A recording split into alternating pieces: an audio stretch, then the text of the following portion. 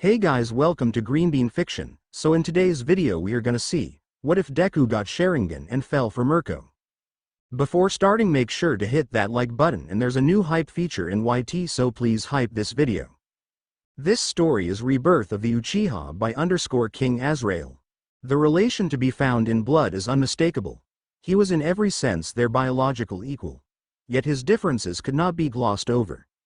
Neither blonde nor green-haired, his eyes missing the radiant sparkle of emerald or blue. But he was their son, her brother. So why was he different? Jet black hair, onyx-colored eyes. Even his personality failed to be as bright as his family. A black sheep. That is what he was. Early morning rays of sunlight shined through the glass pane of his bedroom window. Light shined on his small face, forcing his eyes to open. Sleep still in his body as the boy forced himself to sit, eyes half-lidded as trying to adjust. A yawn leaking from his mouth. His small body stretching while his mind slowly caught up with reality. Today was his 4th birthday. His chest quickly warmed, wanting to squirm with excitement for the day to progress. A quirk assessment, his hopes of awakening his quirk, of being a hero, were almost here. Throwing the covers from his body, he swung his legs, quickly hopping off the soft mattress and onto the carpet floor below. Eyes sweeping over his room. Like every 4-year-old boy in this age, his room was covered with hero posters. Heroes like All Might, Magnetic, and Endeavor were seen from wall to wall, while the floor was littered with action figures of those very same heroes. The young boy's mind was not focused on any of these, however. Instead, he made his way to his bedroom door, opening it slowly. Before he walked down the hall to the neighboring door. Opening the door slowly as to not wake anyone residing in the room up, he crept inside. He spotted a bed the same size as his, on top a lump covered by what looked like 3 blankets. Walking to the bed, the boy avoided the toys that littered the ground before stopping at the small figure. Grabbing the end side of the large blanket cocoon, the boy pulled the covers off, showing a young girl his age. Her mouth agape, drool spilling out the side, covering her pillow and parts of her green blonde highlighted hair with saliva. Somehow her body was arranged in the oddest sleeping form imaginable. Her right knee touching her chin while her left leg was fully extended. Her arms were thrown about, one under her pillow and the other covering her head. Hee. Izuku stifled his chuckle, wanting to burst out laughing at his sister Izumi Yagi. Leaning down, he whispered, hand shaking her shoulder. Izumi, wake up. The quirk test is today. Small girl groaned and mumbled, a hand falling to wipe her mouth. Again he repeated his words, only to groan in pain as Izumi's head shot upward and into his chin. Looking around, Izumi spotted her twin brother with her emerald green eyes before her 4-year-old mind registered what her brother had said. Izuku. The quirk test is today, we gotta wake up mom and dad. Jumping off the bed, Izumi leapt over the downed Izuku, leaving the boy to rub his chin to soothe the pain before following after her. Catching up to his running sister, he watched from the now open door of his parents' bedroom to see Izumi jump in the air. Her balled fists unintentionally aiming for the stomachs of their mom and dad. The pair woke up with a groan, their mother Inko Yagi being the first to spot the one responsible. Izumi honey, please don't do that. But mom, it's the quirk test today. Today? A moment of understanding crossed Inko's face. The woman nodding, her eyes falling to Izuku in the doorway. Still Izumi. Huh. I guess you're just excited. Alright, well, mommy needs to get dressed and you two need to ready to have breakfast. Picking up the young girl, Inko gently placed her on the floor. Izumi. Let's wait for mom. Walking into the room, Izuku took the girl lightly by the hand, leading her out the door and closing it behind him. Going to the stairs, Izuku's hand left Izumi's as he began walking. Izumi on the other hand jumped onto the railing, sliding down. Once they reached the last step, Izumi with a sparkle in her eyes turned towards Izuku, yelling. Izuku. What do you think our quirks will be? I want mine to be as awesome as All Might, so I can be the #1 hero, and you can be the #2 hero. Pointing at her brother, Izumi saw Izuku turn to her before answering. I'm gonna be the #1 hero. Something about Izumi claiming him to be second irked the boy. I'll get a cooler quirk than All Might and you'll be second. Nope. I'll be first. The back and forth continued for a while. Both children claiming they'll be #1. The competition forming between them growing with each second until Inko's presence was made known. Her hands grabbing their ears with a pinch. Get along, you two. You'll both be great heroes, but not like this. You don't want me to call All Might and tell him you're misbehaving, would you? And no. Both kids lowered their head, ears being released from their painful hold. Okay then. Now go sit down and wait while I get breakfast started. Doing as they were told, they started walking towards the living room couch, only to stop as another interruption hoisted them from the floor and pulled them into a hug. Haha. Laughing, the twins' father Toshinori Yagi squeezed the pair in his broad arms. The man stood easily over 6'4", his body muscular and strong, smile wide. This wasn't even his All Might form. My little rascals, you both excited to get your quirks today? His question was met with two responses. Izumi kicked her legs, arms shooting up into the air. Yeah, I'm gonna get the strongest quirk ever. Izuku on the other hand nodded, a smile on his face as he returned the hug of his father. Despite the boy's differences in comparison to his family, neither his parents or sister hated him for it. Toshinori's smile growing wider as he set them down, his large hands rustling their hair. Of course, having opened the can of worms that was quirks with Izumi, Toshinori was bombarded with her hopes and dreams which he was always listening to. While Izuku's inputs varied here and there, it was unmistakable to the number one hero himself that his two children's drive to be heroes was just like his own. Time passed and soon the smell of a fresh breakfast permeated through the air. Toshi. Kids. Breakfast is ready. Yelling from the kitchen, Inko finished making breakfast, alerting her family and watching as Izumi and Toshi ran to the table while Izuku's gentle slow strides lagged slightly behind the two goofball members of the family. Sitting down at the table, the family sat at their plates. Thank you for the meal. Digging into the food, the Yagis ate with vigor except for one. Izuku, taking quiet bites of his food, was met with the same feeling he had growing up. He was really different from them, too different. After the family finished their food, the two kids were taken back upstairs by Inko, changing from their pajamas to actual clothing. Though the help was more directed to Izumi, who struggled putting on her own outfit and accessories. Finally, after reaching the front door, Inko looked back to her husband, the pair giving a light goodbye kiss. We'll see you after the quirk test, Toshi. Leaving the house, Inko and the Yagi twins went to their car, both kids ready to find out what heroes they were going to be and unknowingly setting up a destined future that will divide them from each other. Sitting on their seats, Izuku, Izumi and Inko awaited their call from the doctor, having done their blood and x-rays already. As of right now, Izumi was too excited to sit down, jumping up and down in her seat while Izuku had his small nose buried in a book that was on one of the small tables in the waiting room. For a few minutes, Inko tried to calm down Izumi while Izuku was immersed in reading, though he did peek up a few times, taking in the appearance of the kids in there, some of them with their quirks already noticeably showing. Analyzing the potential of what their quirks would be, his curious mind was halted when a nurse called out. Will the Yagi family please come to examination room 3, the doctor will see you now. Getting up, Inko picked up Izumi, being turning to Izuku, seeing him put the book down and start following her as they entered the room. Sitting down on the small overbed, the nurse looked to the small family with a smile. Please wait here, the doctor will only be a minute. Hearing this, Izumi got even more excited, bouncing up and down while Izuku smiled, eventually until the doctor had come in carrying 2 folders. Sitting down, the doctor sighed before he asked Inko a question that sealed Izuku's destiny. Mrs. Yagi, I have good news and bad news. What would you like to hear first? Looking Inko straight in the eyes, showing the severity of the question. Worried about her children combined with the doctor's stare, Inko answered, the bad news please. Fixing his glasses, the doctor looked at the members of the family before clearing his throat. I'm afraid your son Izuku is quirkless. Through the X-ray and the blood test we ran, it was determined that your son Izuku has no possible chance of receiving a quirk. He lacks the essential genome mutation that is found in all quirk users. Going into deeper detail, the doctor showed Inko the X-ray and the blood test, though Izuku was in his mind thinking of the situation. Quirkless. It was the one word no child wanted to hear. It was a death sentence. Even at this age, Izuku knew this.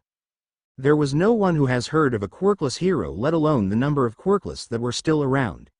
Izuku's head fell, hands going to hold his face as tears leaked from his onyx eyes. Teeth gritting at the growing irritation he felt in them. The stinging in his eyes completely unrelated to the tears he shed. His ears failed to pick up any words beyond this. The devastation he felt overpowering everything until his mother spoke again. Well, what's the good news, doctor? Holding Izumi's hand, Inko looked at Izuku with sadness in her eyes. Your daughter Izumi has developed a very powerful quirk, Mrs. Yagi. We called it telekinetic enhance. Izumi's quirk allows her to use telekinesis much like yours, however she differs due to her quirk being useful against people and herself. The doctor reading off of the file looked back up to Inko, whose face quickly turned from sadness to happiness, and so did Izumi's. Did you hear that, sweetie? You can be a great hero with that quirk. Lifting Izumi into the air, Inko snuggled her daughter with Izuku looking on. Between the gaps of his fingers, his eyes captured the scene vividly. No longer were they onyx. Izuku's iris and pupils changed. The color of his eye turning a darkened red, a single ring formed around his pupil while a single tomo became visible. What he saw burned into his memories. His heart pounding in his ears as he watched his mother's happy face, Izumi's smile threatening to split her cheeks. He couldn't help but feel forgotten. His jaw tightened, a deep-seated resolve rooted in his chest. Quirkless or not, he'll be a hero. Eventually the pair calmed, and after expressing their thanks to the doctor, Inko led the pair. Izumi snuggled into her chest, lifted by her entire arm. Izuku on the other hand given only the hand extended behind her back. Come on Izumi, we have to tell your father. Leaving the hospital was a painful process, and eventually getting into the car, Izuku was silent as Inko's praises for Izumi never ended, his sister ever so often sending a smile his way.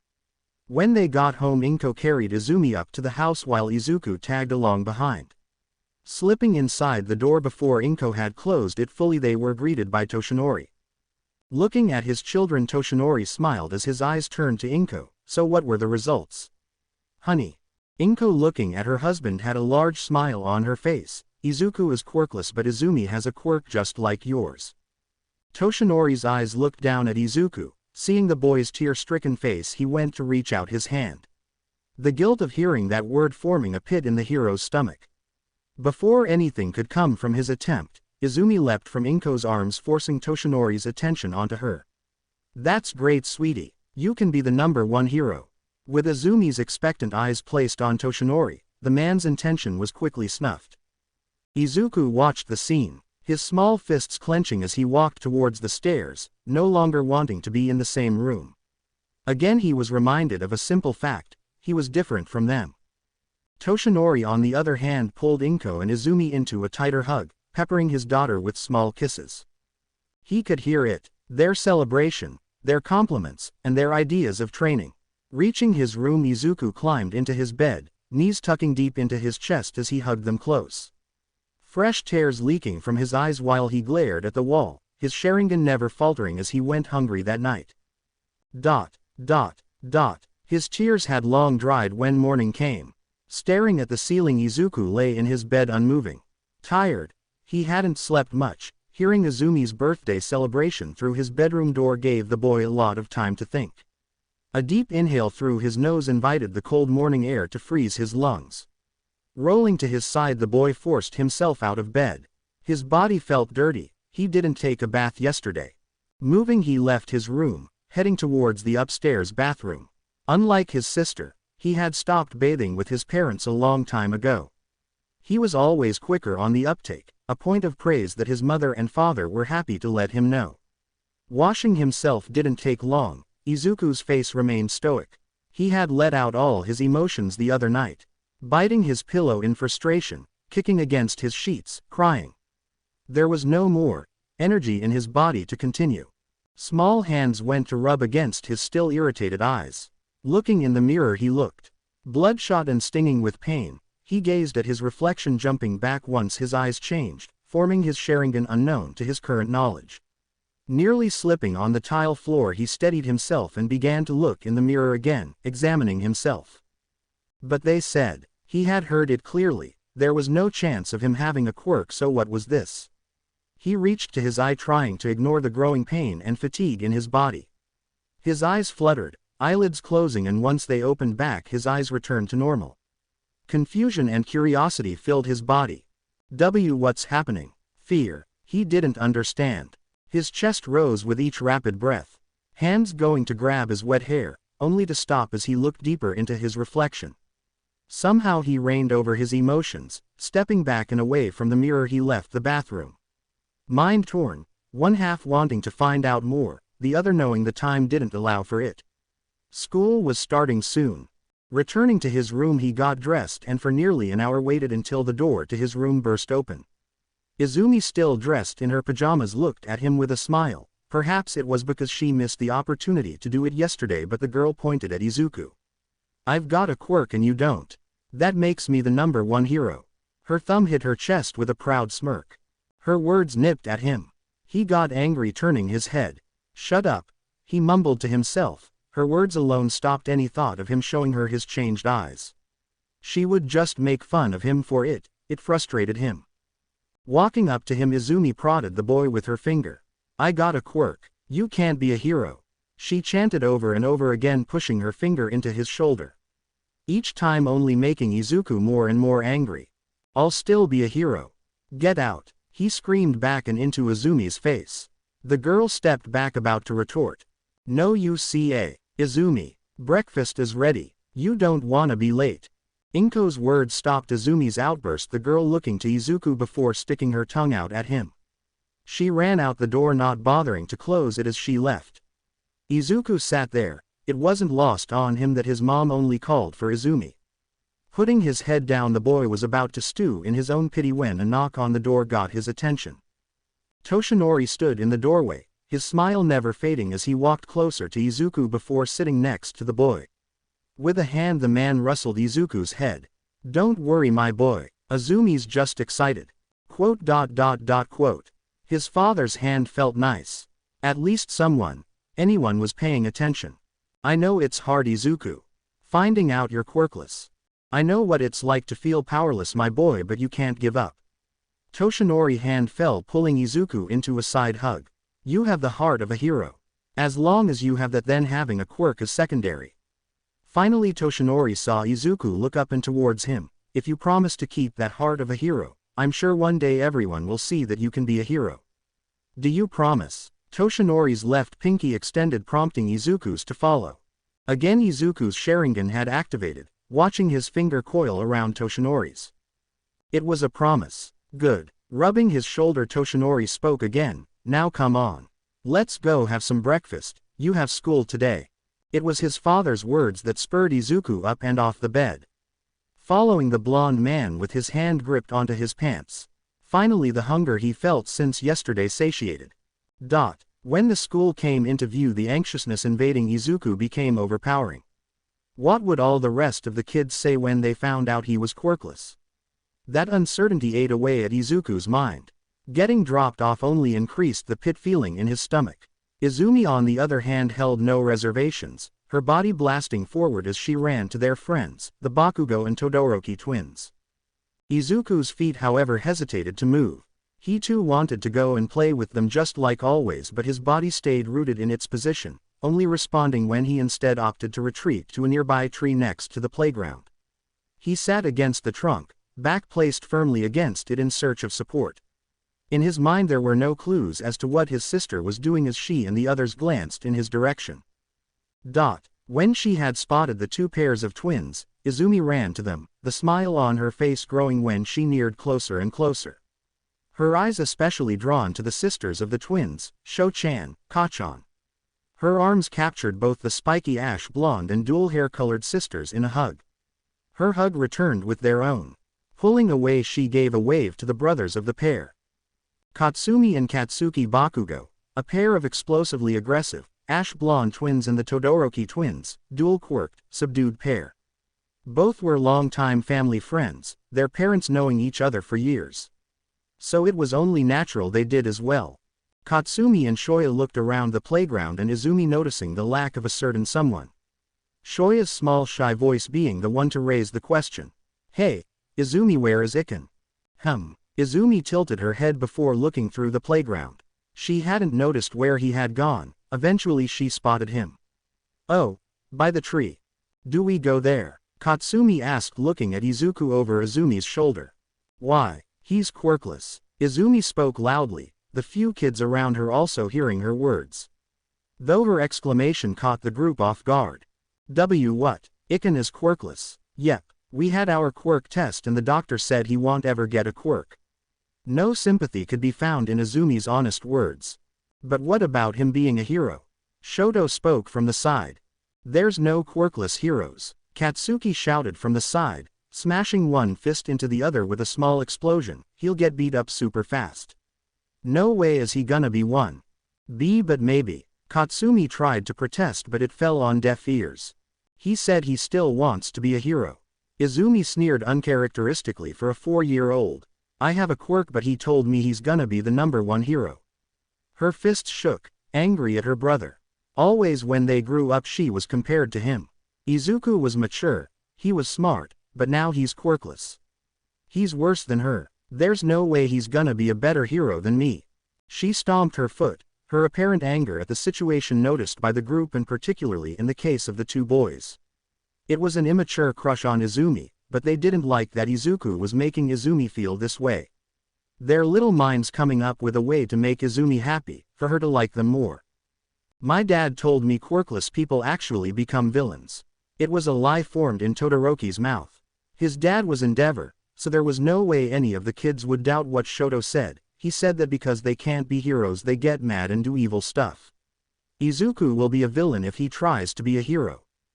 A villain, Katsuki shouted, his teeth grinding against each other. We can't let him become a villain. We're gonna be heroes, we can't have him do bad stuff. Let's beat him up so he doesn't even try becoming a hero. The values of heroes were so ingrained into their minds. What was the harm in getting rid of a potential villain early? None could come up with a reason to say no. 3/5 of the group didn't want to say no, and even the hesitant sisters eventually caved in.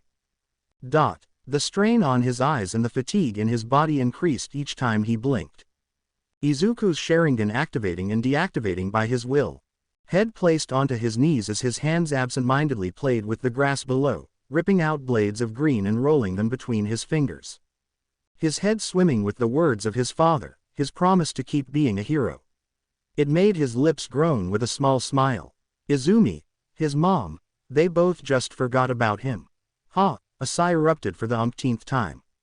He tried desperately to plan out what he was going to do in order to become a hero, with moments of concentration broken by the curiosity toward his eyes. With the strain disappearing he sat.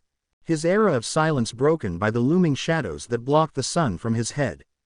Hey, Izumi yelled, forcing Izuku to look up at her. Her face ridden with anger, the two pairs of twins beside her mostly matching her same expression. Izumi, do you still want to be a hero? Why? The word had barely left his mouth by the time an explosion-propelled fist hit his face. Knocking to the floor, Izuku felt his throbbing cheek, as the group towered over him. You quirkless Deku, you won't ever be a hero. Katsuki screamed in the boy's face. After the first hit, the rest followed soon after. Kicks, punches, quirks, they became ingrained into his memory as he covered his head with both of his arms. Their words would never be lost on him. You can never be a hero. You quirkless trash, useless. He didn't have enough energy to fight back. Instead he lay there taking the hits as they came, his eyes capturing each and every single movement they made. Time seemed to slow down as they trampled on him. He could see how they moved, what was moving. Yet despite all this he was stuck in the very same spot by the time they finished. Power. They had it. He didn't, that was the truth.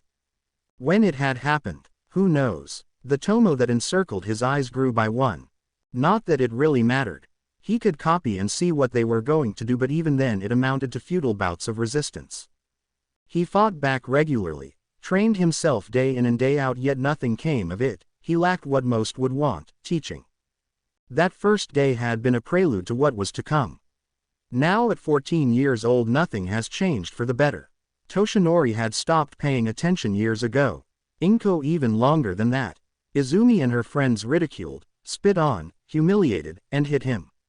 The aggressiveness only grew as the years dragged on, escalating beyond normal means. His back covered in scars, as their quirk experimentation progressed. Shoya and Katsumi, they devolved, no better than their brothers. No longer did they hold looks of regret when they pushed him down, but they actively enjoyed it. They searched his face for emotion each time they began their attacks. If he showed joy they turned it into sorrow. Anger into pain. He wouldn't give them that advantage anymore. Now that this was the last day of middle school he would be able to escape the daily beatings at least for a summer.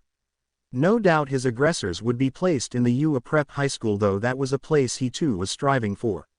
The kids had kissed the right asses growing up.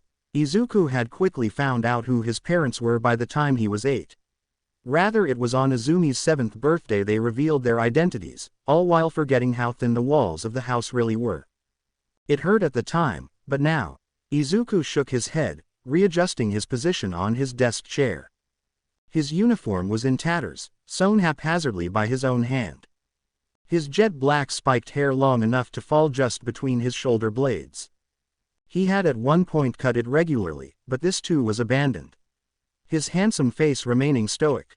With the Sharingan activated, he captured today's graffiti that painted his desk. The death threats were numerous, and so were the exclamations in the mistake of his birth. He almost found it laughable. The students in his class all ganged up on him, even though many if not all of them wouldn't ever come close to breaking even the thinnest barrier in their path of becoming a hero. Finger tapping on his desk, he could feel the glares stabbing into the side of his head. It was more of an obsession at this point. No matter what the day held, somehow their attention was always drawn to him. It was pitiable that their existence could only be substantiated by his suffering. The class murmured with excitement at the last day, only slightly quieting down once their homeroom teacher entered the class. "All right class, settle down," a voice called over the room, the excited conversation ending quickly among with students as a nearly 40-year-old teacher took the podium in front of the room.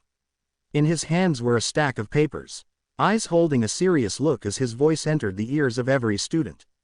"As you know, this is your last day. Despite this, that doesn't mean you're off scot-free. Now it's time to complete your career aptitude test." What? On the last day, the grievances of the students were expressed in the long groans or dissatisfied grunts. That disappointment did not last long. Throwing the papers into the air, the teacher's face split with a large smile. "Ah, who am I kidding? You all want to be heroes, right?" The students acted upon this, their voices cheering, their quirks activating as they wholeheartedly agreed. All of them wanted to be a hero. Even Izuku at one point wanted the same thing until he learned who would also be a part of them. The cheers that rang out were interrupted, a large explosion sounding through the classroom.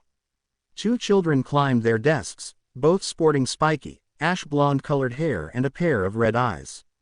Large smirks written across their faces as the boy of the twin siblings spoke up. "Hey Teach, don't lump us in with those fucking extras. Yeah, these bastards wouldn't even make it as a sidekick at some D-list hero agency." The boy's sister shouted in support, their hands popping with explosions as their red eyes glared at the teacher, their rough gazes sweeping over the class as many raised their voice in protest. "Hey," the teacher, looking to the file placed on the podium, flipped through a few pages before looking up at the 5 students. The names, Katsuki and Katsumi Bakugo, the aforementioned loud ash blondes. Shoto and Shoka Todoroki, son and daughter of the number 2 hero Endeavor. Both had dual-colored hair, white and red. Their eyes a different color, one blue and one gray. If they had both been born the same gender, the only way anyone could tell the difference would be through the way their hair and eye colors had been swapped in opposite places. Both sisters of the twins grew up excellent. They, along with Izumi, were objects of affection. No matter when or where their figures drew the gazes of boys.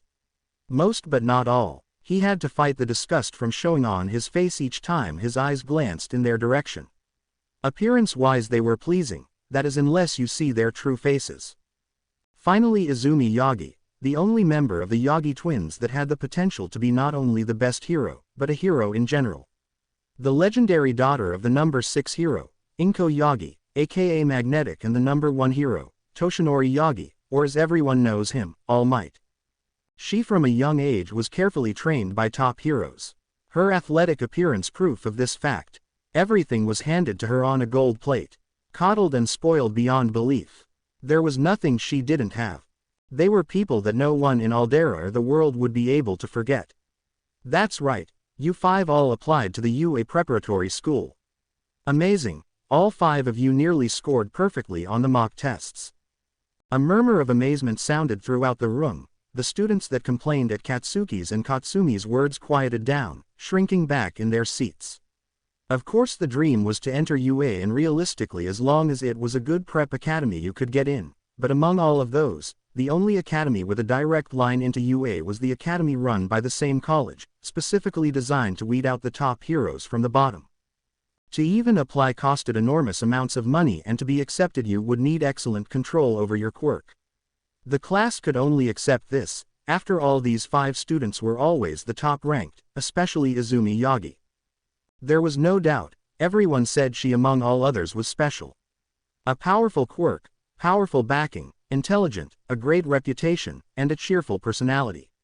No one ever thought she wouldn't amount to anything. She would be the best, she is the best, and she knew it. 100% in the mock exams, straight A's in every class, ace of any physical examination. She was in every sense of the word his complete opposite. This was by no means purely based on her own work. The teachers, especially this one, went out of their way to sabotage his grades, to disqualify and lower his standing at every opportunity. Even now. Izuku Yagi, it seems you were going to apply to the UA preparatory school too. It was a single sentence that brought a wave of hostility his way.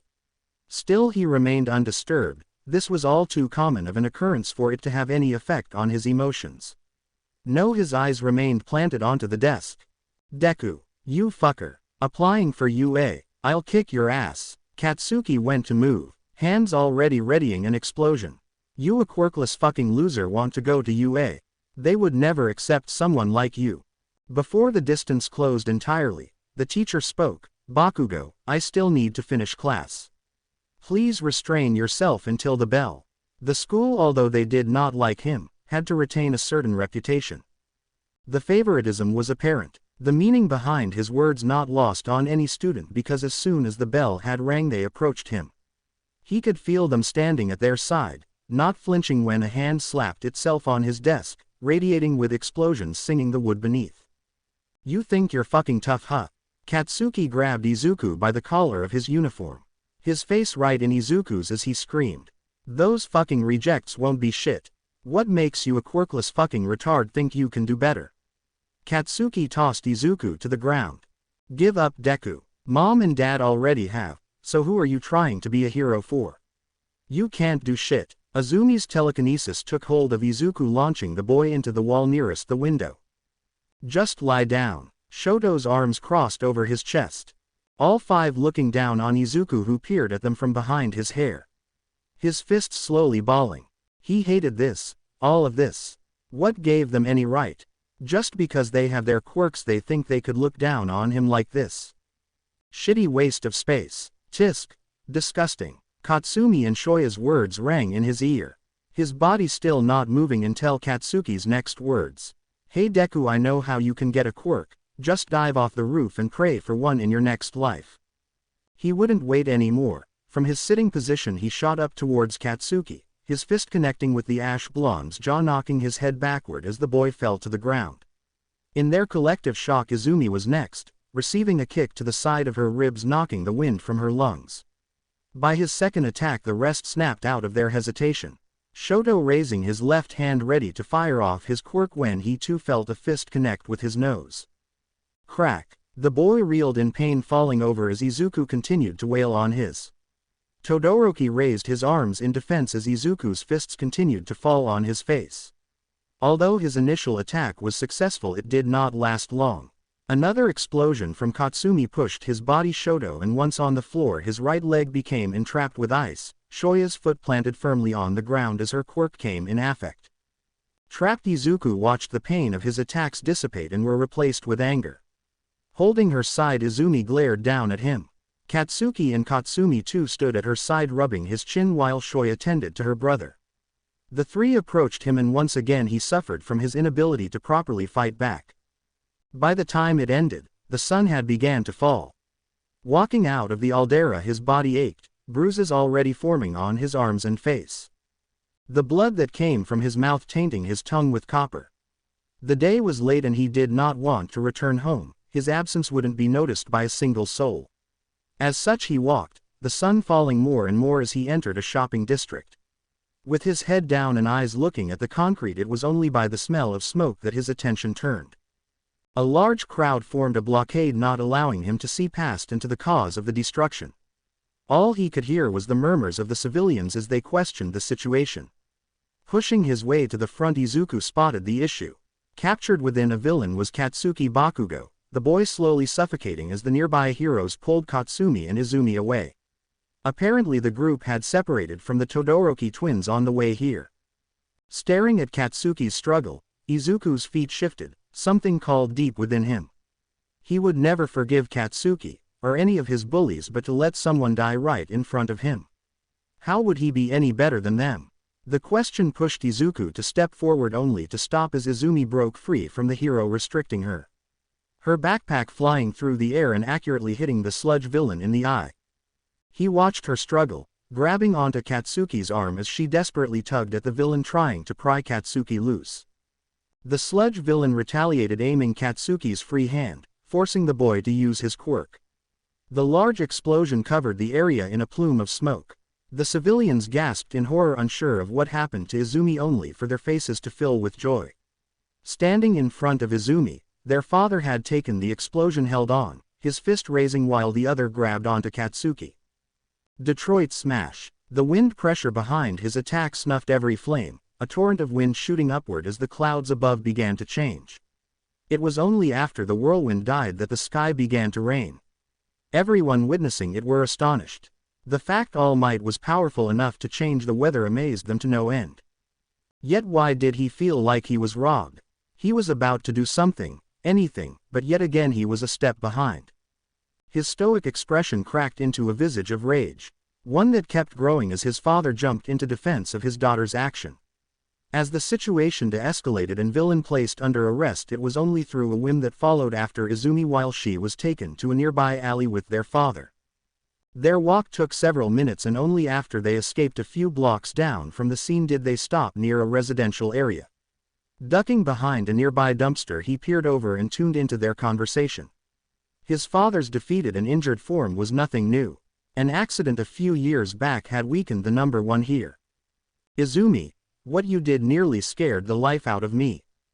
You were my only daughter and I couldn't bear the thought of losing you. His words caused Izumi's head to fall, her mouth opening as she spit out a silent apology, all before Toshinori placed a hand on her shoulder. But with that being said, you made me extremely proud. You ran in despite the danger to save your friend and to fix a mistake I had made. That is only something a hero could do. I've never told anyone this, not even your mother knows the full story, but my quirk was one that was passed on to me by my own master. She told me that one day, someone with the heart of a hero would make their way to me, and if and only if they proved their worth, that I should pass my quirk on to them. Wait, Dad, you're not saying. Holding out his hand, Toshinori spoke, a bright star shining in his fist. My quirk is call one for all, and I want you, Izumi, to be the 9th user, my successor. Quote. Izuku's hands fell to his face, the tears coming from his eyes dripping onto the floor below. The promise he had made meant nothing. Not to the man who made him promise in the first place. His father all this time had the ability to give him the one thing he wanted, yet again. Izumi, she gets everything and more. Trampled on, humiliated, treated as scum. Just because he wasn't born like them. Ostracized and looked down on. He was not going to be their inferior.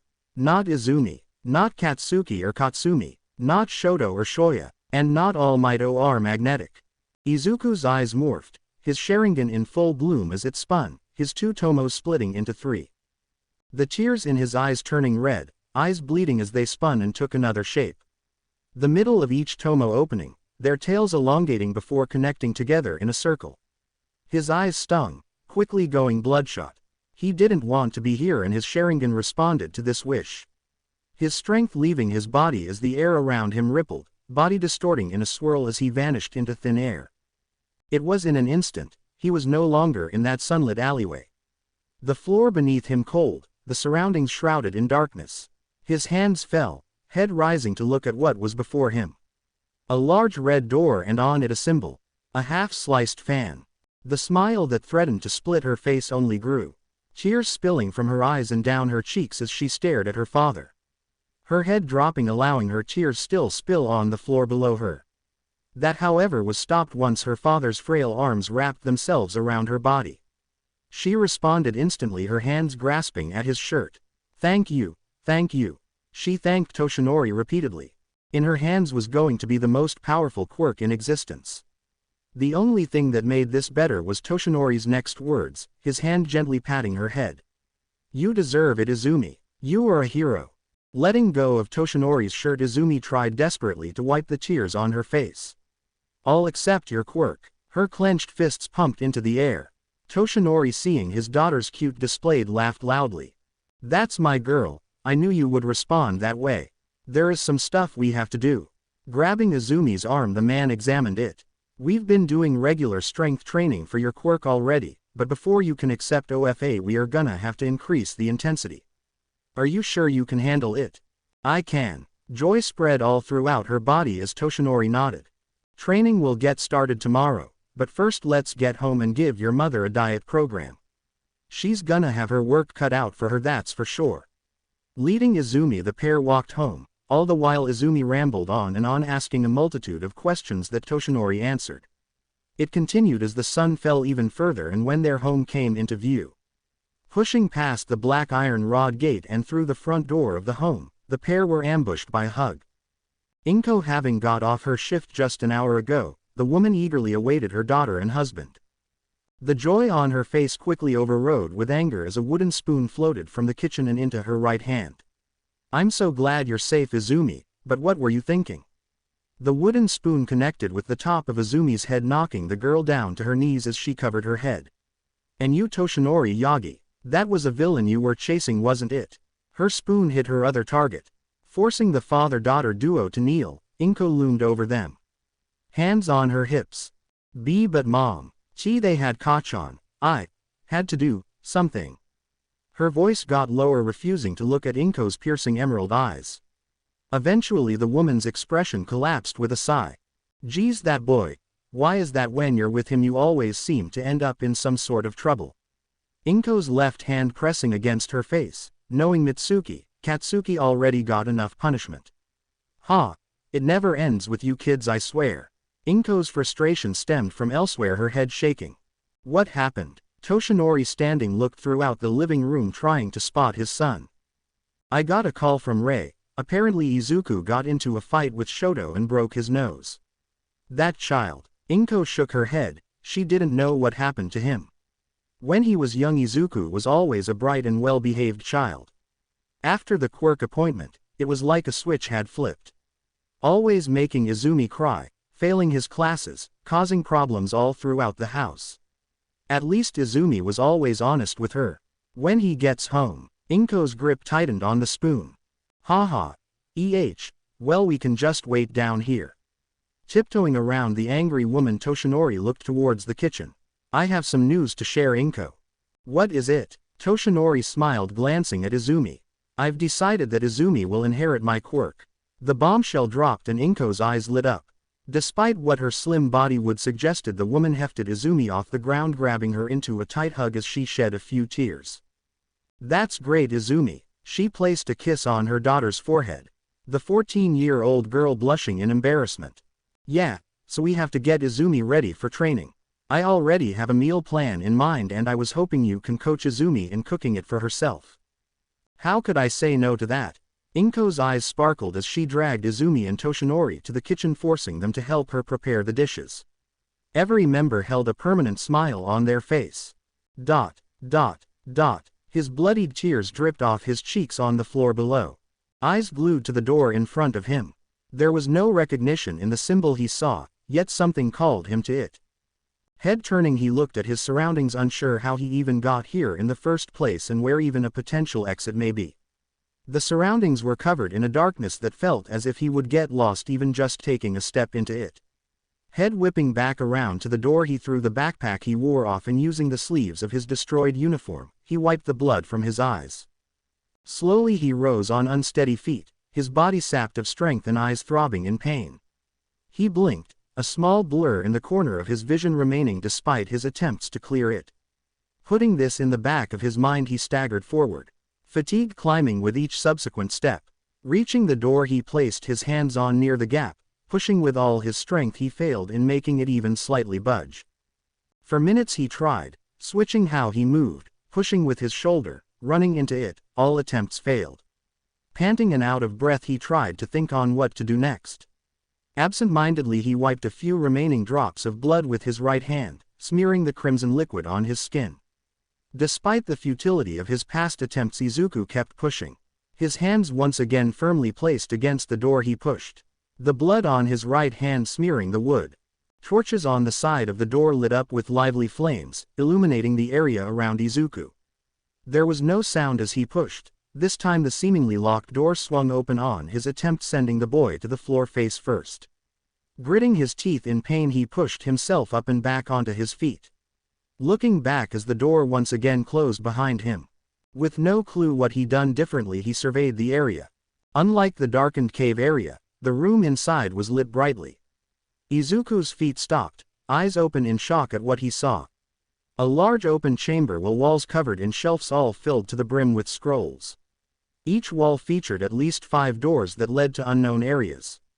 A lump found itself in Izuku's throat as he stepped forward. His entire body tense, momentarily forgetting his fatigue, while his fists curled. The area was clean, too clean. There were no remnants of dust to be seen. People had to be living here. Anything else wouldn't make sense. Who visits an unknown cave and cleans it? That stupid rhetorical question of course went without answer. Izuku trudged forward and deeper into the chamber, eyes fixated on the throne that sat at the room's head. When he reached the middle of the room, he waited. 5 minutes and then 10. Someone, if anyone was here, they would have made themselves known. However, this never happened. Izuku's body relaxed, and although his curiosity piqued when he gazed at the walls adorned with the same symbol as the door and the countless scrolls, he had to make sure he really was in the clear. By instinct he gravitated to the first door on his left side, by every stretch of the imagination, as was just a regular oak wooden door. Still, if the main one had told him anything, this might not be true. Expecting it to not budge like the other, Izuku was surprised when the doorknob twisted. With a single push, the door allowed him to peek inside. The chamber in and of itself was surprising, but this was entirely different. Again, shelves composed the entire room. The contents, however, differed greatly. Floating in jars of liquid were pairs of eyes. The sight would have revolted Izuku, but his expression steeled itself as he walked in further. The familiarity he felt when he looked was foreign. Inching his way to the closest jar, he looked at its pattern. Iris pitch black, a red 6-pointed star, that decreased to 3 in the middle. It was very much like his own eyes. His reflection being shown in the glass, his Mangekyo Sharingan activated. His pattern was drastically different, but there was no doubt in his mind, these were the same eyes. Turning them off, he looked at the shelves lined with these jars. What is this place? He stepped out, systematically checking each and every room. 4 training rooms, a bathroom, a single bedroom, an armory, a storage, and that room holding the eyes. Not a single living soul was in any room. The day's events catching up to Izuku led him to enter the bedroom. Falling onto the bed, he fell into a deep slumber. 11 p.m. Dinner was long finished. Inko, Izumi, and Toshinori sat at the dining table, looking to the front door, still waiting for Izuku to return home. Inko's knee bounced as she glanced at the door and the time displayed on her phone. The anger written on her face had been replaced with anxiety. Izumi, are you sure your brother isn't in his room? Inko's eyes drifted to her daughter, who unlike the rest of the family didn't bother glancing at the door. Yes, Mom, he's not there, I checked twice. Relax honey, I'm sure he'll be back soon. Toshinori nervously tried to assure his wife. Though even he himself wasn't sure of what he said. Was this a habit of Izuku's? Coming home late. Did he do this often? Shouldn't he remember if his son did have these traits? Toshinori tried to comb through his mind for the answers, only to find that he had none for the questions he asked himself. Toshi. Inko herself had the same problem. She should know the habits of her children like the back of her hand. She knew Izumi's like it was second nature. Izumi's favorite food, katsudon. Her bedtime, 10:30 p.m. Allergies, none. So why couldn't she think of Izuku's? When was the last time she even saw him at the dinner table? Or when she spoke to him without yelling? Inko's chest started closing in on itself, tears beginning to leak from her eyes. Her breathing growing rapid as panic built in her body. Where's Izuku? Toshinori stood from his chair, rushing to his wife's side, trying to soothe her. Please Inko. Just calm down. Izuku's a smart boy, I'm sure everything is fine. He spoke through gritted teeth. Izumi, was Izuku at school today? Yeah. Sitting up straight, Izumi hid the click of her tongue, watching as her parents panicked over Izuku. He wasn't worth their attention before, so why now? They should be focused on her. Shaking her head, Izumi spoke, I'll check his room again. He might have snuck in, so he didn't get into trouble. Leaving the dining room table, Izumi left her parents. Quickly rushing up the stairs, she passed Izuku's room and went into her own. Going to her desk, she grabbed a piece of paper, quickly scribbling down what seemed to be a letter. The handwriting she wrote with was messy in comparison to her actual handwriting. This was to make it all the more authentic for when the time came. With the letter on hand, she left the room and entered Izuku's. She wasn't surprised by the state of the room. Bloodied bandages sat in the corner, Izuku's closet filled with scavenged clothes, walls featuring ripped posters of their parents and uncle, and his frameless mattress that sat alone in the middle of the room. Her face twitched in disgust as she smelt the stale air. Walking to the mattress, she stuffed the now crumpled letter under the pillow. Leaving the room, she got downstairs just in time to hear the hysterical crying of her mother. Toshi, we have to go now. My baby boy is still out there. Perhaps the realization had already hit the woman, the fact she neglected Izuku now staring her dead in the face. Inko, please. Toshinori held his wife in his arms. Even if we go out now, it'll only be the two of us searching. Izuku will come back. If he's not back by morning, then we'll call the others to help. Gran Torino, Aizawa, all of them okay. If you go out now, there's no guarantee that you'll find him. Inko continued to cry into Toshinori's shirt. What kind of a mother am I? How could she just not know her only son, not know where he was at all times? Oh okay. She choked between sobs as Toshinori lifted her from her seat. Come on, let's get to bed. Toshinori fought back his own anguish, his attention focused on Inko. Izumi, if you hear anything during the night, get us immediately. He gave one simple demand. Izumi nodded as she stepped out of the way of her parents. Her fists clenching just out of view. When his eyes opened, Izuku's mind followed just a few steps behind. The vanilla-covered wall of the bedroom he found himself in. His body aching as he rolled over and onto his back. His gaze now directed to the ceiling. It stayed there as his mind recalled everything he had learned of this place yesterday. Although the rooms were empty, he expected to be dragged from this bed late into the night. Fortunately, that event did not happen. He rose from the soft mattress of the bed, groaning at the lack of comfort that came from leaving. Still, he had something to do. Even after searching this entire place, the similarities he shared, the sense of familiarity, he could not make sense of any of it. Entering the chamber, his attention shifted the scrolls placed within the shelves. Looking at the different kanji that had been etched into the sides, he read. Seals, Jutsu, History, Kekkei Genkei, Taijutsu, Chakra, Summons. Most of them were words that were completely unknown. He knew the concept of chakra in Buddhism, but he doubted the one he read meant fully captured what the shelves apparently did. Izuku looked between the shelves. Although everything called to him, the first section he made his way toward was history. If the history involved the meaning of the place he found himself in, then it could be the foundation of all the other shelves of knowledge. Grabbing the first numbered scroll, he unraveled its contents. The first names he read were Kagaya Otsutsuki, Hagoromo Otsutsuki, and Hamura Otsutsuki. The scroll delved deep. Kagaya's history, her apparent fall from the heavens, chakra, the 10 tails, Zetsu. The more he read, the more his eyes cleared. His 3-tomo Sharingan activated as his eyes scrolled across the words.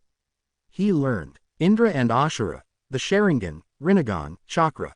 This history was far different from the one taught in school. It was almost as if this were a different world, but he knew better than to entertain that reality. Eventually the first scroll came to an end, but there was so much more to read. When he got to the second scroll, he read a single name.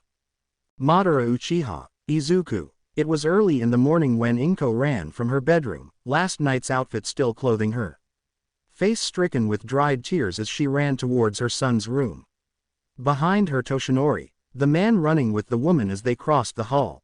Their beating footsteps rousing a now awake Izumi who looked out her bedroom door. Inko once she reached Izuku's door wasted no time as she threw it open, eyes filled with shock as the area became clear for her to see.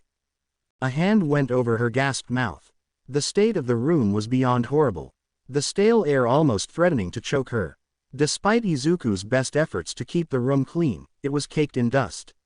Walking in further, Inko's tears once again fell, eyes falling to the corner near the bed. Bandages covered in dry blood lay on the floor, closet filled with what looked like dirty rags. Toshi, what have we done? Inko turned looking at her shocked husband. She watched his fists slowly clench. What did we do to our son? How? He couldn't believe what he was seeing. What caused Izuku to live like? Did he ever take Izuku to get new clothes or a bed? No. Toshinori's hands went to grasp at his hair. What the fuck did he not do? Izuku was quirkless, yes, but did that really cause him to not look at his own son? Even when he was. Inko fell to the floor holding her face, Toshinori quickly dropping to grab his wife. Inko, we need to call Hound Dog and the others. They can find Izuku. Toshinori left his wife on the floor turning to run back to his bedroom and grab his phone. With it in hand he pressed the button to speed dial Enji Todoroki. The line picked up after 2 rings. Toshinori, Enji, Izuku's gone missing, please. I need you down here. I'm gonna call Nezu and try to get someone from UA. Ask you kids if they've seen Izuku. Okay. The line went dead. Enji had picked up on the seriousness of Toshinori's words.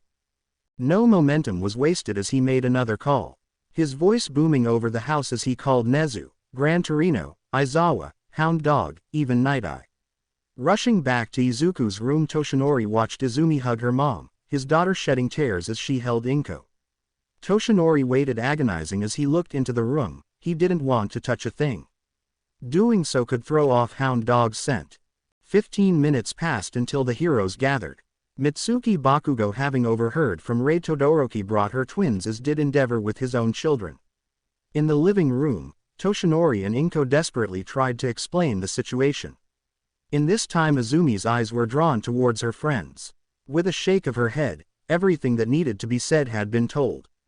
They weren't responsible. They never hurt Izuku. They protected him from others. Toshinori, you need to calm down. Speaking over the hysterical parents, Gran Torino tapped his cane on the ground, shutting the pair up with Inko's sniffling still being heard. Take us to his room. Hopefully Hound Dog can catch a scent.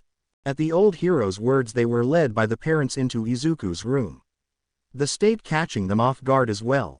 Aizawa looking with narrowed eyes, what the hell is this? Is this really where your son slept? His disbelief was matched with the others. His question was met with a small and painful nod from the parents. Although many wanted to question it, the fact Izuku was missing was more important. Hound Dog walked in the room, telling everyone else to stand back as he searched the room. The best smell would come from Izuku himself and the most reliable would be the blood-soaked bandage. Picking up the medical supplies he sniffed the blood, trying to find Izuku's scent. As he did his eyes roamed, eventually spotting something hidden beneath Izuku's pillow. Aizawa. The pillow. The underground hero stepped inside, moving towards the mattress before plucking the pillow from its resting place. The crumpled piece of paper was hard to miss. Picking it up, Aizawa read the note to himself, his brow furrowing. Toshinori pleading with the man, Aizawa, what does it say? Izuku ran away. The note says that he's been bullied for 10 years. That he couldn't take it because he was quirkless and so he ran away despite Izumi and his friends protecting him.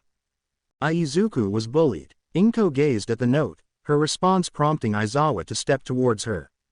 Are you telling me you didn't know about this? How the hell could you not know? Explain what is going on. Why is his room like this? How could you be blind to Izuku's struggles growing up? Aizawa pressed the parents for answers. By now nearly every hero looked in their direction. Neither Toshinori or Inko could come up with a response. Why didn't he tell us? Izumi, was Izuku getting bullied? They turned their heads to their crying daughter who nodded sadly. The two tried to formulate a reason based off Izumi's confirmation, but the first people to connect the dots were Nezu and Gran Torino. Before the two parents could speak, an air-propelled kick sent Toshinori to the floor, his jaw swelling with pain. Quirkless. This room. Toshinori. Don't you dare try and lie. Were you neglecting Izuku? Although the old man knew the answer, he wanted them to admit it. Their silence spoke volumes, Toshinori's head dropping. You disgrace. After everything she did for you. What a disappointment. Hound dog, do you have a scent? Turning his attention away from Toshinori, Gran Torino looked to the hero, who nodded.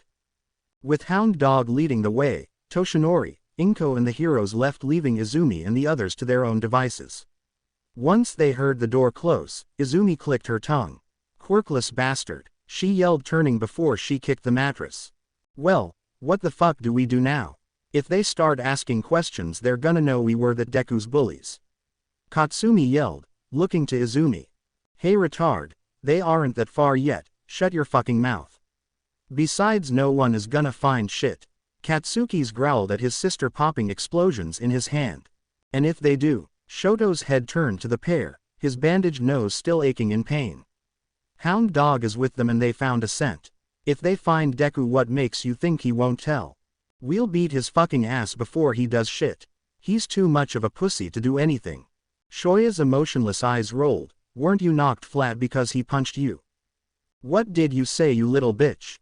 Shut the fuck up. Azumi's voice broke over the room. There was no way in hell she was going to lose her father's quirk because of that piece of shit.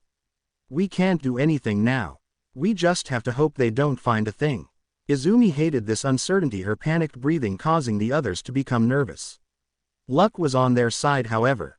The heroes picked up speed. All Might in his hero form ran beside Hound Dog as they entered the alleyway of a residential center. Toshinori paused upon seeing the area and more so when Hound Dog stopped by a nearby dumpster, his hands pressed down on a dried pool of blood. The trail ends here. I can't even smell him leaving. Although the words caused Inko to break down further, Toshinori's tipping point was different. Because just a few feet away from the trash can was where he offered Izumi his quirk. He heard it all. His son was quirkless and he could have given his boy a chance at greatness. His own tears started flowing. His teeth gritted before he turned to the heroes rushing towards Night Eye. He pleaded. Night Eye, use your quirk on me. Tell me what you see. The number hero hoped that in the near future Izuku would be found and hopefully the man can right his wrongs. Night Eye nodded, looking all might in his electric blue eyes. His quirk reacting. A few seconds passed before the hero suddenly pushed off Toshinori. Sweat dripping down the composed man's face as his dry heaved. Had Aizawa not supported the man, Night Eye would have collapsed to the ground. Nothing fazed Night Eye, so this reaction was something different. What did you see? Night Eye's pupils shook. In his mind was a devastating image. A long black-haired man stared straight into his very soul, eyes a blood red with 3 commas connected in a ring. The emotionless face, as if the person he faced was nothing. The hatred and bitterness behind his pupils shaking his bones. Did you see Izuku? Inko stepped closer, only stopping in her approach once Night Eye's arm shot out. I don't know what I saw. A man, black hair, red eyes. Toshinori, whoever it was, don't face him. Night Eye couldn't stress the situation enough. The man looking back down at the floor, shaking his head. The fear that coursed through his body making the other pros stand on edge. With Izuku's trail dead and the truth behind the Yagi parents revealed, there was only one question in anyone's mind. What the hell was happening? A rich history, lost to time. He the only inheritor of this knowledge and of the Uchiha clan. What he possessed was far beyond the limitations of a quirk.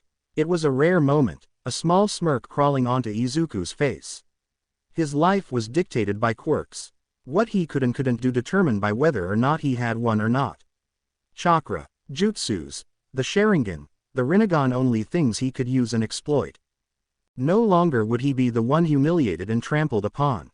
He was the last of the Uchiha clan. He would gain the power his ancestors had, Sasuke, Itachi, Obito. Madara. He was Madara's physical copy, but he wouldn't limit himself to just what Madara had done. The age of the shinobi was over. He will be a hero that everyone told him he couldn't be. He would no longer cower. Nor would he hide his potential. He would excel, he would dominate. To get started he moved, reaching the shelf filled with chakra scrolls.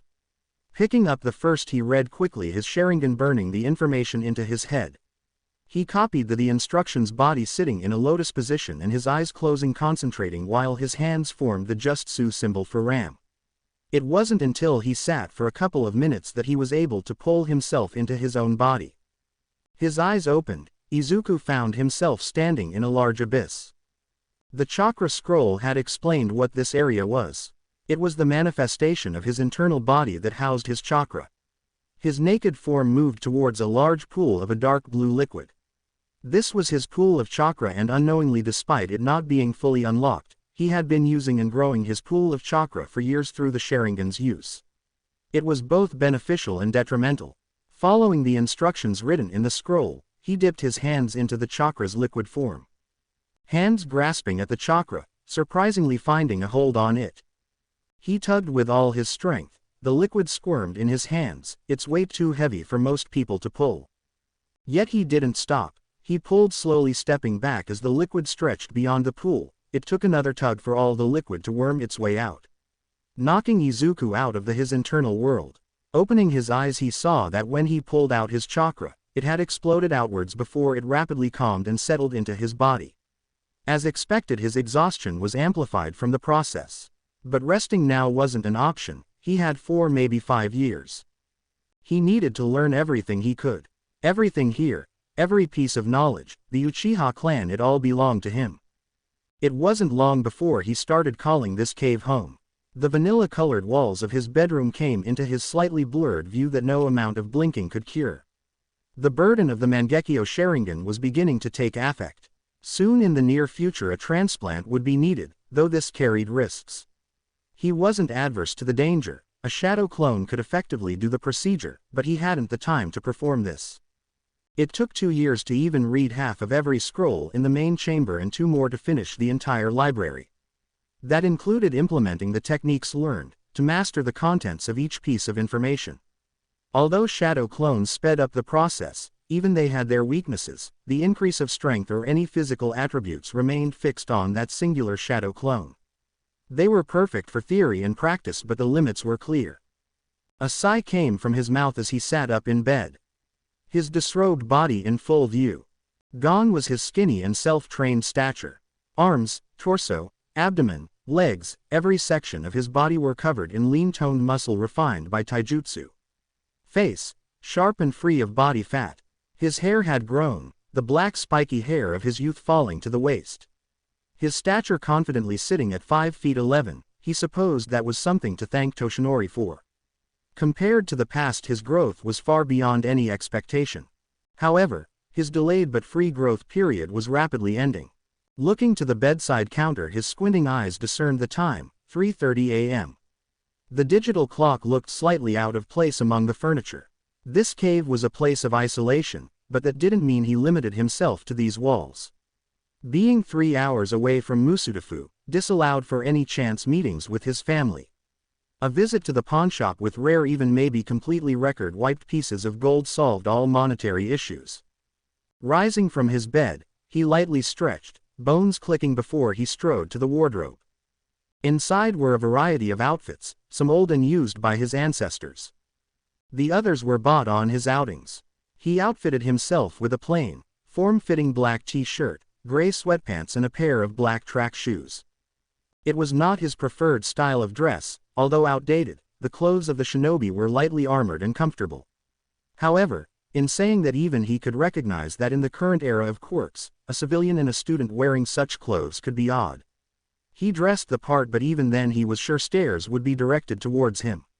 The exposed skin he showed were covered in scars, some from the past, most from training. Sparing against yourself day in and day out, trying to kill each other tended to lead to extremely long and bloody fights. Having finished dressing, he grabbed one of the last remaining sealed food scrolls. Typically they were field rations. He had grown accustomed to such bland and tasteless food, so the thought of eating it did not unnerve him in the slightest. Exiting the bedroom and entering the main chamber, he could hear the training rooms bustle with life. Each day, from dawn until dusk, he had his shadow clones constantly practicing, and like always he stood. The chakra signature in each room popping from existence as his mind became burdened with their information. A light pinch in his brain with only a second of fading pain. As soon as the old clones snapped from existence, more were created, building off what the previous ones learned. Several small puffs of smoke and standing at his side were exact copies.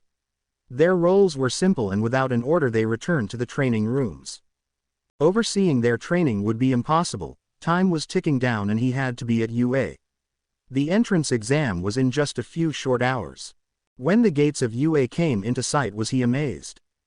No, it was nothing against the school, it was marvelous, a modern piece of history where most of the best and brightest heroes came from. However, this was just another step. To prove his name to the Uchiha, to discredit the doubts his former family held towards him. A promise made only to himself, he would be better than all of them. Better than his sister and her friends, better than his parents, and even greater than his ancestors. There was no hesitation in his stride, even through his blurred vision he gazed at the passing by students. All were dressed in school uniforms, making him the odd one out among all the participants. His lack of a uniform came from the fact that his formal education ended after 8th grade, though that did little to hinder his learning. Along with the scrolls of the Uchiha he brushed up on politics, math, science, language, all through a shadow clone's visit to the local libraries of Hiroshima. He was confident in his intelligence, he would make what he knew carry him through the written exam, if not he would find his own way. Reaching the top of the stairs drew the gazes of many. Among them, none seemed exceptional at a glance, but before Izuku could focus on scouting the competition he saw them. His jaw clenched at the sight of her sister and her two female companions. Izumi's green blonde hair swaying in the wind as she accelerated rapidly to catch a falling chestnut brown-haired girl. In the years he was gone, she had grown well, body exceptionally toned. He truly knew now that his disappearance had no effect on her whatsoever, not that he expected it to. Everything was handed to her on a silver platter, but even silver degrades. The cluster of several different chakras swirled in his chest, all in disharmony with the original residing in her stomach. Her pathways restricted and twisted in horrible disfiguration. 7 of the 8 chakras in her chest pushed away from Izumi's core, whatever quirk that was given to her was quick to reject. However, the girl managed to forcefully subjugate a small fraction. He guessed he should at the very least acknowledge that. His jaw loosened, face falling into a stoic disposition. A reunion was always going to happen, it was inevitable. Should he turn tail? No, he won't hide from her, his strength was greater. It was she who would be humiliated. The resentment and hatred in his chest never faltered, a small leak of killing intent sent the girl's way as he walked by. He could see her reaction plain as day. Her bright smile stiffened and a bead of sweat formed on the base of her neck. Body shocked into paralysis as her bubbly voice died in her throat. Katsumi Bakugo, Shoya Bakugo were quick to follow Izumi's condition. A small sense of panic crawling deep into their spines until it was gone. In an instant he stopped, allowing the 3 girls to catch their breaths in front of one very confused student. Izumi's eyes turned his direction with a rapid turn of her head. He hummed at the shorter sibling. Years of bullying warranted some recognition of its victim. Though Izumi herself doubted her eyes. If it were permissible, he would have fought her then and now. It would be an easy fight, even with limiting his techniques. He doubted the dance between them could have been any more exciting than swatting a fly. He walked, signing into the exam under Izuku Uchiha. He sat in the auditorium. Finally he could discern the abilities of those in the room. A few had promise, not enough to prove enticing, but his head turned. Just a few feet away sat another student, for a moment his gradually blinded vision clearing. Her uniform loose as her foot thumped against the ground loudly impatiently. Her brown tan skin, white long hair, rabbit ears and tail, along with her clearly defined strong athletic body was unlike many others in the room. He too was a man and she was physically attractive, large breasts and rear, toned body, clear skin and a fierce look. But her beauty lay more in her combat prowess. She had experience in fighting, looked as if she enjoyed it, he could relate in that aspect. She was different from the mediocre bunch. His interest was piqued. 30 minutes passed before the exam was about to officially begin. Nearly every student found their seats and awaited. The usual useless instruction of regulation and possible reason for early dismissal was announced, and gradually the test packets were handed out. It was easy, perhaps even too easy. 45 minutes of the 3-hour time frame passed and he was already finished. Was it over-preparation on his part? Most likely. His studies didn't end at college-level introduction subjects but expanded beyond. Regardless of the reason, he closed his eyes, allowing them some rest. The auditorium lights dimmed and a spotlight brightened the stage as Present Mike stood. The large projection screen behind the hero humming to life with a visual of 4 distinct robots. "All right listeners, can I get yeah?" Hearing nothing but silence, Present Mike's sweat dropped. "Tough crowd anyways. Now that you have finished the written exam, it's time for the practical. As you saw on the pamphlets we handed out, there are 4 robots. One is worth 1 point, the other 2 and 3, with each one being stronger than the last. No." Before Present Mike could finish, a tall blue-haired boy raised his hand. Present Mike, seeing his hand raised, called on him. "Yes, examinee 6782, what is your question?" Standing up, the boy asked his question. "Yes, Present Mike, you only mentioned 3 robots. However, on the pamphlet it clearly says that there are 4. If this is an error, it is very poor of a prestigious school such as UA to make this mistake, and you." Turning, the boy pointed at Izuku. "You've had your eyes closed this entire explanation. Not just that, but you are not in the specified dress code. Where is your school unif?" The boy's loud protest stopped, his voice choking in his own throat. The other students, not knowing the reason, as the blue-haired boy stumbled on his feet, grasping at his chest. The whole time Izuku didn't utter a word nor open his eyes. Tears appeared under the glasses of the young adult, who fell into his chair face first. His eyelids fluttering, almost asphyxiating into unconsciousness. "Continue." He spoke over the auditorium's silence and directly to Present Mike. Izuku's eyes finally opening with a glare at the panting boy, who was finally able to capture air in his deflated lungs. No doubt it was embarrassing, the students next to him staring. "Well, moving on. To answer the question, the 4th robot is worth 0 points and is more of an obstacle to avoid. Now we will hand out cards with a designated test site where your practical exam will take place. Once you receive your card, you may exit and follow the designated paths corresponding to your letter." After Present Mike announced that, slowly the students were handed papers that had a letter written down. Test Site A. Reading the paper he received, Izuku stood from his seat, leaving the auditorium like the other students. Following a path to the corresponding bus, he entered and quickly found a seat near T. back. His large stature seemingly intimidating just by itself, as many students avoided sitting next to him. The unfortunate soul who became a sacrifice being the same one Izuku had almost caused to faint. The boy sitting up straight, seemingly afraid to glance in his direction. A small grin wormed its way onto Izuku's face. The bus ride was quiet, many anxious students too afraid to speak about the written portion or their upcoming performance in the practical. Fear eroded their minds, yet he was calm, doubtful that anything UA could throw would prove to be so detrimental.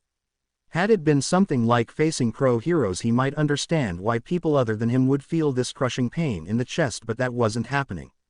Eventually coming to an end, the bus stopped with a slight squeak of the brakes. A glance out the window gave way to a large cement-domed area. A single pair of large reinforced metal doors stood closed. The bus was led out, and among the first at the door was Izuku. Nervousness among the crowd only grew, and among them was the girl Izumi had saved earlier. It was saddening that he could not be in the same test site as his former sister. He would have enjoyed seeing her reaction as he swiftly outdid her performance. Though he would have to make do with beating her at a distance. It was also a shame he was not where that rabbit-quirked girl was. Waiting, Izuku watched the metal doors gently open. "All right, little listeners, get ready as the exam is about to start." True to Present Mike's words, the opening of the door gave way to a small gap that Izuku pushed his body through. Chakra flowed from his body and into his feet, his speed rapidly increasing as he cleared the tunnel. The other students still stuck in their stupor until, "What are you doing? There's no countdown for a fight, follow that scary kid." The delayed students rushed forward. Izuku paid no mind to any, his hands reaching in front of his body into a 2-fingered cross. The completion of the sign causing an eruption of smoke, and as he cleared the tunnel, Izuku was joined by 2 more shadow clones. More could have been made, and he would have, but such overwhelming domination was boring. He did not want to leave just shadow clones to fight. This thought finished as he came face to face with a 3-pointer. The large bulking robot readied its attack, however that was in vain. Before even a single shot could be fired from its shoulder-mounted weapons. Izuku closed the distance, curious as to the standards of which UA places on its hardest villain bot.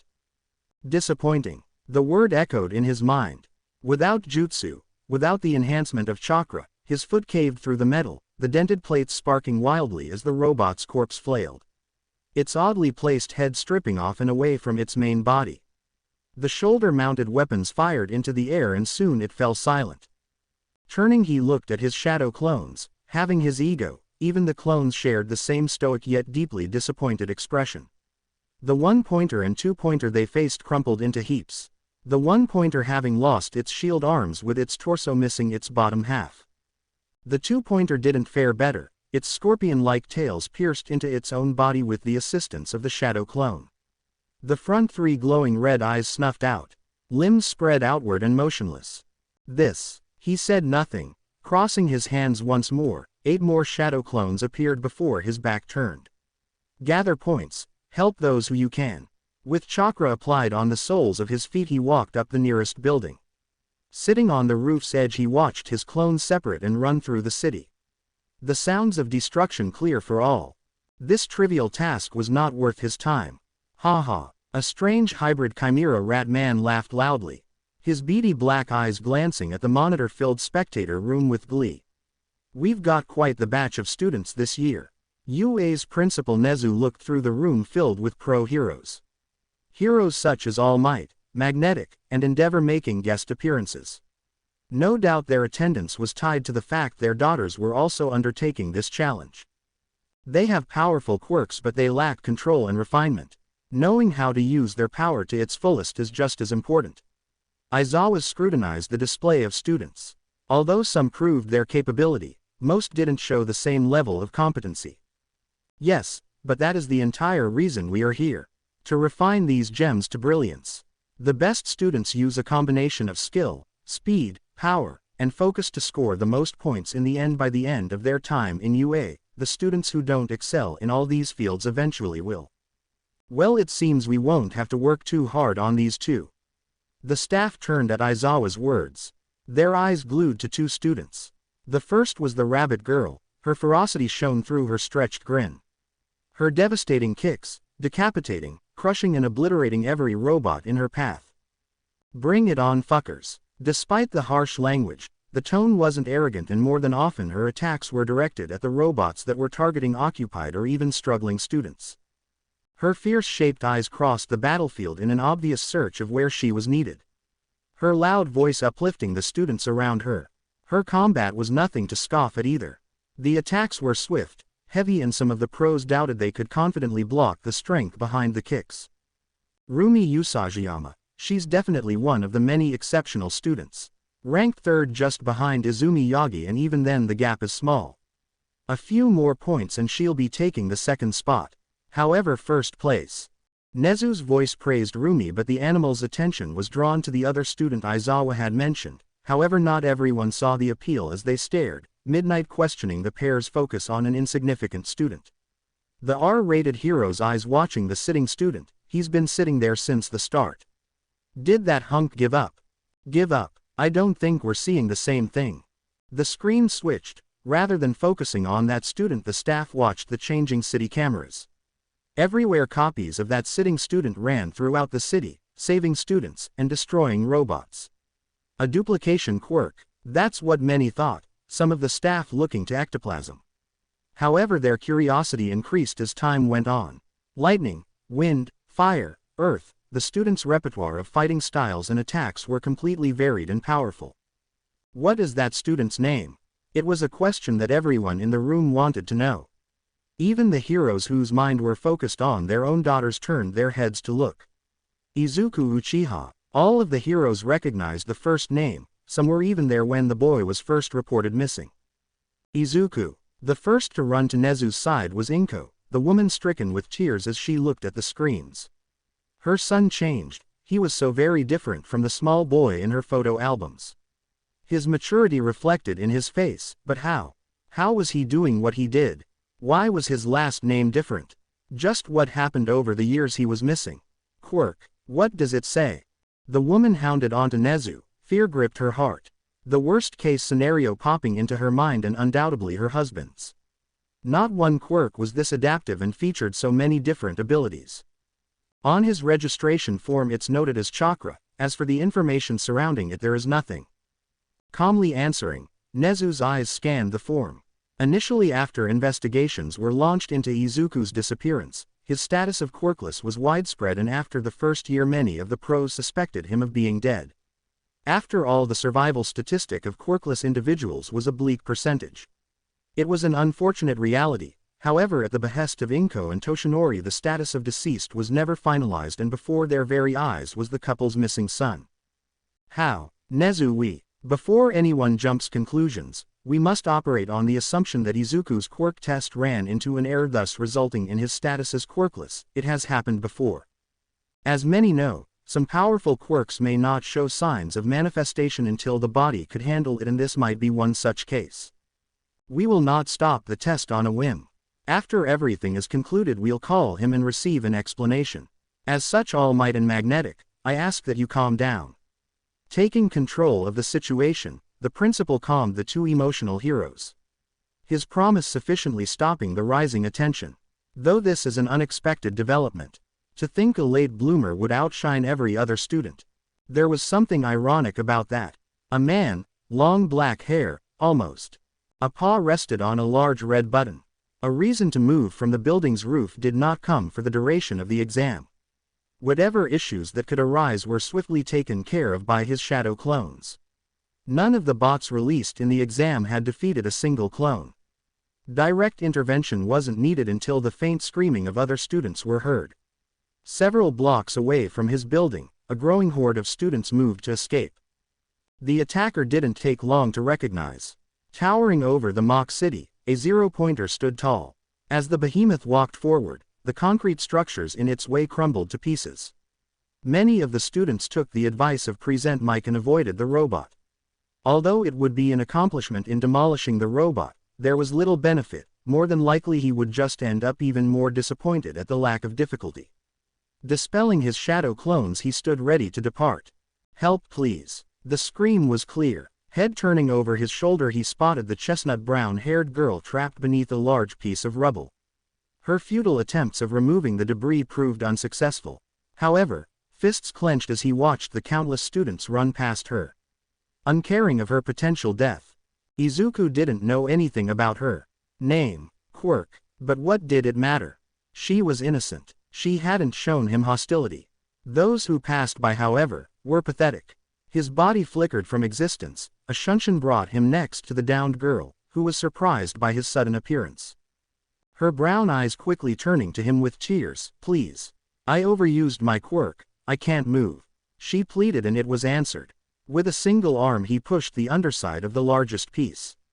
His other hand creating a single sign as a shadow clone popped into existence. The clone wasted no time. Plucking the girl from the rubble it turned and ran down the street, its palms glowing green as the cuts and scrapes the girl suffered began to close. Izuku jumped back as the zero-pointer's foot made contact with the floor just near where the girl was trapped. It was a needlessly big target and, jumping onto its outstretched metallic arm, he dodged its crashing fist that broke apart the asphalt street. Chakra applied to his feet. He once again jumped, gaining distance between him and the robot as his Sharingan activated and morphed. His MS flaring, tears of blood streaked from his eyes, sclera going bloodshot. Forming around his body, a light blue ribcage formed from his chakra, a single skeletal arm forming and in its grip a single unrefined-looking sword. The students watched. The Stage 1 Susanoo's arm swung in an upward vertical cut. No one knew what to expect, but whatever they had in mind underestimated Izuku. The single swing was swift as if cutting through thin air. The energy of the attack, however, came but a second after. The street sported a large gash. The previously attacking zero-pointer stopped moving, every light in its eyes died. A seam appeared from its legs to the top of its head. Superheated, the robot fell apart. Two halves sliding off each other in a combination of molten metal. With the MS deactivated, Izuku quickly rid his eyes of blood. The attack wasn't too taxing. Having just used the Susanoo for a single cut caused only a small irritation, the resulting decrease in his vision wasn't too severe either. Returning to the group of students and the downed girl, he replaced his clone's job. The healing palm jutsu and his own chakra had the wounds disappear even faster, and soon enough the girl was able to look to him in amazement. She was not the only one. Every student that had fled from the zero-pointer looked at its crashing body and back to him. Fear, admiration, jealousy. The mixture of stares did nothing, nor did the girl's quiet thank you towards him. He saved her this time. Next time there would be no such guarantee. She was weak, bound to be trampled on, either by him or by some other. She'd better get stronger. A loud alarm rang through the area, and with it came an announcement. Okay, listeners, the practical exam is done. Please wait for our nurse to check your condition before you go, and you will send your results within a week.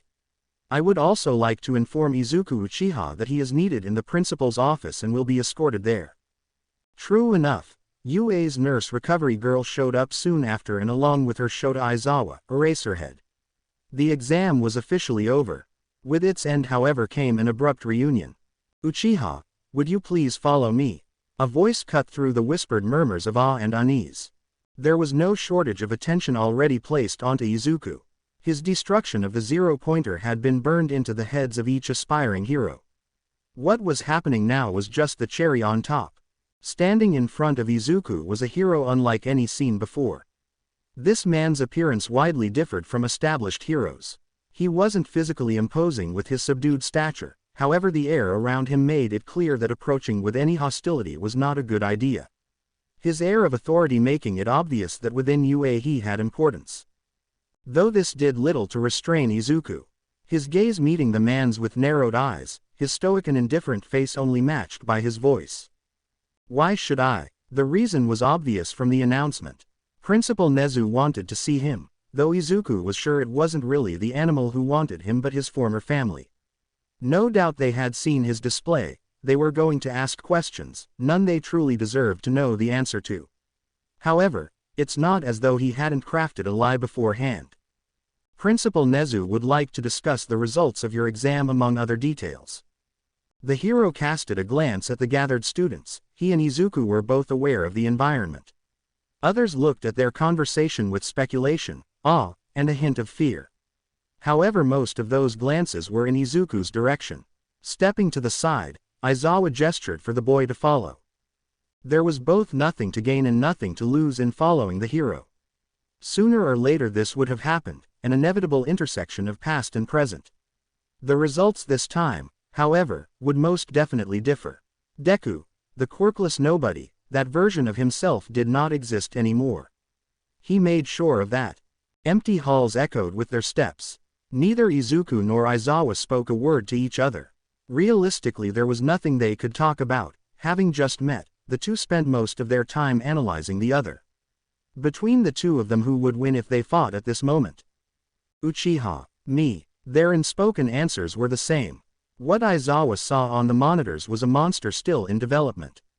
Just his clones had extreme combat prowess. Their strikes precise and efficient. So imagining the real one did not leave him with pleasant thoughts. The rest of the walk resumed in this silence between them. Izuku could see it in the man's eyes, unease at his presence. Perhaps this stemmed from the hero's inability to grasp his thoughts. However, the older man was anything but a fool. The same could be said for Nezu. Even this small second-hand interaction told Izuku what he needed to know. The principal had sent the most capable martial artist among the teachers and the only hero who could erase his proclaimed quirk, chakra. However, no one truly knew that this quirk did not follow the rules that bind others. The walk ended once UA's conference room came into view. Although the circumstances should have called for a private conversation, there were too many parties involved for it to be such a case. Entering the conference room, there was a sight that would put most UA students in a position of anxiousness. The majority of the UA staff, except for those currently on duty, sat in their designated seats with the only available seat sandwiched between Midnight and Aizawa. That seat just so happened to be across from Nezu, who at his side, Endeavor, All Might, and Magnetic sat. Of course the last two gazed at him with skeptical and tear-filled eyes. Regret evident on their faces. Mouths opening to speak before Nezu abruptly cut them off. Izuku Uchiha, or do you prefer Yagi? Taking his seat, the uneasiness of Aizawa spread through the rest of the staff members. Through his blurred vision he stared. I suggest you use Uchiha, Principal Nezu. I am no longer a part of the Yagi household. His tone was flat, devoid of any warmth that some would expect from a family member. Izu. Oh ho. Cutting off the pained voice of Inko, Nezu stopped her with a wave of his paw, tone light but firm. Well, having seen your previous living conditions, I can wager why that is the case. Isn't that so, Mr. and Mrs. Yagi? Anyways, let's not dwell on your personal matters, there is much more to discuss. His gaze didn't falter, unbothered by Nezu's comments on his past home life. This unnecessary meeting already proving to be an even bigger waste of time. Why have you called me here? Well, firstly I would like to congratulate you on your performance during the entrance exam. Although this is normally not permitted, it was a unanimous decision to have you, first place, put in Class 1A as your class year's representative. Nezu smiled brightly at Izuku. The boy's performance was by every measure of great importance. Secondly, 4 years is a long time to have been missing, yet during that time your quirk awakened, you got stronger, arguably even more intelligent. Could I ask for the details regarding this? Izuku. Inko's cracked and crying voice broke through the conversation. Why didn't you come home? Why did you leave us like that? Izuku's gaze turned to Inko, then to Toshinori. Their combined looks of pain etched into their eyes did little, rather they did nothing. He didn't pity them, not when they were responsible. He ignored her question and instead answered Nezu's. 4 years is indeed a long time. His smooth and even voice directed to Nezu exclusively. I suppose the simplest answer would be that I learned what I needed to survive. My quirk awakening and its refinement came from necessity. The details of my whereabouts are what I am capable of. Well, I can hardly see how that's relevant. A smirk found its way onto his face. Toshinori's fists balled at Izuku, ignoring him and Inko, not from anger, but of recognition that the son in front of them truly no longer saw them as people he could even stand to look at. Very well. I concede on that point. What matters now is that you are here, and more importantly A's acceptance of your admission. If you are still unwilling to share your current place of residence, you are free to pick up your uniform the day before instruction starts 2 weeks from now. The calculating animal's eyes gleamed with curiosity. This school year was going to be great. Over time, I expect we'll be able to answer each other in a more open conversation. Should you really not want to speak of personal matters, you are free to go. Standing, Izuku gave a small nod to the principal, turning with the intent of leaving. He suddenly turned, a sudden presence approaching him from the back. Izuku, why? Words cut as Izuku's hand gripped Inko's throat, the woman having abandoned her seat rushing to him in a futile attempt to reconnect with her son. His killing intent wafted in the air dangerously, atmosphere growing heavy and suffocating. Heroes stiffening, some remaining in their seats, others freezing halfway to standing, but none were able to move. They were shaking, hesitating as they stared at the scene. Even All Might, a man who has faced the greatest villain to have ever lived, found it hard for his fists to close properly. Wrists shaking uncomfortably. Was it because it was his son? Or because he feared Izuku even more than All for One at the moment? His Mangekyo Sharingan bored holes into the gasping Inko, its intricate pattern swallowing everyone's gaze. What was most concerning was the actions of Aizawa. Erasure activated proved to do nothing. Izuku's eyes still changed. They were sure this was no mutation. Don't you dare try and touch me. His voice pierced like a blade. Grip disappearing as the hero fell to her knees. The woman gasped for breath between her sobs. Izuku's feet still in her eyesight, sapping the strength of her limbs. I look forward to the first day of school. His indifferent tone was the only thing left with the heroes. Once Izuku's killing intent disappeared with the boy, did they finally catch the breath they were holding. Nezu, first still standing, took a small sip of his tea. What an enlightening conversation.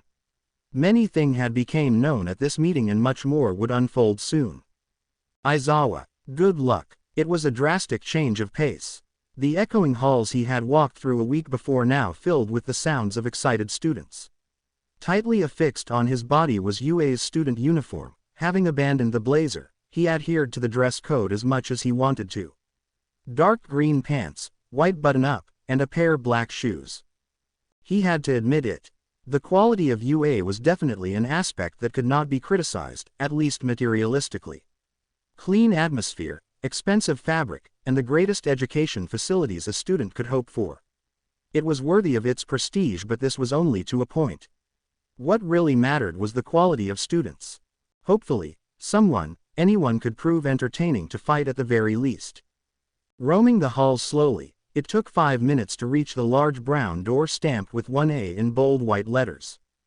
The sounds of annoying amounts of yelling could already be heard on the other side of the door before his hand could even grasp the handle. Sliding it open, there was little surprise to be found once the students responsible for the noise came into view. Katsumi and Katsuki Bakugo argued with the blue-haired boy from the entrance exam. Laughing at the display was Izumi Yagi, who sat nearest to Shoto and Shoya Todoroki. His gaze lingered for a second before sweeping over the room, only stopping once more when his eyes landed on the rabbit girl he had seen in the auditorium. Her uniform was unlike the rest of the girls in the class.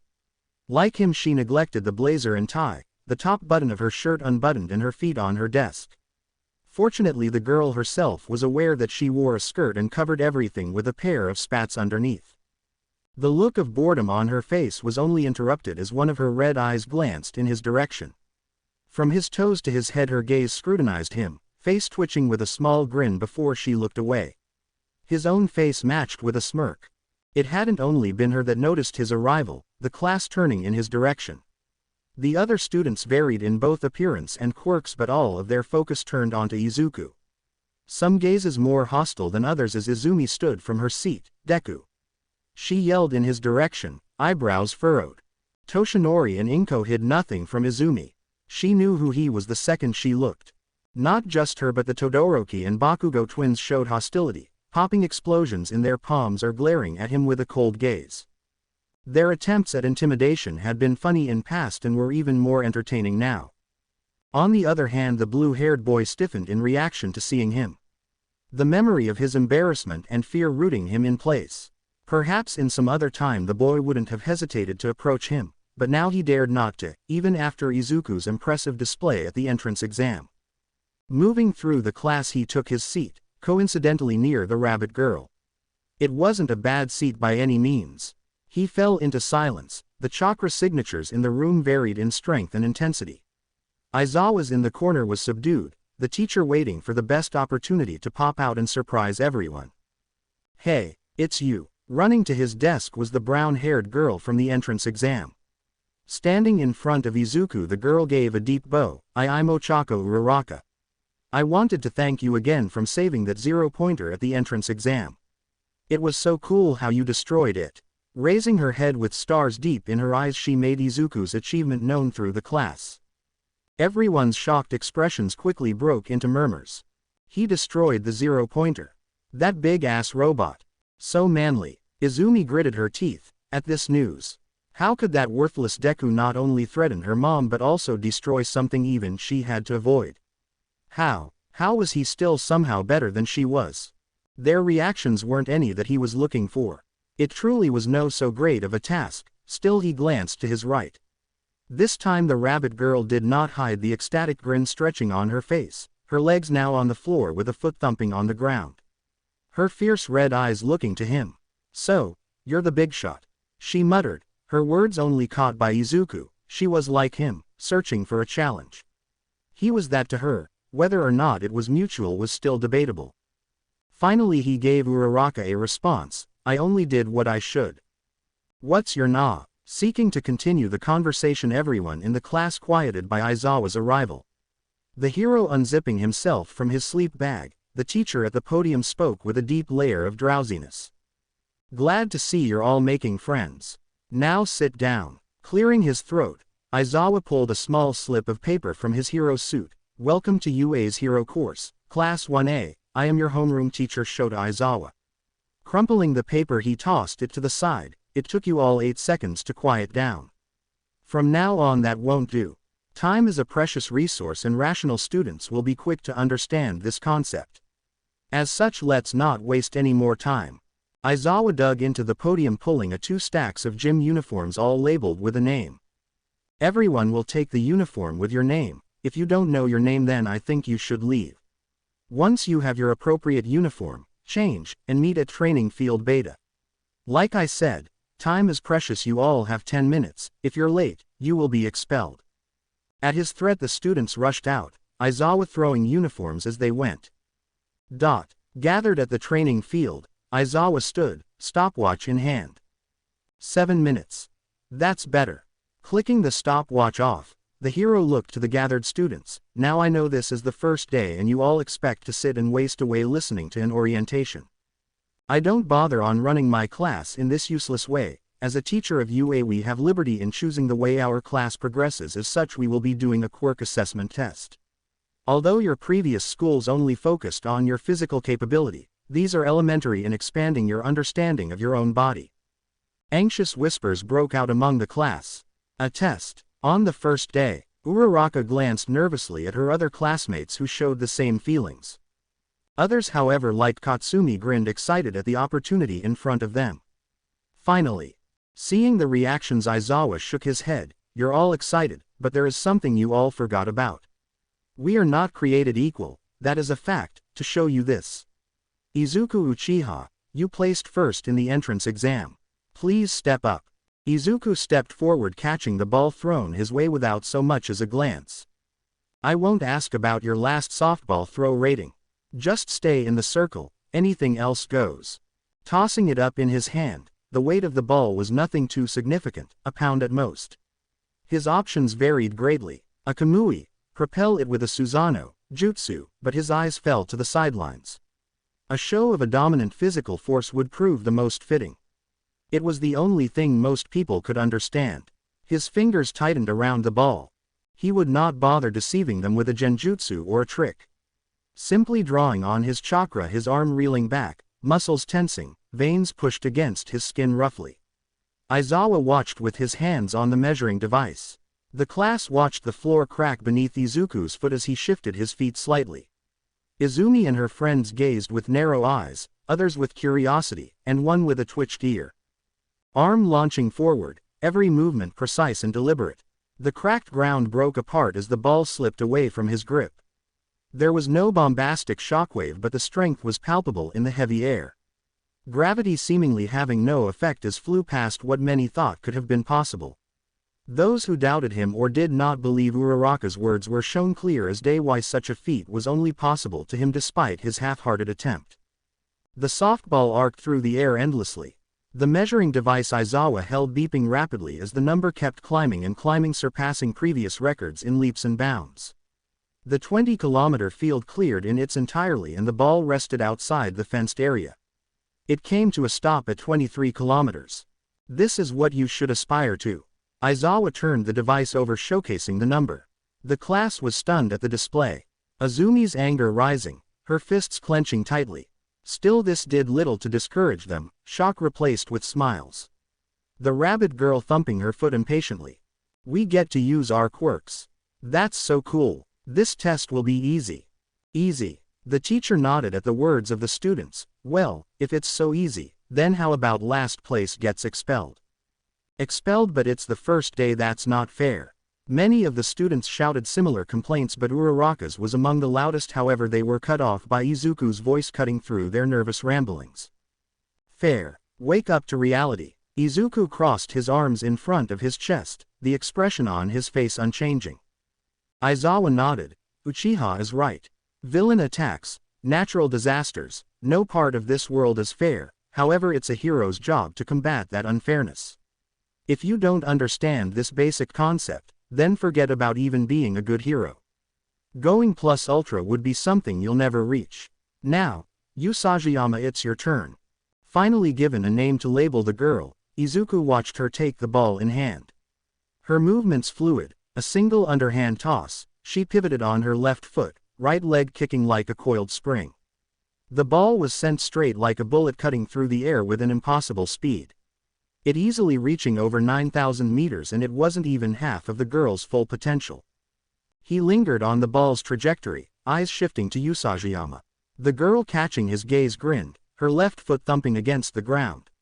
An act of provocation despite her clearly seeing his display. He smirked. She was getting more and more interesting.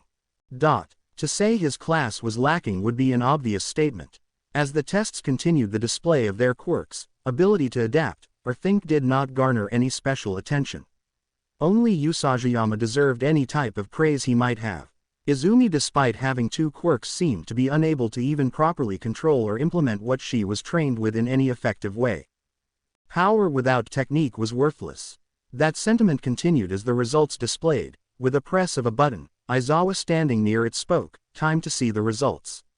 The holographic screen changed. Names associated with number values made it clear. "Look at this screen, at your name. This is where you are starting. By the end of UAI, expect some of these rankings to change." The leaderboard lit up. 1. Izuku Uchiha. 2. Roomie Usajiyama. 3. Izumi Yagi. 4. Shoto Todoroki. Further down the board in 7th place, Katsuki Bakugo glared at the first name. Turning on his heel, he charged towards Izuku. "You fucking Deku. How the fuck did you get first place?" Explosions radiating from his palms, he burst forward, right hand extending to blow away the quirkless bastard. His attack was met with Izuku's own. Raising his foot, he kicked and planted it in the bastard's throat, pinning him to the floor. Grabbing onto Izuku's leg, Katsuki's grin faltered as his plan to blow off Izuku's leg never occurred. Aizawa's quirk active, erasing Katsuki's. Nevertheless, Katsuki struggled, flailing embarrassingly, unable to even nudge Izuku's foot in any direction. Pathetic. Taking his foot off, Izuku didn't care for the fruitless retaliation of Katsuki as the boy captured in Aizawa's scarf was unable to move. With the drama over, all attention was drawn back to the leaderboard. Finally, the last place ranking screamed out, "No, I can be expelled. I haven't even become a hero yet. I am gonna die a virgin." Mineta Minoru rolled on the floor, tears streaming from his face.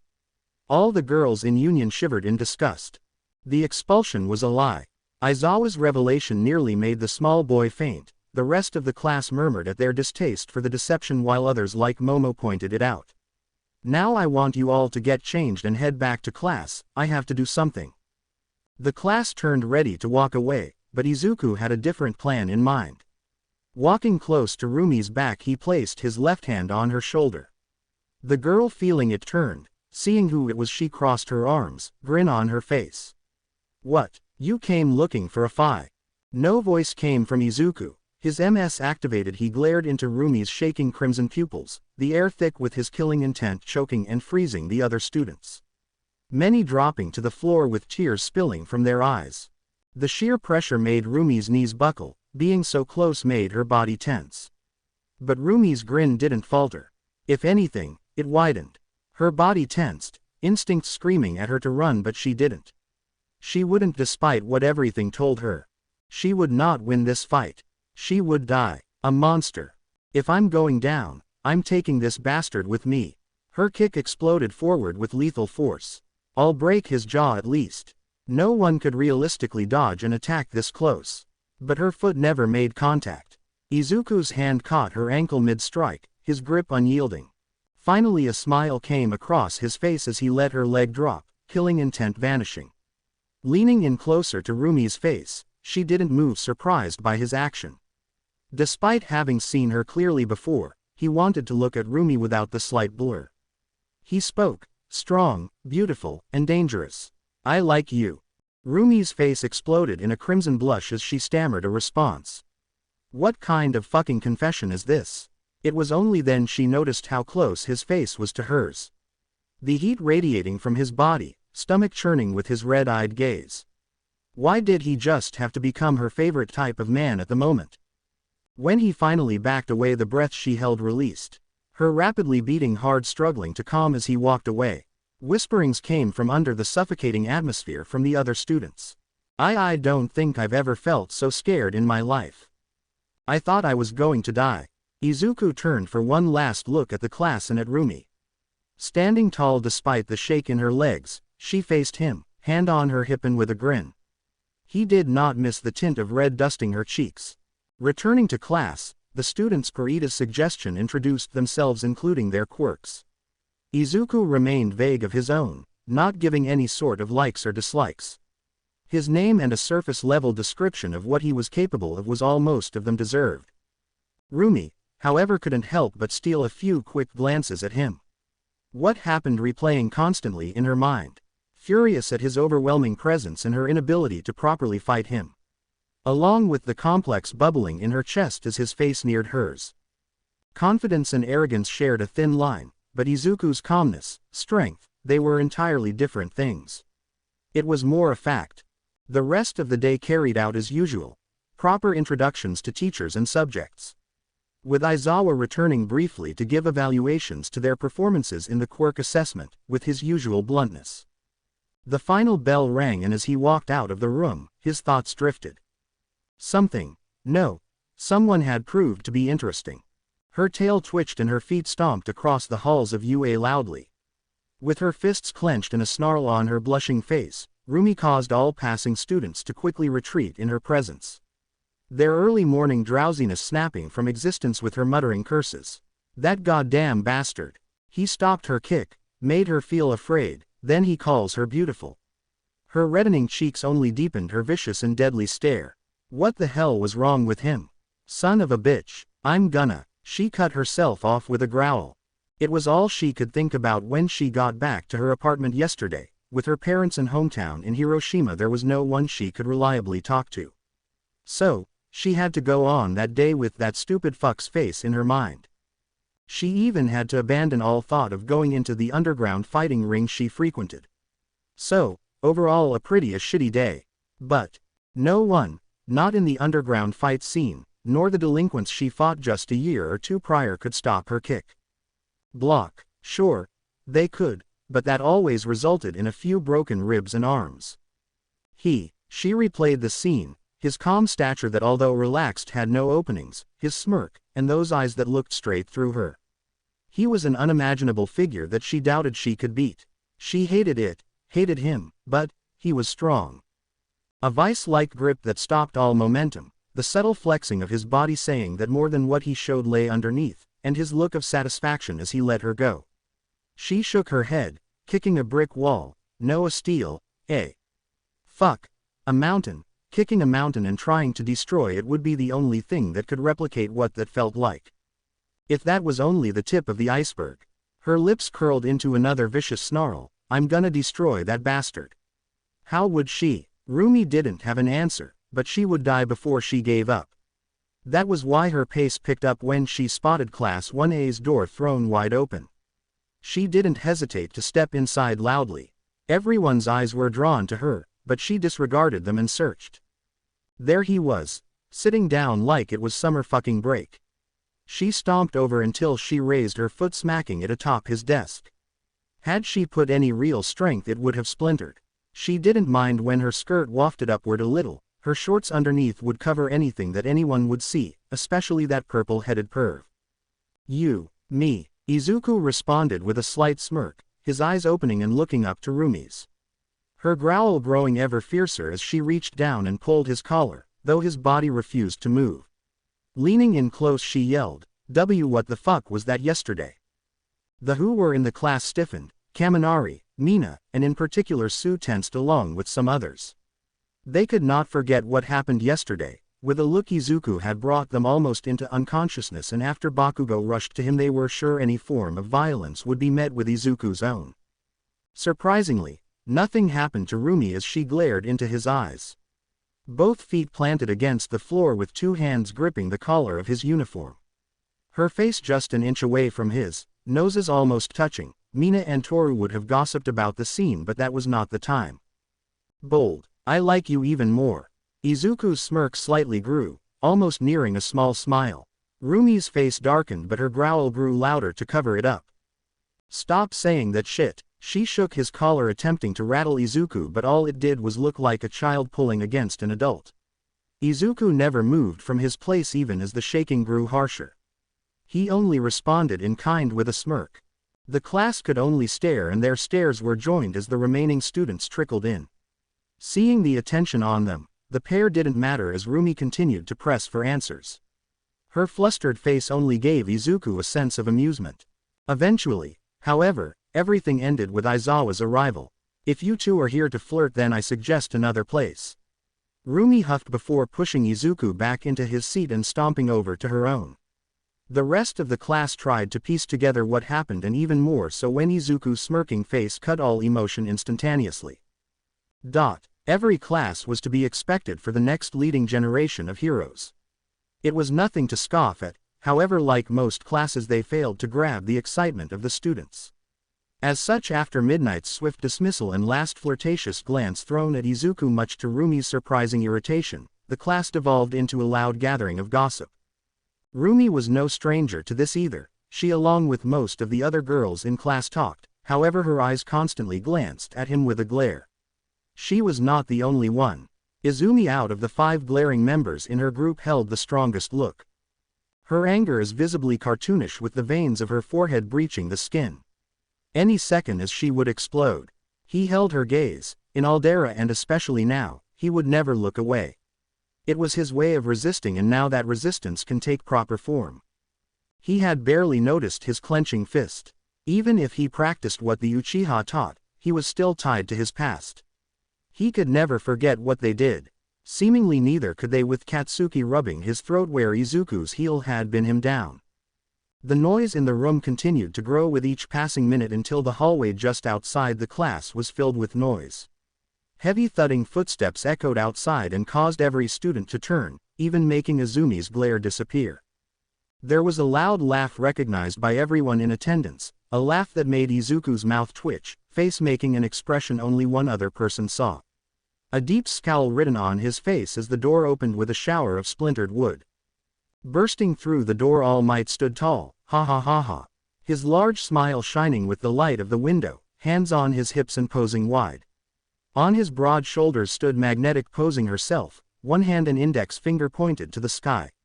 She too held her own smile. The class immediately burst into excitement. "We are here," the heroes announced in unison, before All Might extended a hand and Magnetic stepping onto the large hand before being lowered to the floor. Geeking out, the class went wild. As that is Golden Age costume. So manly. Ribbit, Magnetic's debut costume. So, it's true. They were teaching this year. Man, that's awesome. In the voices of praise, the two heroes continued to smile until All Might put his hands up. "All right class, now settle down."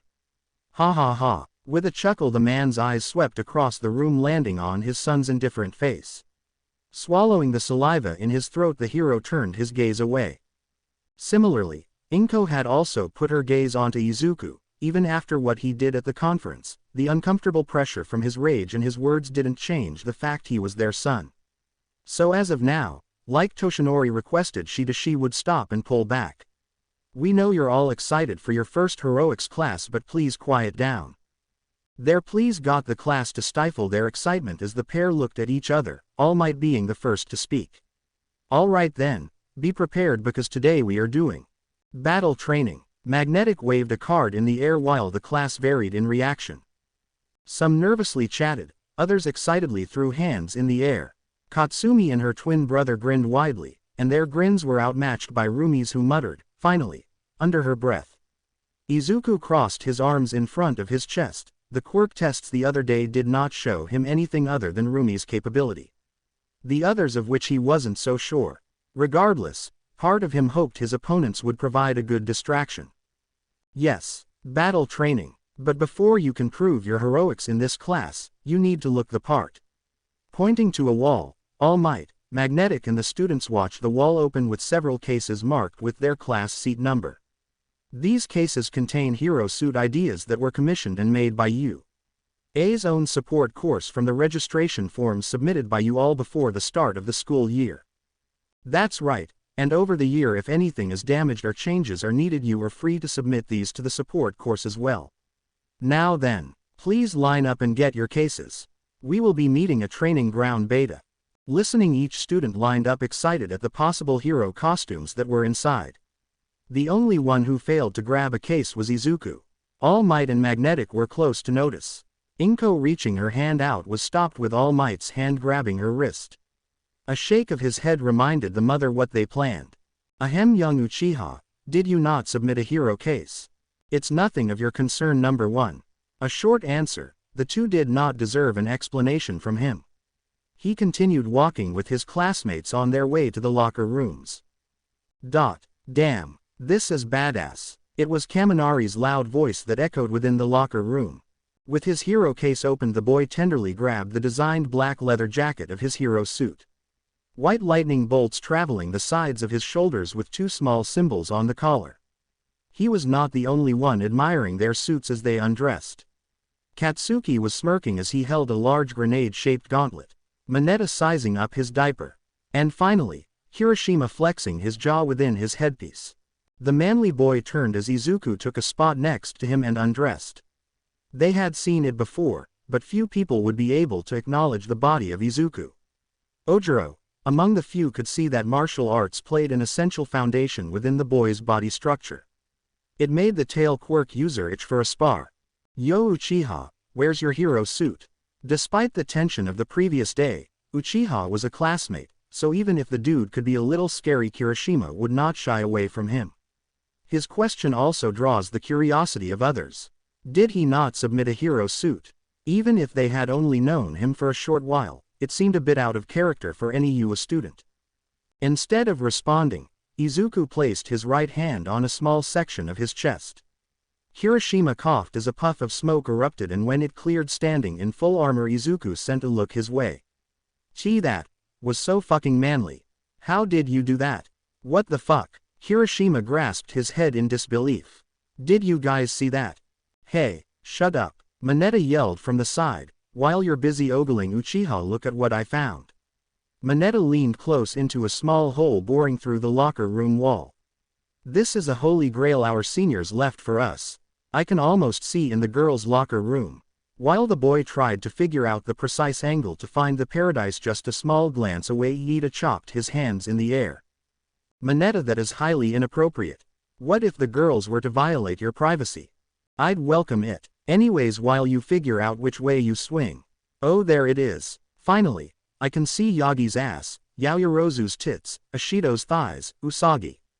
There was small breeze that brushed past Mineta before he screamed in pain, his right peeping eye socket now missing an eye.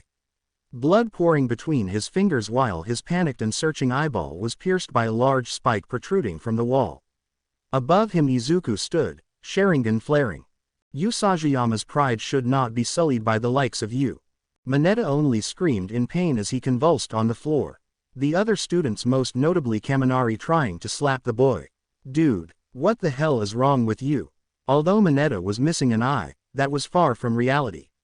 A small touch of a chakra-infused finger and a powerful genjutsu was placed. Dispelling the genjutsu, life snapped back into Mineta, who quickly crawled on the ground to get away from the wall. I'll never peep again, I swear. Izuku shook his head before turning to leave the locker room. Wow, you're so lucky, Usagiyama. Mina pointed out with a half-jealous and half-disgusted face as each girl heard Mineta and Izuku through the speaker Momo had made and sound provided from Jiro. I didn't ask that fucker to do anything. Where the hell does he get off? I would have handled that midget myself. Roomie's blushing face turned from the other girls as she continued putting on her hero suit. The other girls glancing at her. Girl, it's okay. Uchiha has a soft spot for you. Mina elbowed the girl on the side, which caused Roomie's growl to turn in a new direction. Retreating, the pink-skinned girl got dressed herself. Soft spot my ass. I don't have to thank him for that, do I? She was glad Izuku stepped in, otherwise an attempted murder charge would be on her record forever. At least she told herself this was the case. Walking outside, both halves of the class met up. Immediately comments were thrown between class members about their outfits. Izuku looked at Roomie more closely than anyone else. Again he was reminded that she was beautiful. More than that, however, Roomie's choice of clothing was perfect for someone like her. Her feet were covered in steel-toed and heeled boots shaped like a rabbit's. Midsection guarded by two armored plates, and despite the lack of protection provided with a unitard. It was obvious why. Boasting great power and speed, she needed freedom of movement, and the lack of heavy armor didn't inhibit her speed. Roomie's own gaze caught his appearance. Wearing Madara Uchiha's armor gave the illusion that it weighed more than it did. Whoever crafted this ancient armor knew what they were doing. Seals were implemented making it more durable and lighter than they were. In truth, even without these seals it was still extremely hard to scuff. Roomie's scrutinization led from his toes to his head before she promptly walked over, a grin on her face.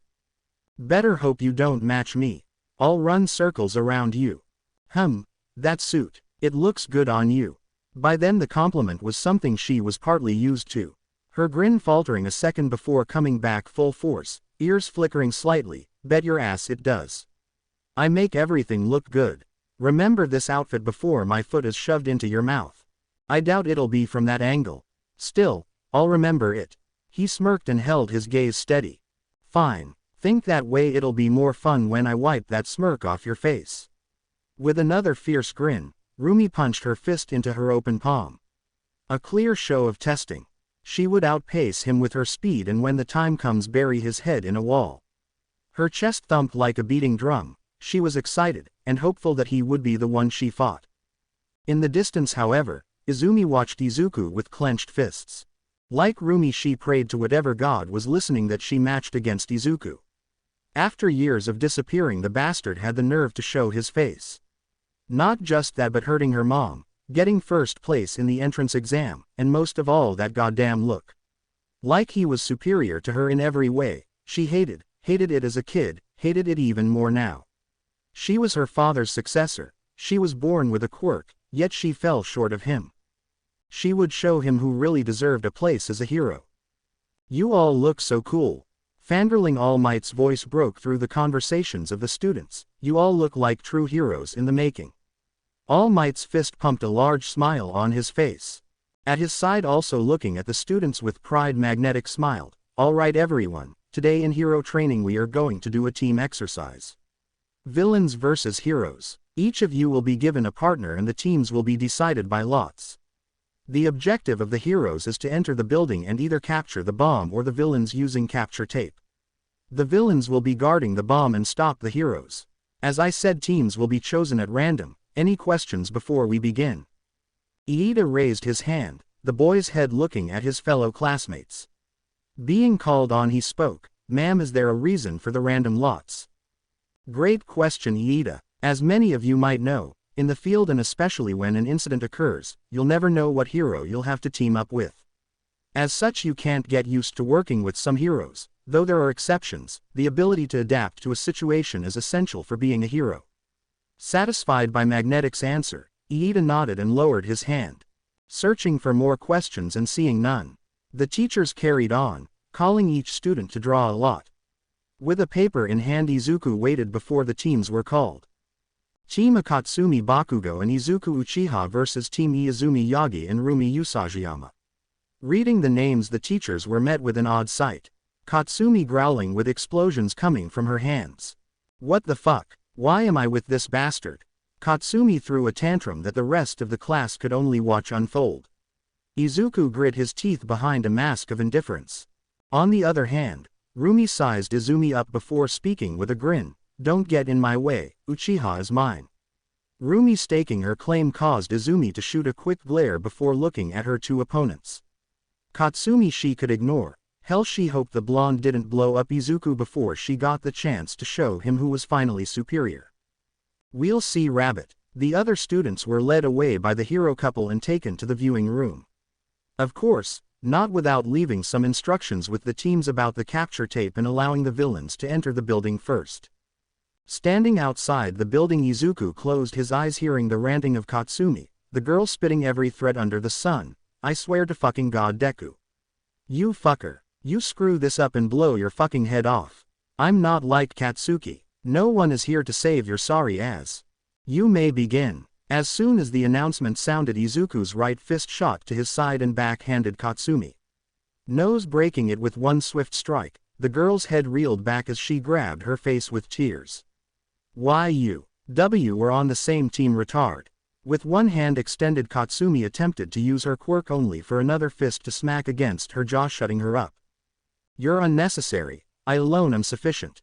He truly didn't need Katsumi on his team, nor did he want her to be. If anything, the girl would be a hindrance. Besides, he threw yet another strike, hitting the hand covering her nose and injuring the appendage even more.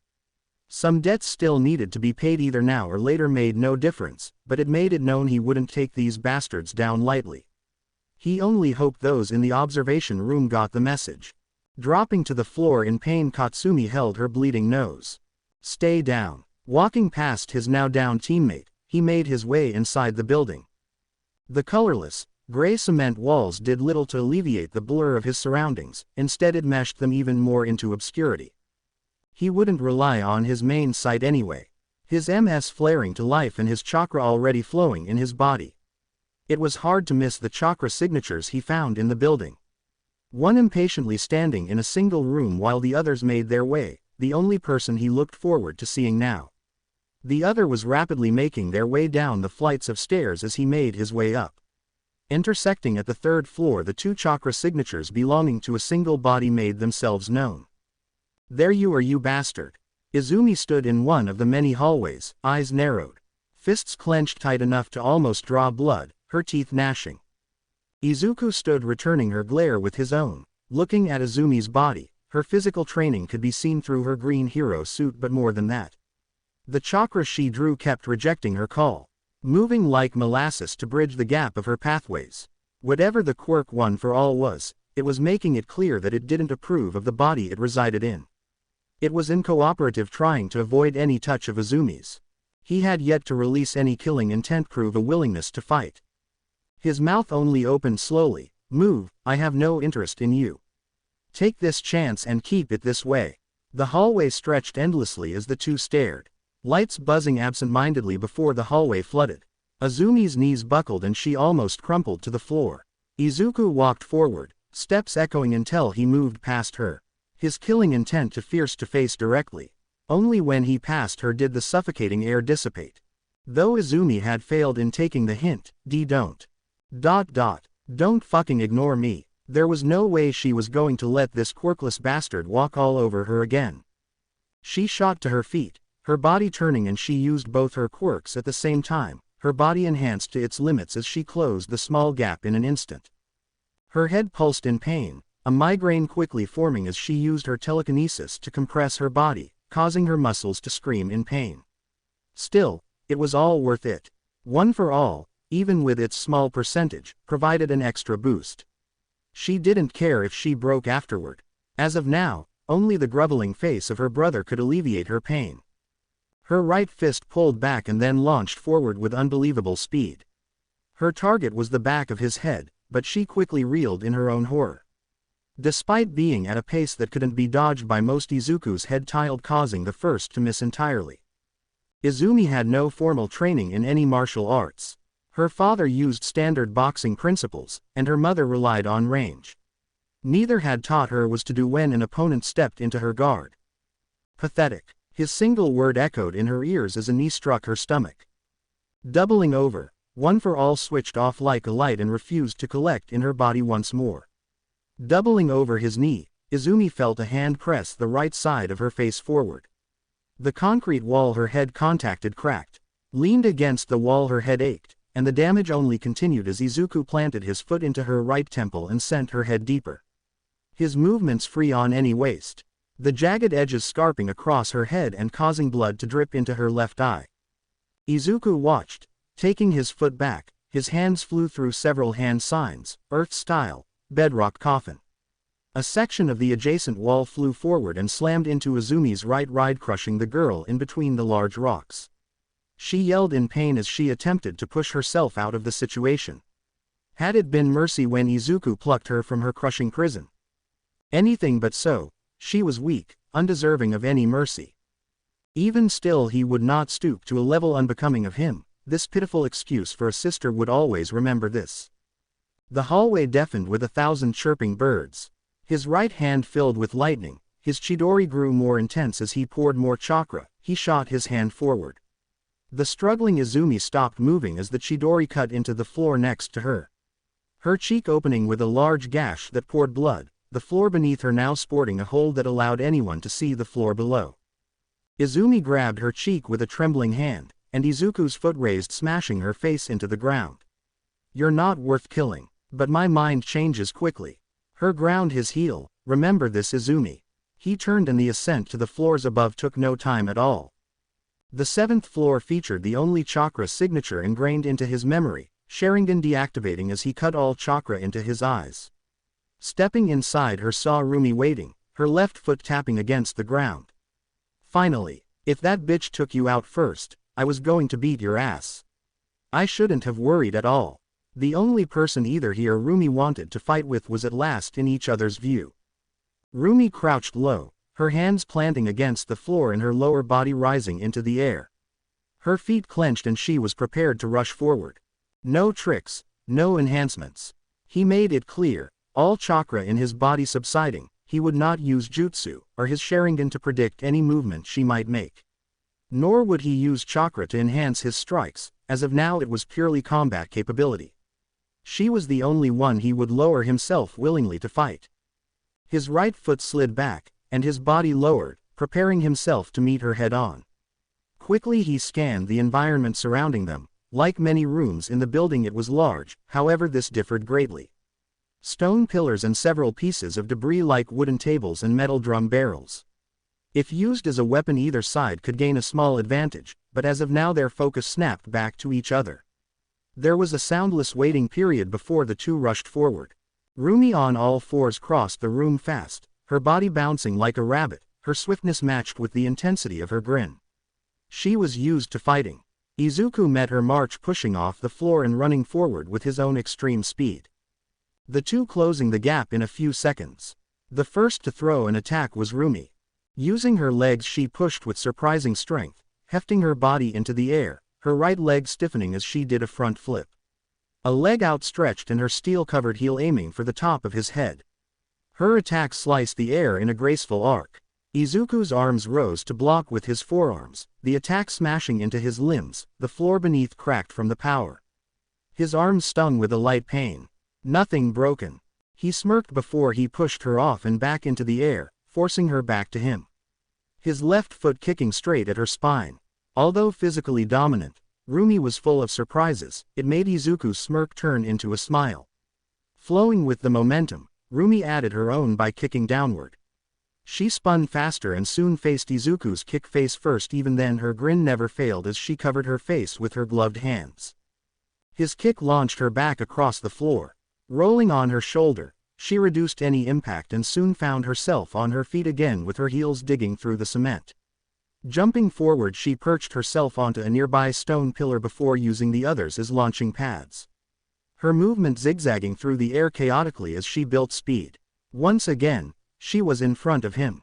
Block this. It was the same form of kick she launched at him after the quirk test. He leaned back his head. Instead of catching it he would dodge, but that was what Roomie wanted, her left foot still on its path to his jaw, her right left the ground and aimed for his stomach, her hands planting themselves on the ground for support. Finally, her kick hit. Izuku skid across the floor with the armor of his abdomen taking the blow. He remained unharmed, and dissatisfaction made itself known on his face. Stripping off his armor he sealed the pieces away until all that remained were his shinobi pants and shirt. One strike. Do it. He pointed to himself as Roomie righted herself from a handstand and back to her feet.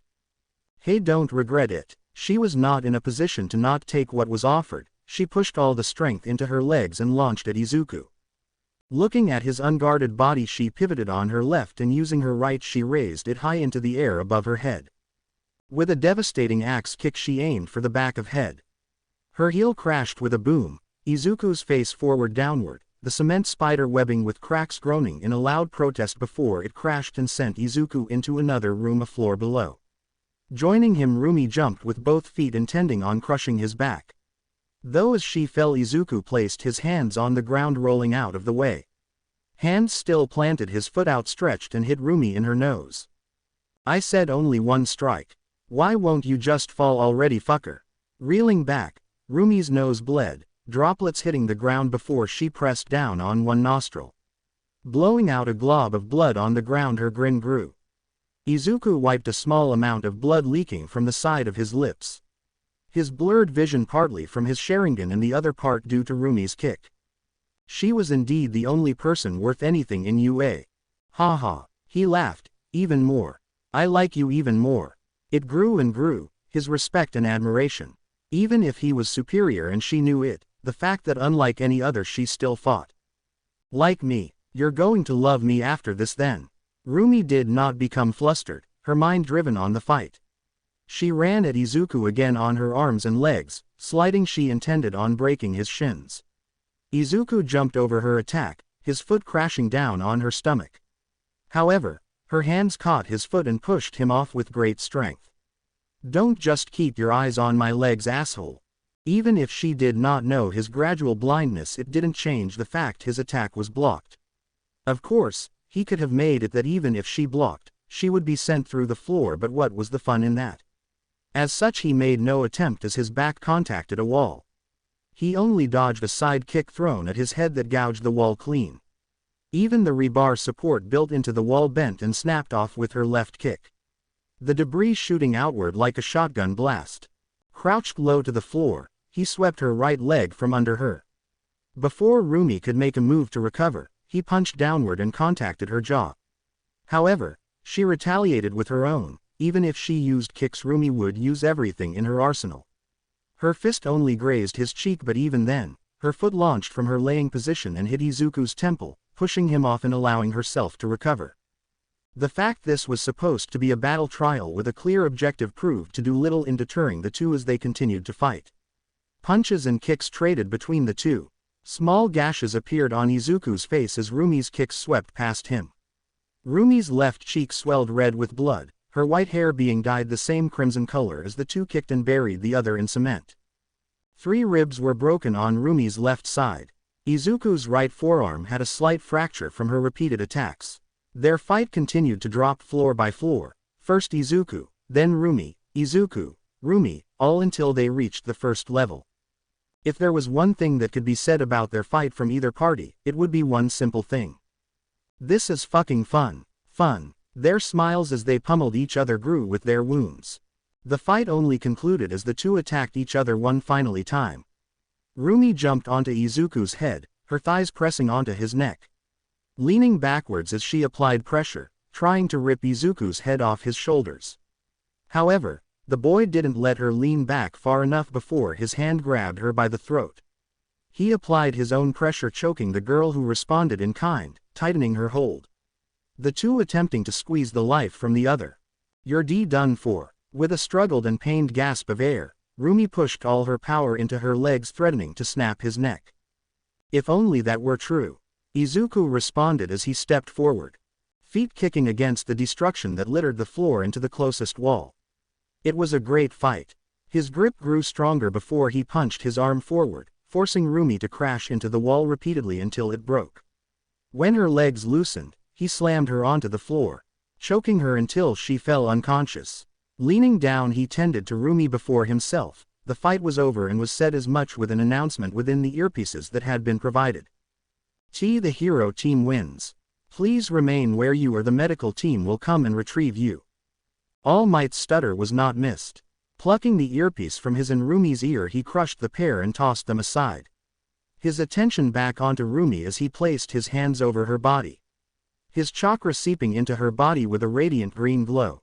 His healing palm jutsu quickly fixed her wounds, the blemishes on her skin quickly healing and closing.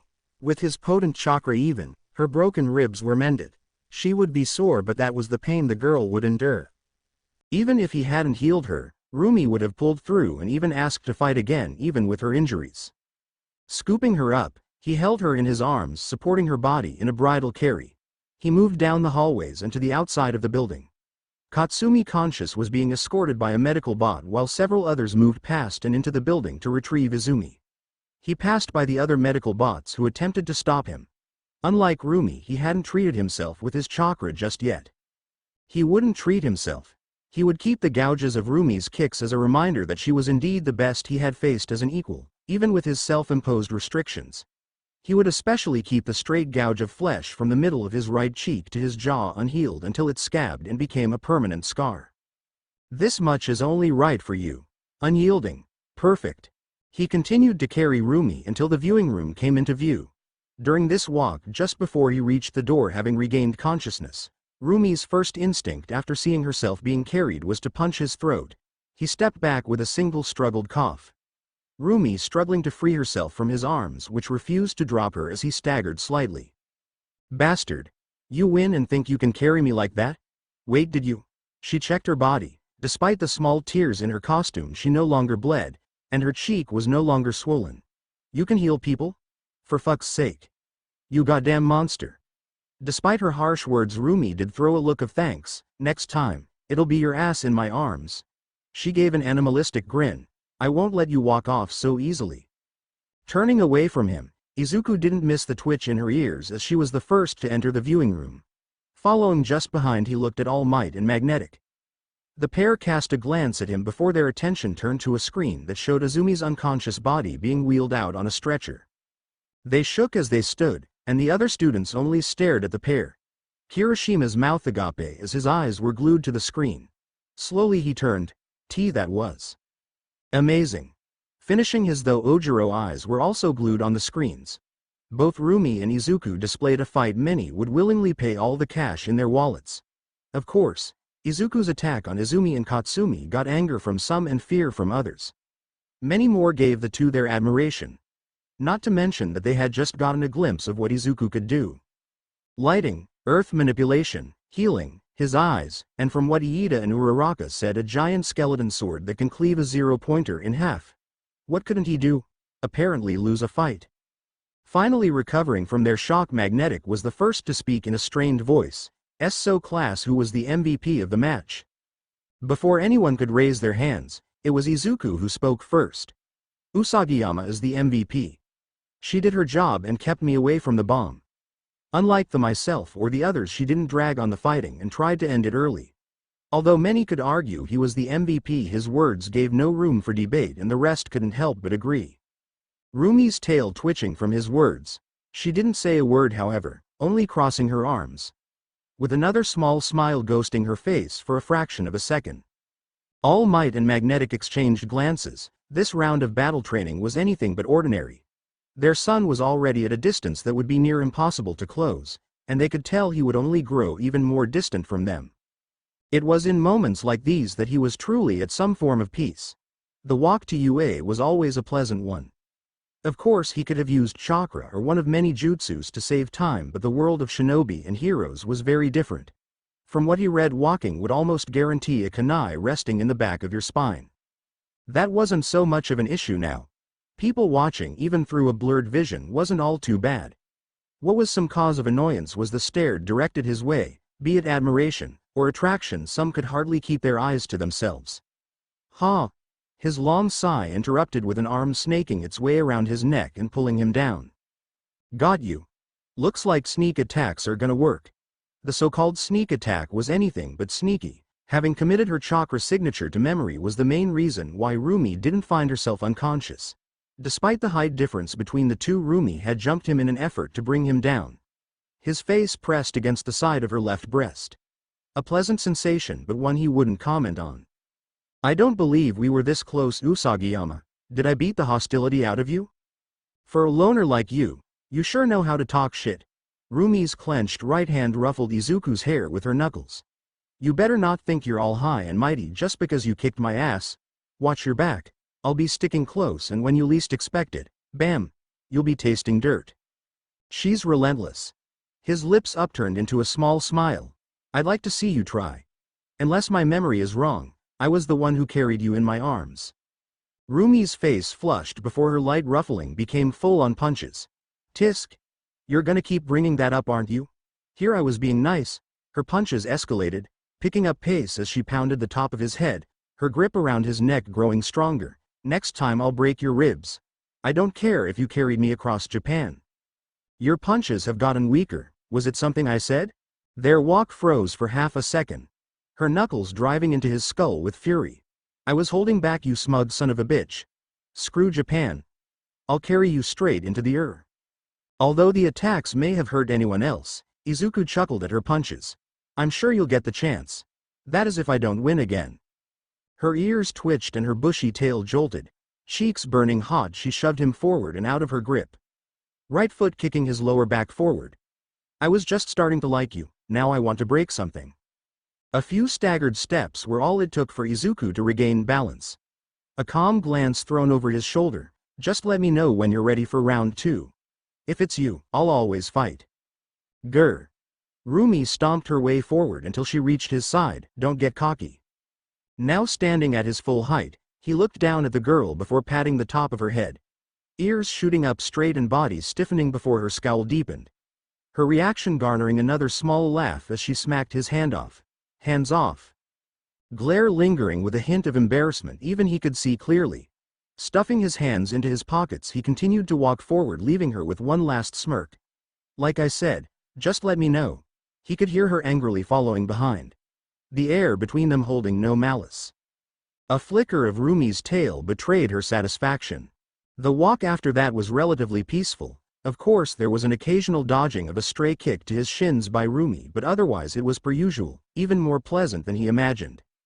The pleasantries of that walk was short-lived. UA's gates were crowded by reporters of every major and minor news stations. Cameras and microphones pointed in every direction as UA students made their way inside. Upperclassmen, general ed, and even support students were stopped and asked questions. Izuku and Roomie watched the crowd. Damn vultures. Roomie shook her head at the reporters, apparently sharing his dislike for the profession. Her arms crossed over her chest and muttering voice was filled with slight irritation.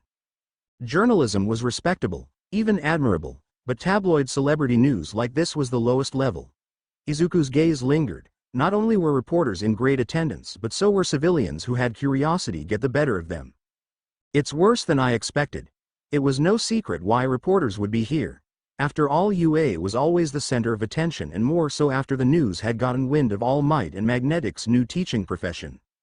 The classmates he could spot were not spared from harassment. Ochako Uraraka, Tenya Iida, Denki Kaminari, and Eijiro Kirishima were just a few of the many that were separated and cornered like animals. None of them had gone through press training as heroes yet, so they spoke when prompted with questions.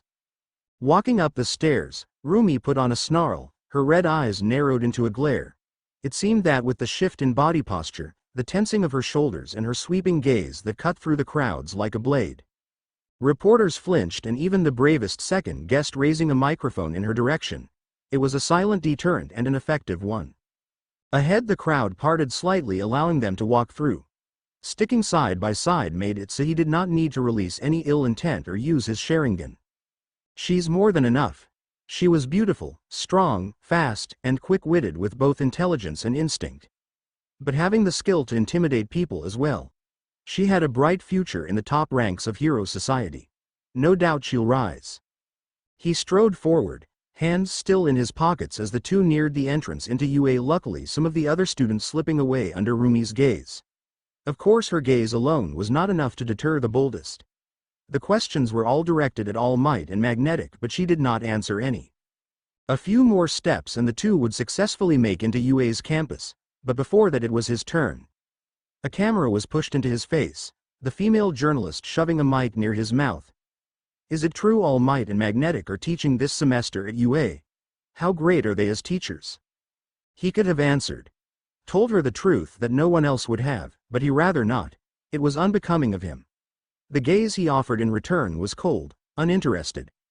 The weight of it made her hesitate, her grip tightening around the mic as if bracing for an answer that never came. He stepped past the woman, Roomie smirking at his side. Still, it was not enough. She attempted to grab his wrist and pull him back to answer. Before anything could come of her attempt, the camera beside her exploded in a shower of sparks. Left hand thrusted outward and past the woman. Izuku held a chidori in his hand. MS activated as his arm returned to his side. The technique fizzled out from existence as the reporter stumbled back in shock. His stunt was not missed by the others, but the thought of erasing their recordings took center stage in their minds. Roomie leaned over looking at his left hand before it returned to his pocket. Her left elbow nudging his side as the two continued. I like that move. Maybe I'll learn as payment for kicking your ass. I won't point out the nonsense of what you said, besides you can't. Izuku smirked while Roomie snorted in response. Can't? We'll see about that. The two hadn't paid attention to the very same reporter silently threatened by Izuku being shut out by Aizawa and UA's protection system. She and the rest of the reporters forced to wait with the faintest of hopes that an opportunity to interview a teacher other than Aizawa would come sooner rather than later. Not that Izuku or Roomie really cared. Their own personal chatter seemed all the more important, as they walked to enter class together. Despite the excitement in the process of getting to class, none of 1A's students seemed all that disturbed, rather their excitement grew. It was a chance after all to get onto TV. When they entered, it was only natural the class turned in their direction. Mina and Toru wide-eyed at what they witnessed. Others nodding, with Mineta crying at his desk. There were some outliers. Katsumi's nose and jaw were bound in bandages. His sharp punch to the bridge of her nose had caused a bleeding gash to form. As such, nearly the entirety of her still broken nose forced the girl to breath through her aching jaw. She would have most likely glared in his direction, but the pain of what he did was far too vivid. In that case, Katsuki was more than willing to take over despite his own humiliation. Izumi, on the other hand, was dealing with an even greater amount of pain. Under her uniform, bandages were placed to stop bleeding. The healing done by Recovery Girl did not help fully reduce her swelling skin. Finally, his gaze turned upward and to the gash on her cheek. Most likely wouldn't heal properly, resulting in a nasty scar. He took his eyes off his blood sister, who had not been able to meet her gaze. Instead, his right index and ring finger reached upward and traced the scar running vertically down his cheek and onto his jaw. He had healed the previous day's wounds with chakra and only pushed the gash far enough to scar but not fully mend. Neither him or Roomie had mentioned the scar, though he could feel her gaze linger on it from time to time. It suits him. That was the first thought in Roomie's head. Not the fact that she was the one to inflict it. She had seen it, could vaguely feel it even now, that gentle warmth that coated her body and healed her wounds. She had no doubt it could have wiped away all traces of their fight, but he kept what she had done. Something about that made her happy. But that didn't stop her mind from running wild. I should have hit him harder. He fought like she hoped he would. It wasn't like those amateur illegal fights she often attended. What they had done was an honest-to-God true fight. He aimed to break bones, not bruise skin. With no hesitation, and that in itself was very different. He could have done so many other things, ended the fight in dozens of different ways, but he did it in the one way that made her grin like a lunatic until she was knocked unconscious. He was the first person that made her want to fight harder, longer, until they were both barely standing, covered in blood, bones broken, and with their lives on the line. Perhaps then, maybe she would be the one left standing. Only then there would be no healing of her wounds. Like his scar, she would wear the ones he inflicted onto her. Her fingers drummed on her desk as Izuku looked forward, that subtle milkiness in his eyes contrasting their usual dark color. She had to turn her head away. The longer she looked, the more the itch to fight came. And the beating of her heart did not help this, nor did her recollection of his words. He had said it twice. "I like you." Those were his exact words. It made her face flush when she really thought back to when and why he had said that. Luckily, a way to escape presented itself with Aizawa's arrival. The apathetic teacher looked across the room with disinterested eyes. A sigh erupting from the man's mouth as the noise of the room failed to quiet down. "Well, I hope you're all enjoying your conversations." His flat tone of voice finally drew the class's attention. Those of which had been gossiping quickly silenced. Seeing that the room had now settled, Aizawa turned. With a piece of chalk he began to write. "I've seen the recordings of your battle trials from the previous day. I was impressed by some, disappointed by others. We'll have to work on that, most notably." Aizawa faced the class, eyes looking to Roomie and Izuku. "Uchiha and Usagiyama, your combat ability far surpasses your classmates. However, your competition disregarded the easiest method of ending the practice. Uchiha, I want comment on the attack you committed against your own teammate.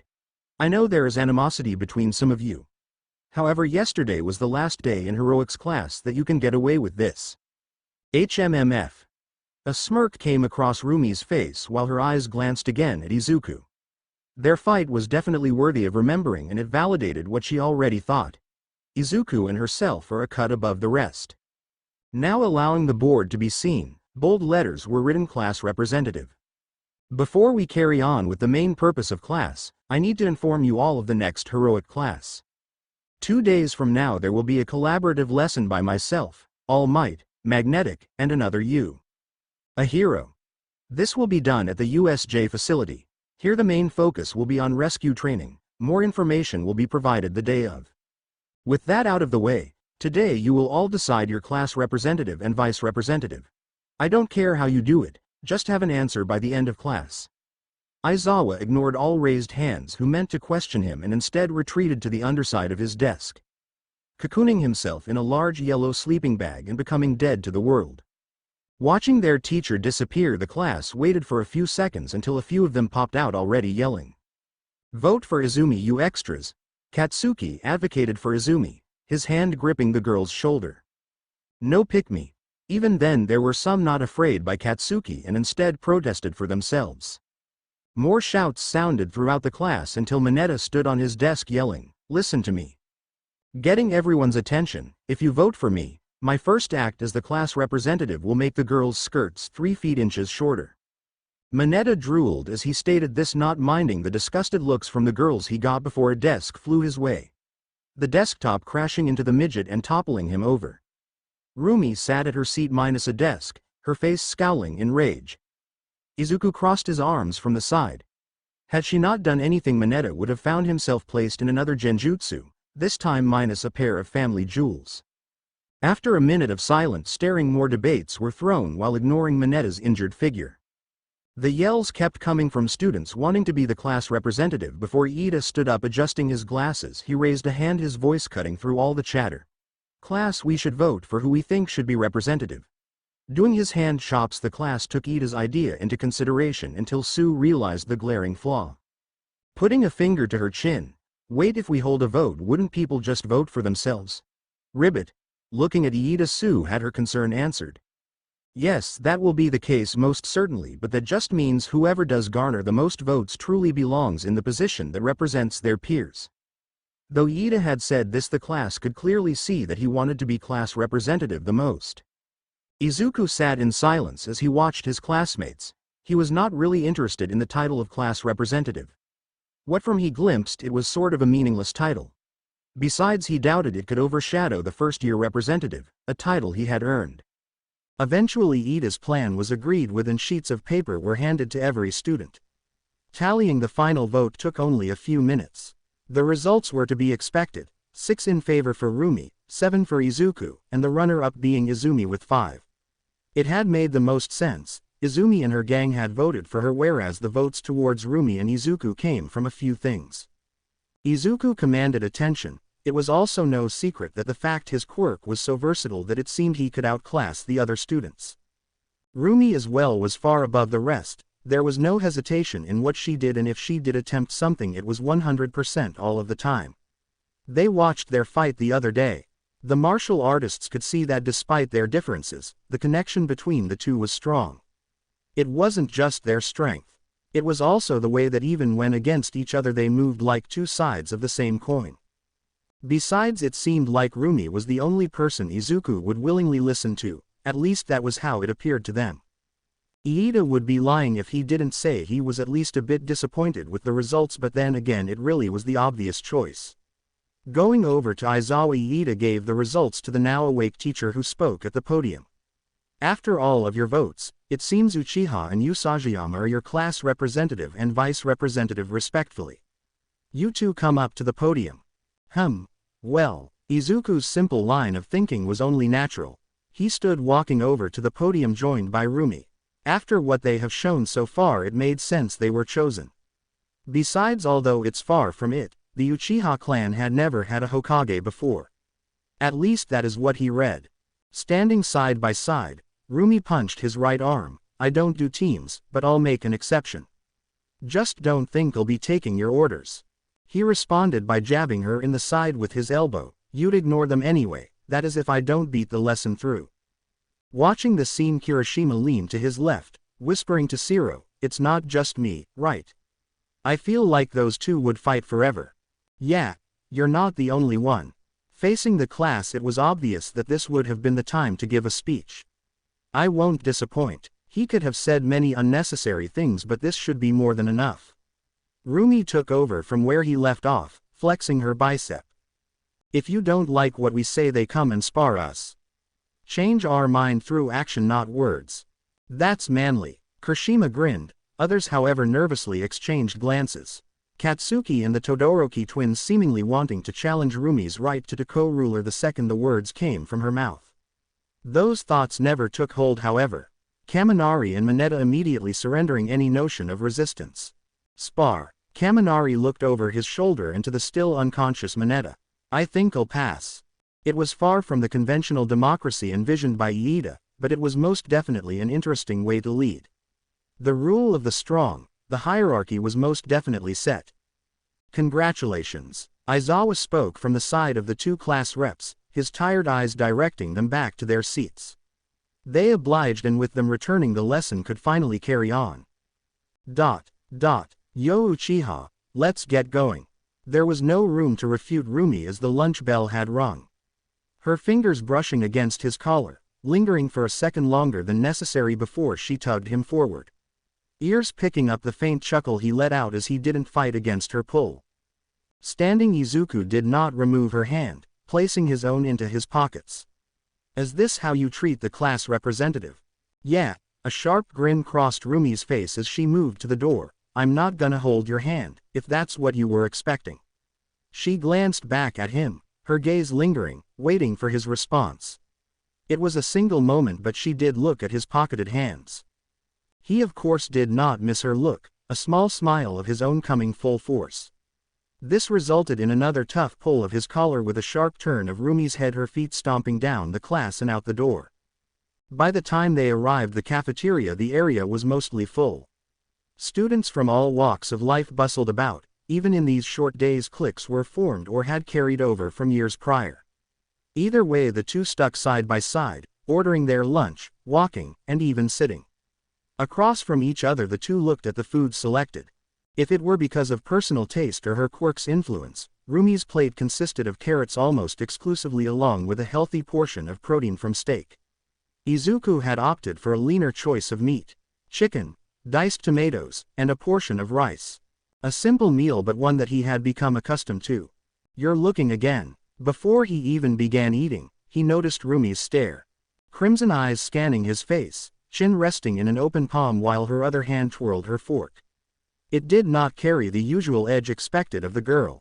You're fucking weird. From you, that's more of a compliment. TCH, just what are you? You can heal, use lightning, move walls, you're strong, fast, and smart, just. You didn't introduce yourself after the first day, even after saying all that corny shit to my face. So what's your deal? Quiet, but when someone crosses you, it's made clear why they shouldn't. Roomie stabbed a piece of steak, plopping the food into her mouth as she silently chewed. Eyes narrowing even further. Izuku's eyes watched her like she did him.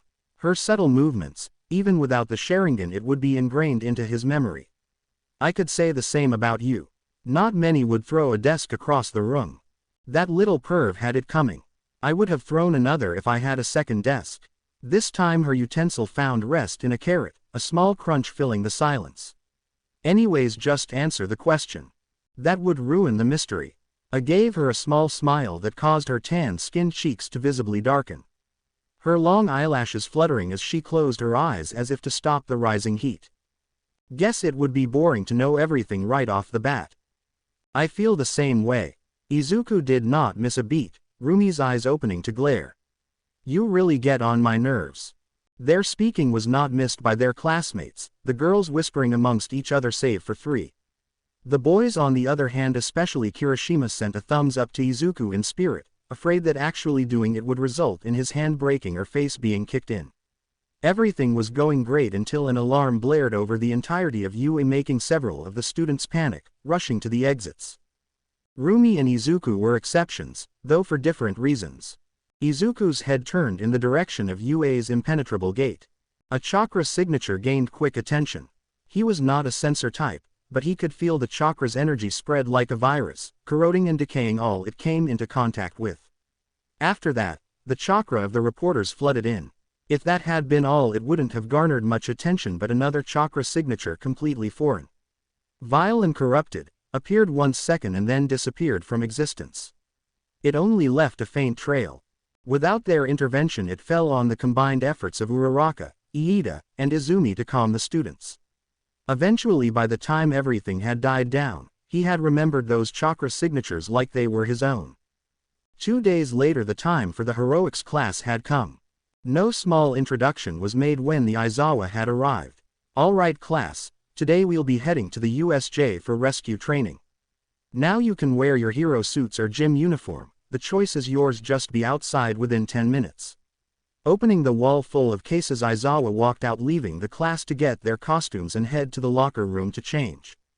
After the class got ready, they all headed outside, seeing Aizawa standing next to a bus. "Good, you're all here now, get on." Turning to face everyone, Izuku's instructions were simple: get on, sit where you want. A flicker of chakra danced throughout his body, eyes scanning the area. The incident from 2 days ago kept nagging at him. Something was amiss, that much he knew. Entering the bus, Izuku took the furthest seat in the back, with Roomie taking his side. Elbow propped onto his shoulder. He didn't move to push it off, rather he focused on the scenery outside of the window.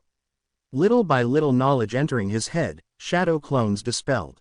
Proficiency rising in Jutsu, Taijutsu, and even Genjutsu even when not actively using them. Could it be preparation? He just couldn't get it out of his head. Roomie at his side raised an eyebrow but didn't comment on his noticeable absence from his surroundings. The bus ride was slow and peaceful, the excitement in the vehicle palpable. Chatter amongst the students of 1A were filled with theories on what type of rescue training was about to happen and what exactly USJ meant. Uchiha. The voice of Sue, however, broke Izuku from his musings. The frog-quirked girl tilting her head, a finger placed on her chin. His eyes turned to look at the girl, cheek pressing up against Roomie's elbow. "Asui. Please call me Sue," the girl corrected lightly. "Anyways, I'm a blunt person, so I'm sorry if I overstep, but everyone is curious. What is your quirk? Your eyes can change, you can summon things from your body, use elements ribbit, it doesn't even seem to have a drawback." Roomie was not the only one curious about his power. Even his sister and her friends were paying attention, even if that curiosity was rooted in a way to try and find his weakness. He had initially held off telling Roomie because he found it partly amusing and because the teachings of the shinobi taught that giving anyone insight into what you can do was tantamount to death. Leaning into Roomie's elbow, he let the question hang. "My power is a manifestation of internal energy. With it I can do such things." He gave an answer, maybe not one that would satisfy them, but an answer nonetheless. He did not call chakra another power, it was simply what it was. Roomie looked sideways, lips curling into a grin. "Bullshit." Her muttering voice was only picked up behind him. The lack of malice and only curiosity made him glance to her. "Maybe." Sue shrugged after witnessing the exchange, her mouth opening to ask another question, but before she could, Kirishima popped up from her side. "Well, I think your quirk is manly. You can do all kinds of cool flashy stuff. Mine only lets me harden my skin, not very hero-like." As an example, Kirishima's pointer finger hardened into rock. Izuku watched the quirk, his Sharingan sensed the chakra in Kirishima's body condense and focus onto his pointer finger. He had thought it before after reading the Uchiha library, but quirks were glorified Kekkei Genkei combined with several differing chakra natures. Like him, however, there were exceptions. Some mutated beyond control, others lacked refinement, while some had enhanced synergy. Roomie was an example of the last. Even with a different physical appearance, her chakra flow was steady, rhythmic, and in tune with her body. Think like that and you'll always be picked last. Kirishima's faults were obvious and easily fixable, a bit more self-confidence would go a long way.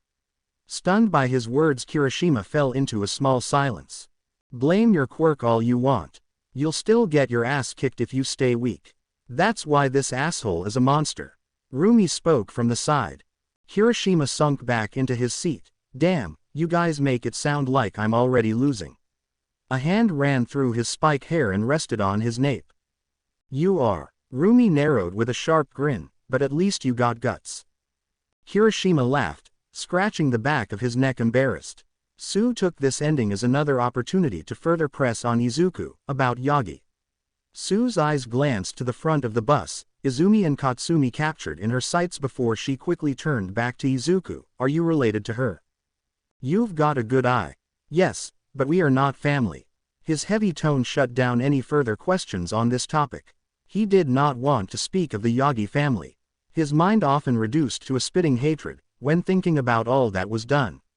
Even now, jaw tightening and eyes turning to once again look out the window. Things had been learned about Izuku, not enough, but it was a start. The rest of the bus ride was absent of any direct questions to Izuku. Eventually the ride's end was signified by the feeling of the brakes engaging. The motion of the bus coming to a slow stop. Among the last to exit, Izuku stopped. It was faint, but nonetheless still there. The chakra signature inside of UA was here, spread out as though carried by the wind. He stepped closer to Roomie, his Sharingan morphing once again. Tomo splitting and sharpening into the Mangekyu. Roomie noticed the shift, body tensing. She didn't need to ask. Even she could feel the slight chill in the air. The class were not as perceptive, instead their gazes landed on the impressively sized dome-shaped building. The letters USJ golden in color and plastered across in bold lettering.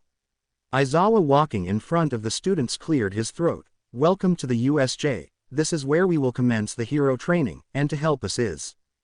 The doors to the USJ burst open as a feminine voice spoke loudly, finishing Aizawa's sentence, me. 13 and Magnetic here to help you heroes in training on your pathway to becoming heroes.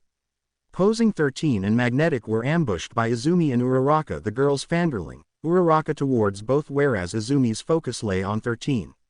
The two teachers led the class inside the building, Aizawa's stride quick as he walked by Magnetic's side. Where is All Might? His question was enunciated with his pointed stare. Magnetic didn't answer right away, an embarrassed look on her face. Don't tell me. It was just as Aizawa had suspected when Inko put 3 fingers up with a small shake of her head. Ha!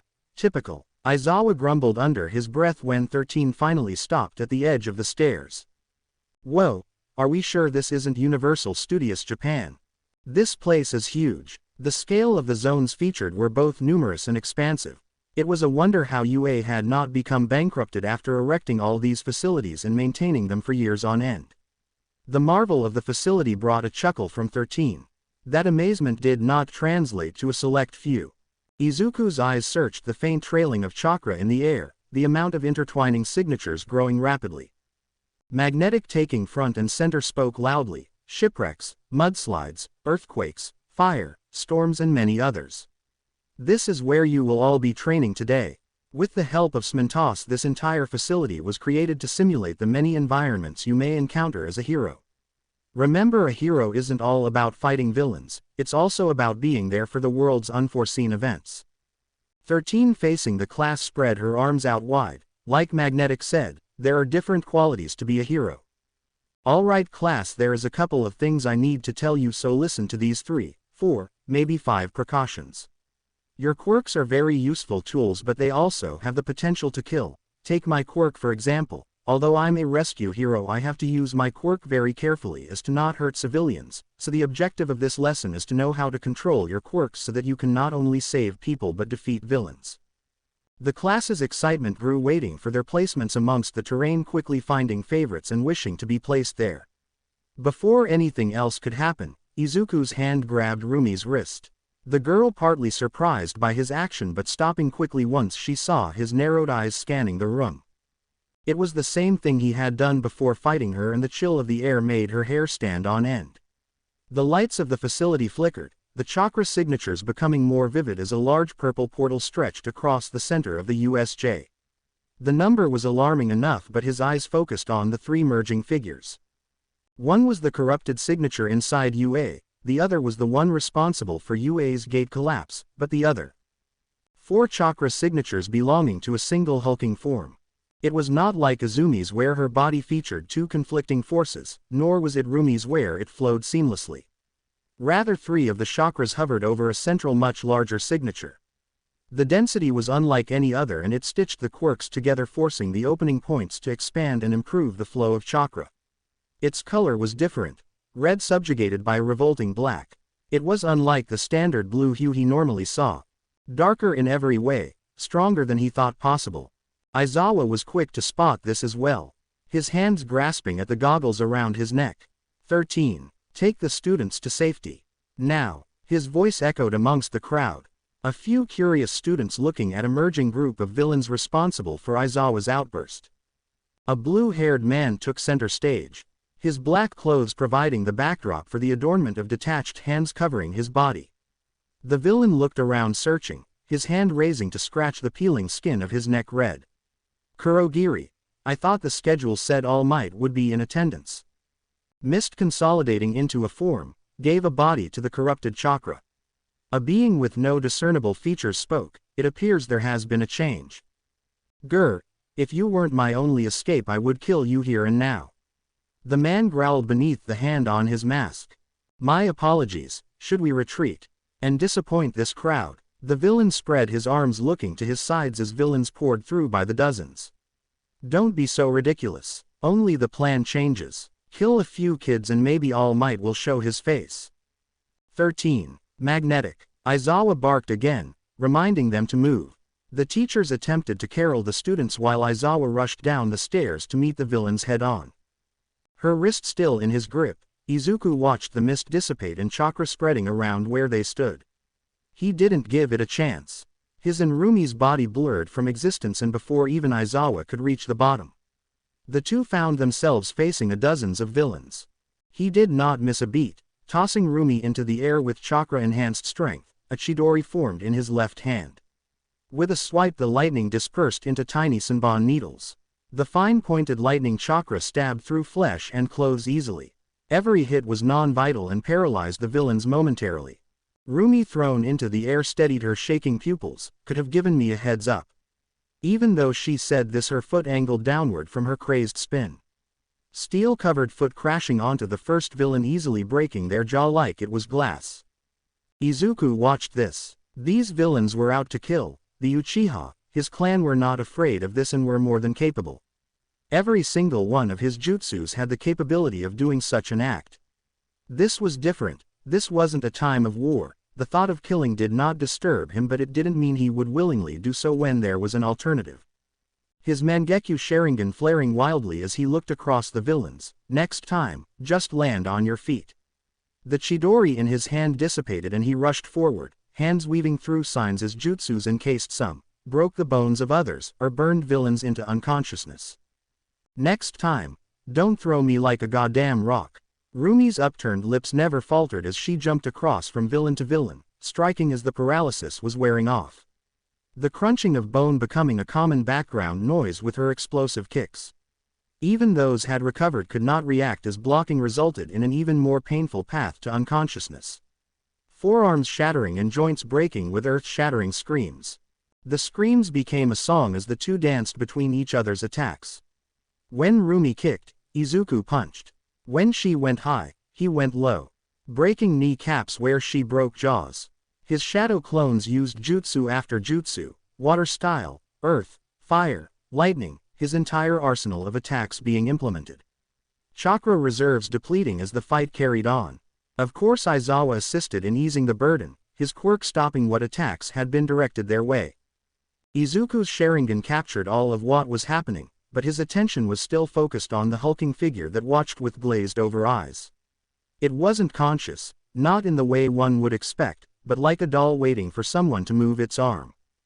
Out the way, asshole! Roomie used the stomach of another villain as a launching pad, kicking the temple of the villain currently gripped in Izuku's hand. Landing on her feet, Roomie gave a small smirk to Izuku. We work pretty good. Focus! Aizawa yelled from the side, giving a small glance to his students. Even if he did not like them down here, their combat capability proved to hold its own. He would not admonish them. Instead, the hero focused ahead. He would let Roomie and Izuku thin the smaller villains. For now, the figurehead of this attack was more important. Seeing the inactivity of the behemoth at the blue-haired villain's side, he rushed forward. Aizawa's intent was clear, but that made him predictable. Izuku's head turned. The figure's chakra fluctuated once a command was issued. In a blur of speed, the monster met Aizawa's approach. A fist reeled back and striking Aizawa's unguarded face. It sent the teacher tumbling into the ground, and without leaving room to breathe, it rushed forward against. Both arms raised above its head as it smashed down onto Aizawa. The teacher let out a yell of pain when his right arm was grabbed and broken at the elbow. Hand gripping the teacher's head, it smashed downward, breaking the concrete underneath. Izuku's eyes narrowed, watching as it switched chakra energies faster and faster. He went to make a move, but Roomie was a step ahead. On all fours she shot past him, her face twisted in a snarl. Nomu, kill that brat. The villain spoke from the side, pointing at the approaching Roomie. Just try, fucker. She predicted the next strike, jumping from where she had last planted her feet. The Nomu's fist crashing down where she previously stood, the fist just missing her. Its velocity and force causing a spurt of blood to spray from a gash on her thigh. Izuku's Sharingan flared wildly, a light sting in his eyes. She grit her teeth in pain but quickly twisted her body in the air, her left foot crashing into the Nomu's beaked mouth. Her attack tore its jaw off but that quickly restored with a regeneration unseen before. Roomie's surprise allowed the Nomu to grab her ankle. With its grip growing, Roomie growled as it crushed her foot before tossing her forward at the ground. In the air, her arms outstretched, and despite the speed she found stability, bracing with her hands before landing on her uninjured foot. Her lack of mobility was capitalized upon. As soon as she put her head up, another fist flew her way. Its intent was clear, to decapitate her with a single blow. The chakra that had been laying dormant coated the attack in a dense cloak. Roomie raised her left arm to block, waiting for the attack, but it never came. Her ears twitched at the sound of an explosive force gouging the ground. Opening her eyes, she stood where Izuku had been. Izuku took the brunt of the attack. The chakra of the Nomu was far more powerful than he could have imagined. Left forearm was pulverized and hanging limp at his side, the stairs he crashed into broken from impact. A substitution jutsu responsible for his condition. Its instantaneous use did not allow his chakra to reinforce his body fast enough. Hindsight was 20/20, he could have used a shadow clone or any numerous escape techniques. His mind said so, but his body spoke otherwise. It was before he could think that he did what he did. TCH, you were wide open. His Mangekyo Sharingan flared once more, as he looked to the Nomu. There was no thinking of how to attack, he just did as his body told him to. He flew forward with his own depleting chakra, heel crashing into the Nomu's left knee, shattering it on impact. Eyes narrowed, heartbeat thumping loudly in his ears. Right hand raising to strike across its jaw with no restraint, tearing it off with blood coating his fist. It retaliated in kind, the red chakra spreading throughout the Nomu's body and using all three other signatures in unity. His attacks were healed instantly and his next blows were lacking significant impact. The Nomu on the other hand used its strength to punch downward and into Izuku's body. His armor lessened their damage. Roomie watched from the side, she noticed the shift in his attacks. They were all lethal, his punches broke the Nomu's spine, and if it were a normal person its organs would have collapsed. As if it were not enough. Izuku's hand made a single sign, a shadow clone popping into existence as a Chidori formed in its hand. From behind it thrust the Chidori through the Nomu's spine and out its chest where its heart rested. It screeched in pain as the lightning scorched the open wound, but it did little to stop it. Jumping back, blood seeped from Izuku's eye. Amaterasu. Breathing growing shallower. A black flame spread across the Nomu's torso. Anything that the flame touched would eat away until there was nothing left. However, whoever controlled this chakra knew of its abilities. The same red chakra that coated its fist covered its torso. Soon it dripped off in chunks of dense liquid-like globs. He didn't give it a chance of recovering. A deep inhale as he weaved signs gave birth to another jutsu. Fire style. Majestic destroyer flame. He had ignored the surroundings around him. The large flame spewing from his mouth shot forward in a wide and destructive wall. Not even the ground was safe from the attack. Not that he knew it, but Roomie had just been outside the range of attack, and so was Aizawa. The unconscious villains they had left in their wake, however, were not as lucky caught in the attack. It was only through the resilience given by quirks that they weren't incinerated. The Nomu ran through the fire, attempting to close the distance. Another punch reeled back, and launching forward, it was only partly successful. Even if the strain on his chakra pool was great, he had summoned his Susanoo. The rib cage cracking slightly as the chakra-infused fist made contact. But he did not move from his position. Striking back, the Nomu was launched back, creating distance. It was enough for Izuku to push even more chakra into the Susanoo. Kurogiri. Let's get out of here. The villains made a quick retreat, leaving only the Nomu in its wake. Ribs being covered with a dark blue flesh, sword manifesting as a single-edged katana. Unlike its first stage, its definition was greatly increased. Amaterasu. He spoke again, and the blood seeping from his left eye increased, dripping on the floor. By now the rest of the class, which had been separated due to Kurogiri, witnessed the sight. The black flame coated the Susanoo's chakra, Kagutsuchi. His right eye joined its left. vision worsening as the flames spread across the entire edge of the blade. Only a few have seen what this was capable of. As such, they were the ones responsible for getting the other students out of the way. The blade swiped sideways the fountain centerpiece, the rock slide mountain, the fire zone's dome ceiling. They were caught in the blade's path. The wave of chakra sent their way, split them in half. The Amaterasu's flames burned what would have been any debris before they could hit the floor. The Nomu was not spared this treatment. Lower torso split from the upper torso. Not even the foreign chakra it had been using could save it from burning. Regeneration useless, shock absorption meaningless, and strength disgustingly outmatched. Vile. Disturbing, it pushed him so hard into using his Susanoo. He should have been able to take care of it without this. Should have stopped it, could have stopped it, if only he were stronger. All his life, after that day, reduced to nothing, powerless. Every opportunity passed over him in favor of another. He would not be that way again. The sword raised once more before slashing vertically, cutting the Nomu even more. The villains next to it this time were not spared. The destruction as his sword fell broke, crushed, and disfigured the unconscious villains into a paste, leaving a crater in its wake. Those close enough burned with the Nomu, disappearing from existence as the flames spread over them. No longer was there restraint. He would crush and dominate with overwhelming power. Susanoo disappearing with his chakra bottoming out, he collapsed to the floor, struggling to stand. Gloved hands grasping at the dirt below, barely able to see the floor, but his head raised, and with his Mangekyu still active he extinguished the flames already compounding the drawbacks of the Sharingan. His head dropped as he pushed himself to stand, only to be helped up. Roomie, despite her own pain, attempted to pick him up. "I think you got them." She pulled him, but that only resulted in him yanking his arm away. She stood in place as he rose, his eyes peering behind his hair. Sharingan still active as he glanced towards her ankle. She could stand, but just barely. Any pressure applied would be like stabbing her nervous system directly. His jaw tightened and his hand placed itself on the one hanging limp. He did not have enough chakra to use the healing palm jutsu. They would have to take these wounds in stride. "Hey, Uchiha, you okay?"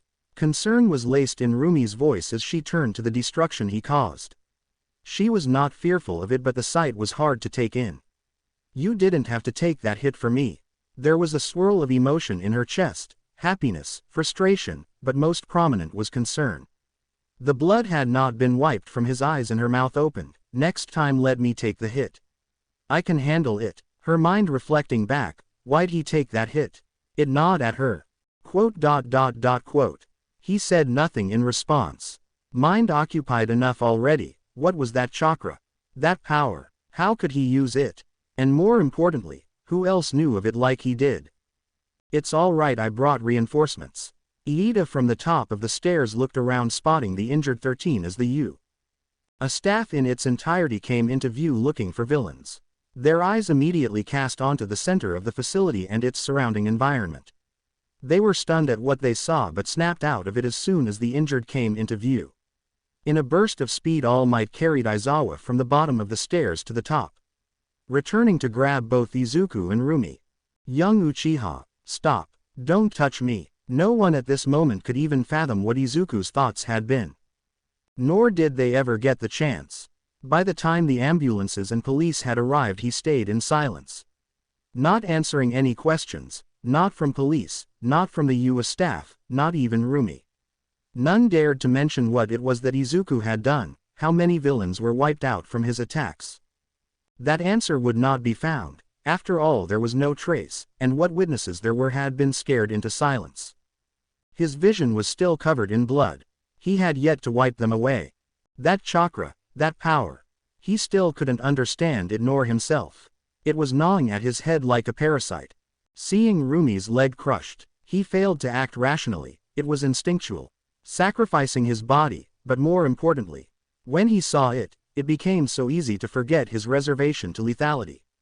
His Sharingan had caught the aftermath. The image wouldn't escape his head. The Nomu's body burning away with the flames of the Amaterasu. Those near it suffered as well. He even caught the sight of those who had unfortunately been in his Susanoo's path, pulverized and crushed under rubble, or splattered across the dirt that greedily devoured their blood. Was it rage, Or his newfound hatred at the Nomu. Whatever it had been, it failed in leaving. Shit. Hold still, Uchiha. The reason presented itself in front of him. Even with a grin of pain, ignoring the approaching EMTs, she took the time to rip the glove off her hand and tried to soak up the tears of blood. That fire in his chest grew when he saw the grimace of pain as she hopped on her only good foot.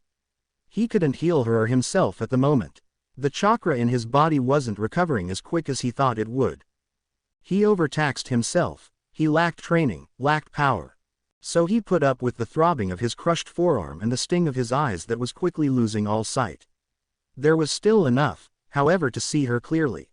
Thank you. His tone that had been harsh softened. Roomie caught it, but rather than her face flushing, she just finished wiping the blood before throwing her left arm over his shoulder. Fuck a thanks, just lend me your shoulder. Now that the fight is over, this ankle hurts like shit. She glanced back at the carnage, at the EMTs carrying Aizawa away. She had seen it, the way he fought, the way he changed because of her. And she wasn't dense. Her concern only grew. Izuku held Roomie's left wrist with his right hand, slowly walking up the stairs. He was, for the first time in a while, exhausted. He couldn't focus his gaze anywhere else other than the gray concrete steps in front of him. You never answered me. You all right? You know, bleeding from your eyes and all. That weight pressed against her chest. She could only imagine what it felt like for him. If he were to tell her the truth. No, he really wasn't. I'm fine. I just need a better pair of eyes. The chakra to his Sharingan had been completely cut. His minimal reserves were the boundary between collapsing or even dying. His use of his eyes were almost depleted. He would have to quickly find a way to transplant a set of Mangekyo and evolve himself even further. You. Her eyebrow raised. He was clearly in worse shape, so much so she actually felt guilty for using his shoulder. Her weight shifting the majority to her right foot in this realization. His breathing was heavier and the grip on her wrist was tighter. Don't worry about me, Uchiha. I'm made from some tough shit. Even a smile or grin was enough, even if it might have been forced. HMPH. Izuku responded with a quick exhale through his nose. Lips twitching just for a second. Almost a smile, but not quite. Reaching the top of the stairs, he had refused treatment, only handing Roomie off to the paramedics. All he needed to do was to let his chakra recover. Healing himself would come after that. Roomie tried to stop him. So did the teachers. Their voices had meshed into a single noise, indistinguishable from each other. The protests of his birth parents were no exception. The other students had their fear reinforced. Izumi, her friends, there was little they could do. Their eyes falling to the floor, refusing to look his way. Pushing past the police and paramedics, the fact the school day was still ongoing meant little. He needed to recuperate. He needed to understand what happened, hoping that the knowledge of the Uchiha could shed some light. He sat completely still, his eyes dancing between the scrolls strewn across the ground. Poring over the content for days, trying all he could to understand. Wounds mended, replenished chakra, and medical ninjutsu did what paramedics would have failed in accomplishing. Days without sleep, absorbing all he can, he came to the only conclusion possible. Chakra did not disappear, that was impossible. The very essence of life was just another form of chakra. Quirks are evolved chakra pathways, resulting in Kekkei Genkai that the shinobi world would have never imagined. The Nomu had this, he sensed it, could see it with his Sharingan. But that was not all. His belief was one that was simple. Only he knew how to possess and use chakra as they did in the past. That Nomu had one of the purest forms of it, however. While it may have not been able to use jutsu, its power, even a portion, was enough. A red chakra so thick the flames of the Amaterasu could not melt it away instantly. Power and speed that had caused him injury. Yet he could tell that this was but a small portion, worse yet that someone else knew of chakra. Had that been it, he would have eventually figured this out. Overcome it with ease, but the issue elevated once he found out what that pure chakra had belonged to. The Uchiha's history has had several interactions with this form of chakra. Madara Uchiha, Obito Uchiha, and Sasuke Uchiha. 3 generations have seen, encountered, and has either fought and or dominated the being responsible. His Sharingan searched many of the scrolls for confirmation. This information alone would flip what he knew on its head. If he was not isolated in the use of chakra, how many others could use it? His heart pounded at this.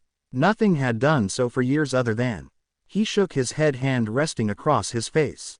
That red chakra belonged to the nine-tailed beast. His eyes closed and jaw tightened. If this was true, he needed power. He could not get Roomie's shattered ankle out of his mind, nor the fist that could have decapitated her. His arm shattered in two places, his chakra reserves bottomed out, even restoring to an imperfect Susanoo to destroy the Nomu. The longer he reminisced, the more he despised himself. Despised inability. A shadow clone appeared, it went without a word, while his left and raised thumb, index and middle finger reaching out towards his open left eye, Sharingan morphing into his MS. Something needed to change. He needed to change, so that next time not only would that chakra be his, but no longer will he ever be put in that position. Body failing to flinch as his fingers dug underneath his eyelids, blurred vision snapping away in an instant as he plucked his eyeball from his skull. Blood seeping down his face as he closed the hole of his now missing eye. He held it, dropping it in an empty jar of liquid that his shadow clone had brought to him. Fingers still slick with his own blood returned to his remaining eye. No more would he be limited by his eye's degradation. He read the scroll of his clan. It took months for this process to heal. That was why he waited. He knew now that it wasn't for preparation but his own fear. He was a coward no more. No longer would he remain complacent because he thought he was powerful enough to overcome every situation. He would gain more and more until what he once believed truly became the reality. The squelching of his own fingers grasping his right eye echoed throughout the space. Just like a light had switched off, he was submerged in complete darkness. Still his senses did not fail him and his eyes were securely contained. The blood did not bother him as it dripped down his neck and soaked into his shirt. He only waited, hearing the click of the jar's lid as his shadow clone prepared. It would not last long. Once it completed its task, his clone would disappear. Each squeeze of his chakra will be put to his new eyes. His shadow clone had picked the perfect pair. There were many choices, many that had enticed him. Madara Uchihas had been near the top, but as the days had progressed he realized the faults of his clan, of his ancestors, sifted through their history. The only right choice was.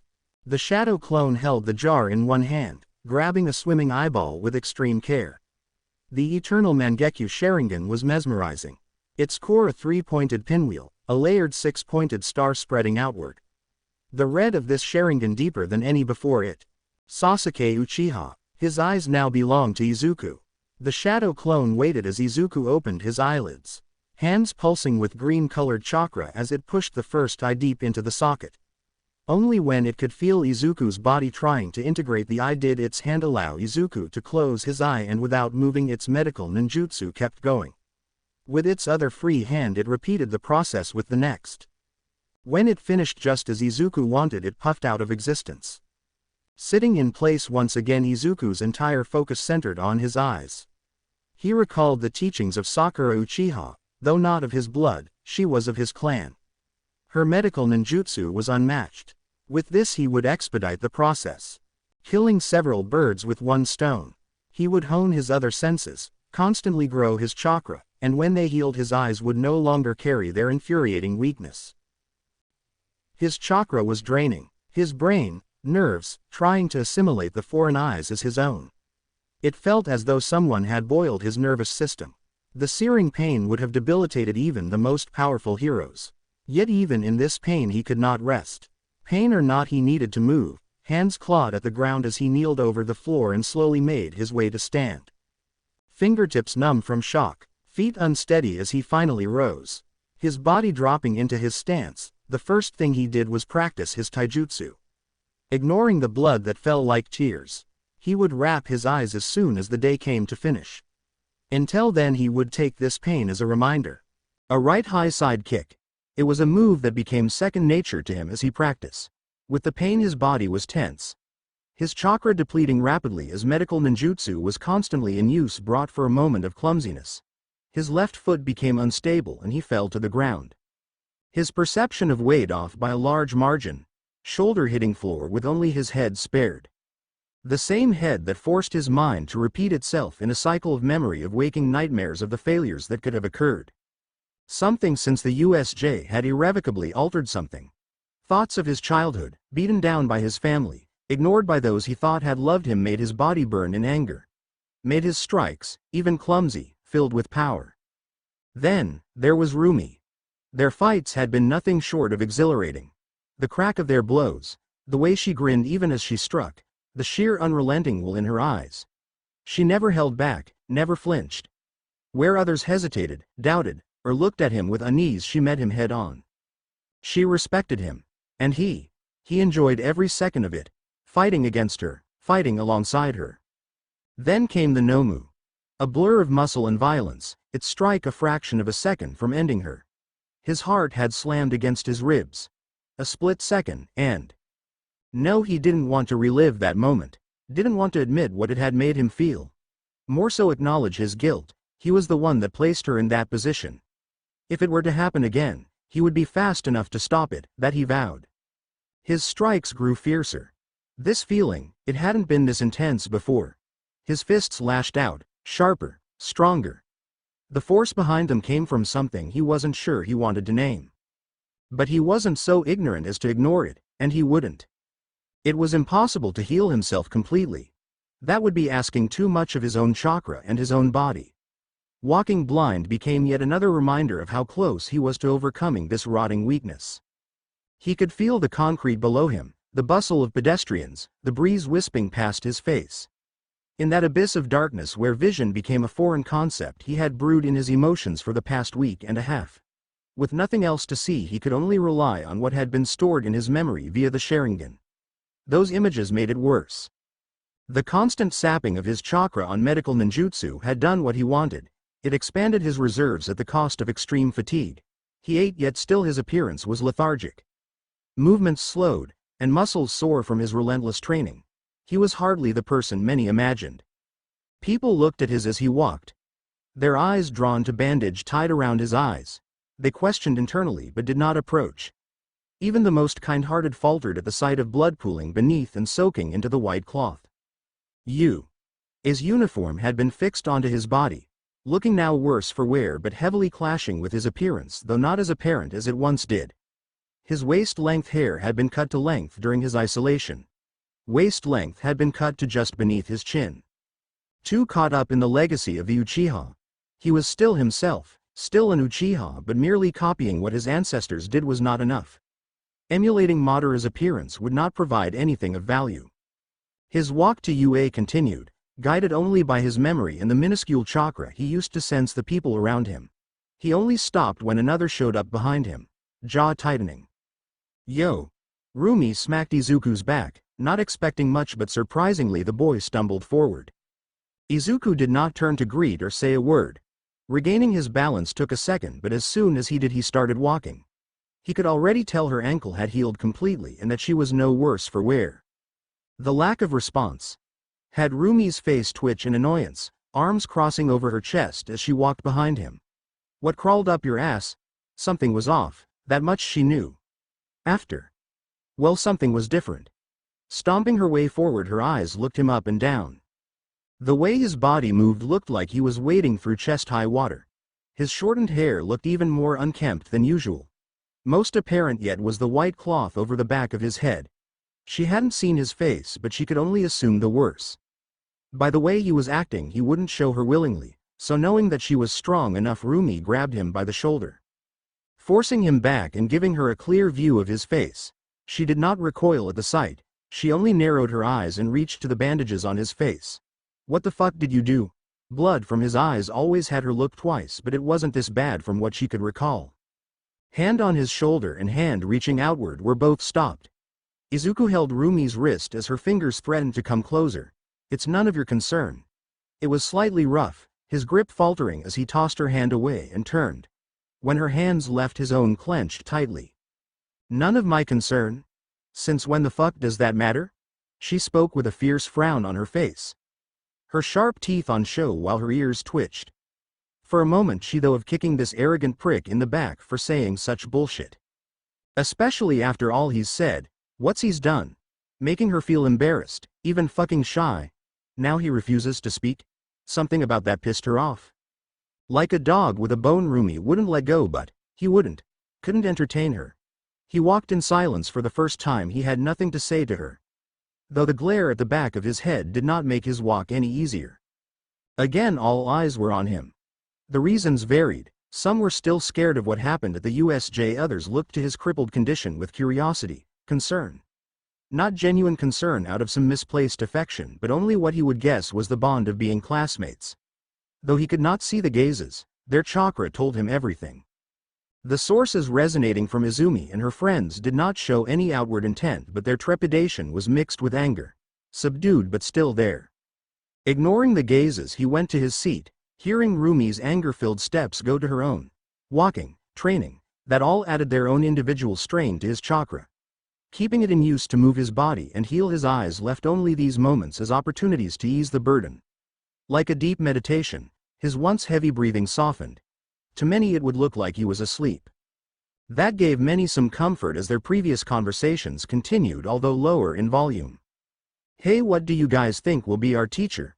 Kaminari spoke within the small group of students near him. The question was on everyone's mind. Although some weren't there, they heard about what had happened to Aizawa. The rush of the paramedics told a story that Aizawa may not be back for a while. Hopefully midnight. Mineta drooled, his lecherous mind thinking about all the online school parodies that he viewed. Maybe this was finally his chance. Dude. Kirishima face scrunched in disgust. Jiro and Mina also edged away, repelled by the boy's face. Izuku heard it all but said nothing. Had his chakra reserves not been so depleted, he could have healed Roomie. He could have healed Aizawa. Though by the chakra signature outside the door, Aizawa did not know when to stay down. The door opened with a slow clacking as Aizawa stumbled into the room. His entire face wrapped in bandages. It was hard to ignore the stains of red, but the man didn't seem bothered and looked ahead. Thankfully the hero's blindness matched Izuku's own. So he was not questioned. For how long that remained, well, he guessed until the next class. Surprised by Aizawa's appearance, the class were even more concerned than Izuku's entrance. Speaking through bandages, Aizawa's voice muffled, the strain of just a simple action appearing with a grunt of pain. "Settle down." Despite this, the class still spoke with Ida's voice the loudest amongst the collective. "Aizawa-sensei, are you sure you should be teaching right now? Wouldn't it be better for you to be resting? My condition shouldn't matter to you. Not now, because your fight isn't over yet. Oh please, no more villains." Kaminari whimpered as he added his theory to the end of Aizawa's ambiguous sentence. The other students, hearing the boy writhing with anxiousness. Having just faced a group of actual villains who were hell-bent on killing them, the students didn't quite know what to think. This profession was dangerous, they all knew that, but two villain encounters this close when they hadn't even graduated. "Calm down. There are no villains," Aizawa reassured his class. Pausing, he waited as the sighs of relief filled the air. "Don't get too calm. In a week, UA will be holding their annual sports festival. All first-year students will participate. That means heroic, support, even business classes will be there. Aizawa-sensei isn't holding a sports festival so close to a villain attack a bad idea." Momo spoke, interrupting Aizawa. "On the contrary, Yaoyorozu, this festival will be a show that UA isn't so weak that any attack will be tolerated.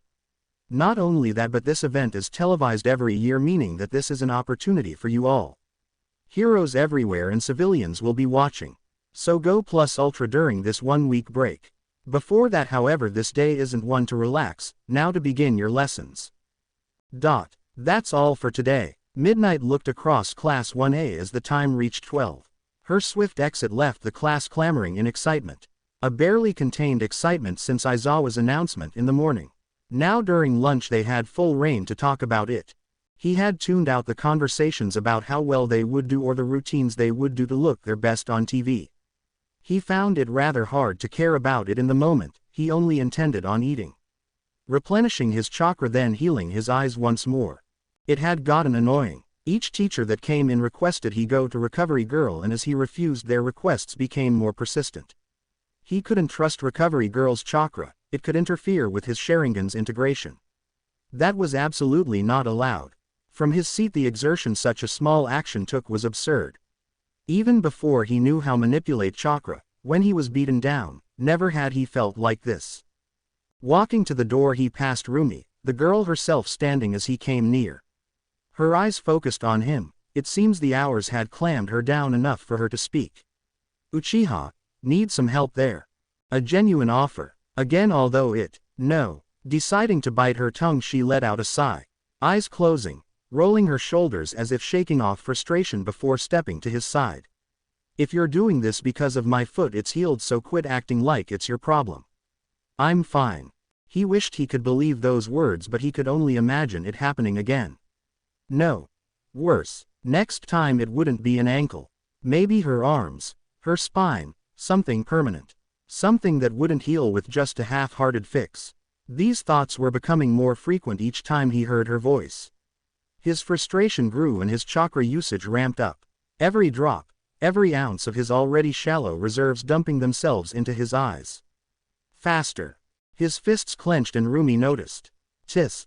Come on bastard. She grabbed his free wrist. Gotta assist the blind when you see one. She tugged him forward whether he resisted or not. Until they reached the door. Sliding it open only to find their way blocked by a plethora of students. Hey, why are you guys here? Confused Kirishima questioned the group. They're scouting us out for the sports festival shitty hair. Katsuki walking up to the door answered the question as his sister joined in. Yeah we were the only class to survive a hero attack so they want to see what we are made of. Looking at the door Katsumi glared at the classes. She wasn't the only one. Roomie really did not want to deal with this shit. Refusing to let Izuku's wrist go she moved forward. A blonde boy however stepped in her path. Look at these 1A scum. You think you're so high and mighty that you can't even introduce yourselves. The blonde looked at the irritated Roomie before looking to Izuku and more notably the bandage covering his eyes. Well it looks like there's one less to worry about in the sports festival. Roomie's foot crashed into the blonde's stomach. She waited as the boy crumpled to the floor, the wind knocked out of his body. Talk shit all you like, asshole. Looks like you can't back up a word. Still pulling Izuku she walked off even when another student from the crowd spoke. Wait, she simply waved whoever it was with a hand, spew your bullshit to them. Maybe they'll care. Right now the only thoughts in her head revolved around Izuku. Without any further interruption the pair got their food. Izuku still having not said a word as Roomie pulled them into their seats. In silence he ate, head angled away from her gaze. Hey, she waited, again no response. What the fuck is up with you? He did not give her an answer. Her irritation grew. She gets it, what happened at the USJ was crazy. He may have done something completely absurd but she could tell that wasn't what Izuku was even remotely thinking about. They say a single fight could tell you all you needed to know. Well she has fought against and with this fucker. She probably knew him the best and him her so something else was eating at him. Blowing me off isn't gonna fucking fix whatever shit you're going through. What the hell happened to your eyes? Why don't you say something at least? She knew if he did say something it would be a lie but still that was better than just staying quiet. No matter what she said before he always had a response, an honest one. So this silent brooding wounded warrior bullshit got on her last nerve. It fucking mystified her why she even gave so much of a shit but there was no way she could let this go. Still she wasn't gonna beg for a response. So when her fork cut into her food she only spoke once more. Fine have your way. Despite her words she looked to him, seeing his head turn her way, listening. The silence was louder than he expected. More suffocating than anticipated. A quick exhale, fist flying forward like a strike of lightning, air shifting under its pressure. A calming voice in her ear, shift your foot. A mentor, a father, and her predecessor. Body moving as she willed it. Bare hand boring through a chest, lightning coating the flesh, breathing rough, stumbling with blindness. His opponent, an exact copy. Memories of a broken ankle, nightmares of a possibility. Good. The smile of the #1 hero blazing like the sun. Her own smile stretching across her face. Sweat dripping off into a soft white towel. A refreshing balance of rest and practice, accompanied by the chill of water. Blood soaking deep, dripping down his chin onto the floor below. Seeing nothing but a future he fears. Arm striking, lightning burning, fingers numb. Fire scorching his throat, still not fast enough. Not fast enough to quell his rapidly beating heart. Her red eyes, ferocious grin, it set his teeth on edge. Such a possibility of it missing was more than enough to ignore the plea of his body. It was supposed to be simple. She entertained him, but now it only got more complex. The wooden training pillar splintered. Quirk like a rushing river, flowing through her veins, it was natural even if its sluggish improvement had caused her to stall. There was no rush. Her father reassured her in time what was once his would become hers. Mother watching from the sideline, encouraging through the heartbreak held to use her original quirk. She did so, a small throb of her head, her muscles tightened. Her strength compounding on top of each other. The splintered pillar became a pile of wood chips. No longer standing, parents smiled at her improvement. The stage was set for her, this would be an opportunity to rectify past mistakes. Fingertips tracing gash on her cheek. A small shiver running through her body, fear. Cloned hand piercing through his shoulder. Blood seeping from the open gash. Distracted, only for a moment. Roomie. Chakra blocked from healing it closed. Only the restoration of his eyes mattered. He needed them, needed what they offered him. The pain of his arm ignored, hands weaving sign after sign. A wall of stone, a torrent of water, pillars of flame, blades of wind. Carved into the wall in front of him. Uprooted the ground and through the body and armor of his clone. The only comfort found was the warmth of his own chakra, threading a feeble and thin connection. Like strings of melted iron, his own chakra and the foreign chakra of his ancestor began forging into one. Soon. 3 weeks. Not nearly long enough. No end in sight. Nerves in constant pain behind the bandages. He could not hear the excitement of his classmates. Their words, declarations, and training methods eluded him, much like sleep. This sports festival meant everything in the world to them. But he did not feel the same way. His head turned, picking up only one voice in particular. Drowning out the voices of Ishido and Asui, he could only hear Roomie. She had walked with him again this morning. Eyes glancing in his direction constantly, eyes focusing on his bandages, the stumble in his walk. Still not speaking a word. A vow made in the 2 weeks of training. Or at least until he was the one to break the silence. He did not know. What he did realize was that the strength she held previously improved. Stronger than in battle training, still not strong enough to stop that Nomu should it ever return. Voice like a haven, it made his fists clench and jaw tighten. Wanting to speak. The buzz of the classroom increased. Each second, excitement built on more excitement. By the time the clock had barely reached 8 a.m. the entire room drowned in conversation. Yelling, boasting, and gossip. More notably the conversations seemed to stem back to the boy Roomie and himself had dismissed. In an instant however. Silence. The door to the room opened and Aizawa stood at the podium. Still not fully healed he was assisted by present Mike. The underground hero's voice rough, but calm. Let's hope you keep this energy for the sports festival. Now get dressed in your gym uniforms. The bus leaves in exactly 10 minutes. Better to make those 2 weeks of training worth it. There were questions thrown about. Hero costumes, gear, but they were quickly answered by Aizawa. The hero suits would give the students an unfair advantage unless they are specialized gear to control a quirk like Aoyama's belt, then it is not permitted. There were whispers among the students. It made sense, after all they were the only class that had faced villains before. Though not many wanted to remember the USJ. Their glances all shooting back to Izuku, what they saw was not something they would forget any time soon. It may have been bad to say but they were kind of glad that Izuku was incapacitated. Some because they were worried about the competition. Others because it made it look easy to take him out of the sports festival. They doubted they could had he been at 100%. Some had voiced their opinions about it. Mineta praying and thanking God for the opportunity. But he was shushed with a glare from Roomie. Either way the class's focus shifted once present Mike spoke. All right listeners, go and get ready. With an enthusiastic cheer he effectively got the students to move. Everyone just wanted to get changed and get to the festival. They wanted to be graced with the eyes of the nation on them. Wanted to show everyone he had doubted or mocked them that not only were they in UA but that they deserved to be there.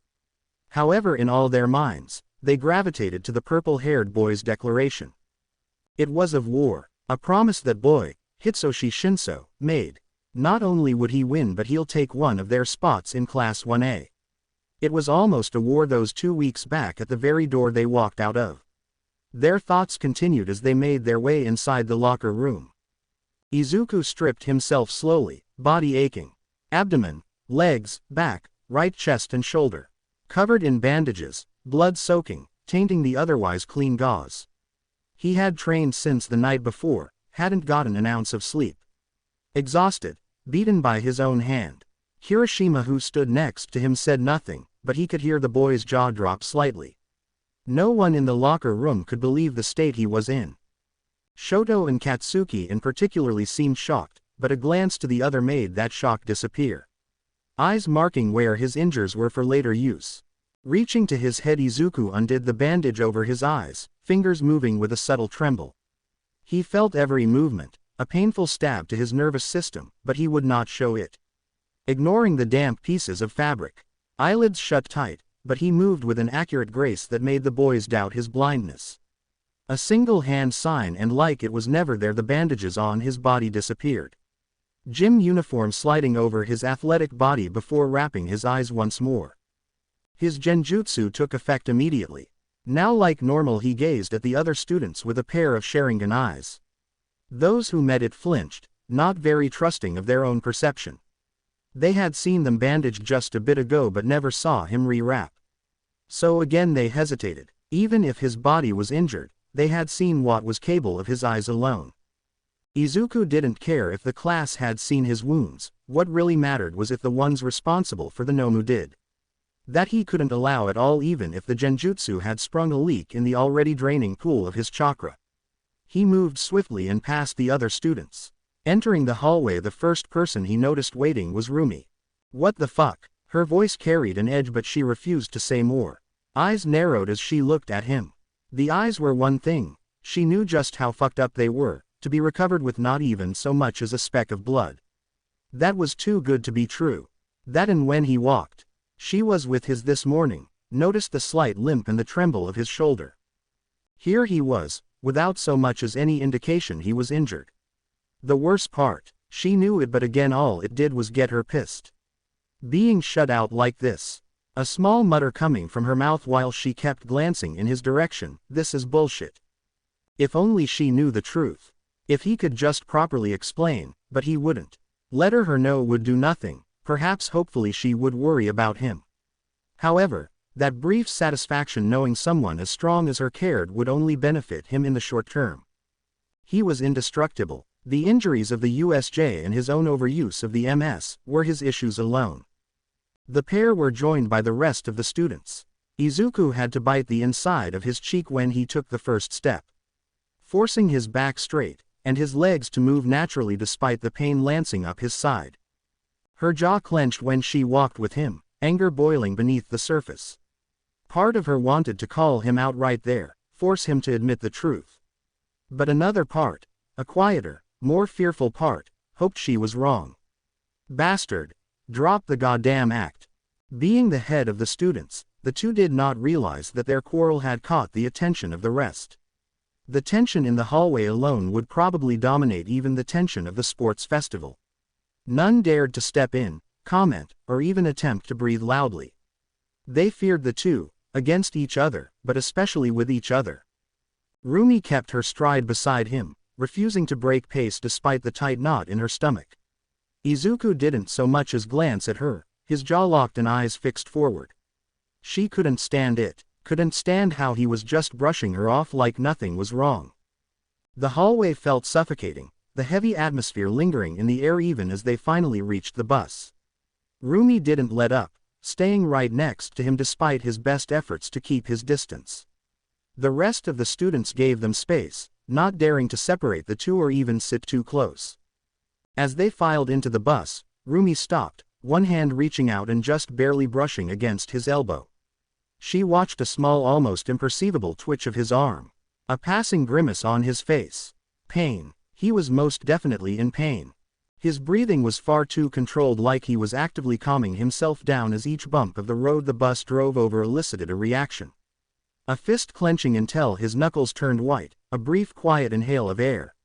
Yet he said nothing, and she was sure he could feel her gaze locked onto him. A knot formed in her stomach.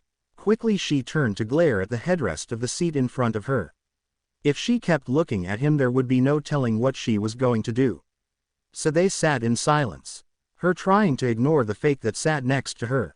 Him trying hard to maintain this illusion. It took 30 minutes for the bus to arrive and 5 more for Aizawa to lead the class into a private waiting room specifically designated for his class. If you could name it, the room probably had it. Snacks, water, sports drinks, anything and everything for UA's students. The lounge inside was relatively small, about the same size as their classroom. Izuku walked through into one of the many tables inside. He took a seat, avoiding even the idea of standing. Behind the genjutsu, his eyes shut even tighter, hand reaching to his right forearm. Because of the conversations they were having, the students were not able to see the small puff of smoke come from his forearm. A small piece of paper, elaborate kanji written on the white parchment. Chakra in his fingertips, the kanji glowed faintly. It took preparation, many hours of practice, but the unsealed chakra supplement finally fell into his hands. Placing the small herbal medicine ball, he bit through, ignoring the bitter taste filling his mouth. It fed his draining chakra, slowly rejuvenating the diminished supply. He had several more seals he placed onto his skin, under his bandages, and where most cloth-covered flesh. This was his only opportunity. For a moment thankful that Roomie had been occupied with most of the girls in the class. Even if she lacked his visual prowess, nothing got past her. With the ability to flex his wrist comfortable, the paper in his hands crumbled to ash from his chakra. He enjoyed the small quiet moment. The white noise of his classmates' chatter eased his mind. Until a hand smacked against the table in front of him. His illusion Sharingan eyes swept to the person responsible. Izumi slightly flinched, but her hand remained on the table. Even with the slight stutter in her voice, it took only a little time for her to find her nerve. Izuku, her jaw clenched, making the scar he gave across her cheek even more definition. You're strong. But, I've been practicing, don't you dare think it'll be like the battle training. I'm gonna win. She glared, seemingly bolstered by the presence of her friends standing behind her and the gazes of the other classmates. Izuku's own eyes glared back. It wasn't like he had forgotten, he never did. Even if he could not define the dreams he had of Roomie, he most definitely could for them.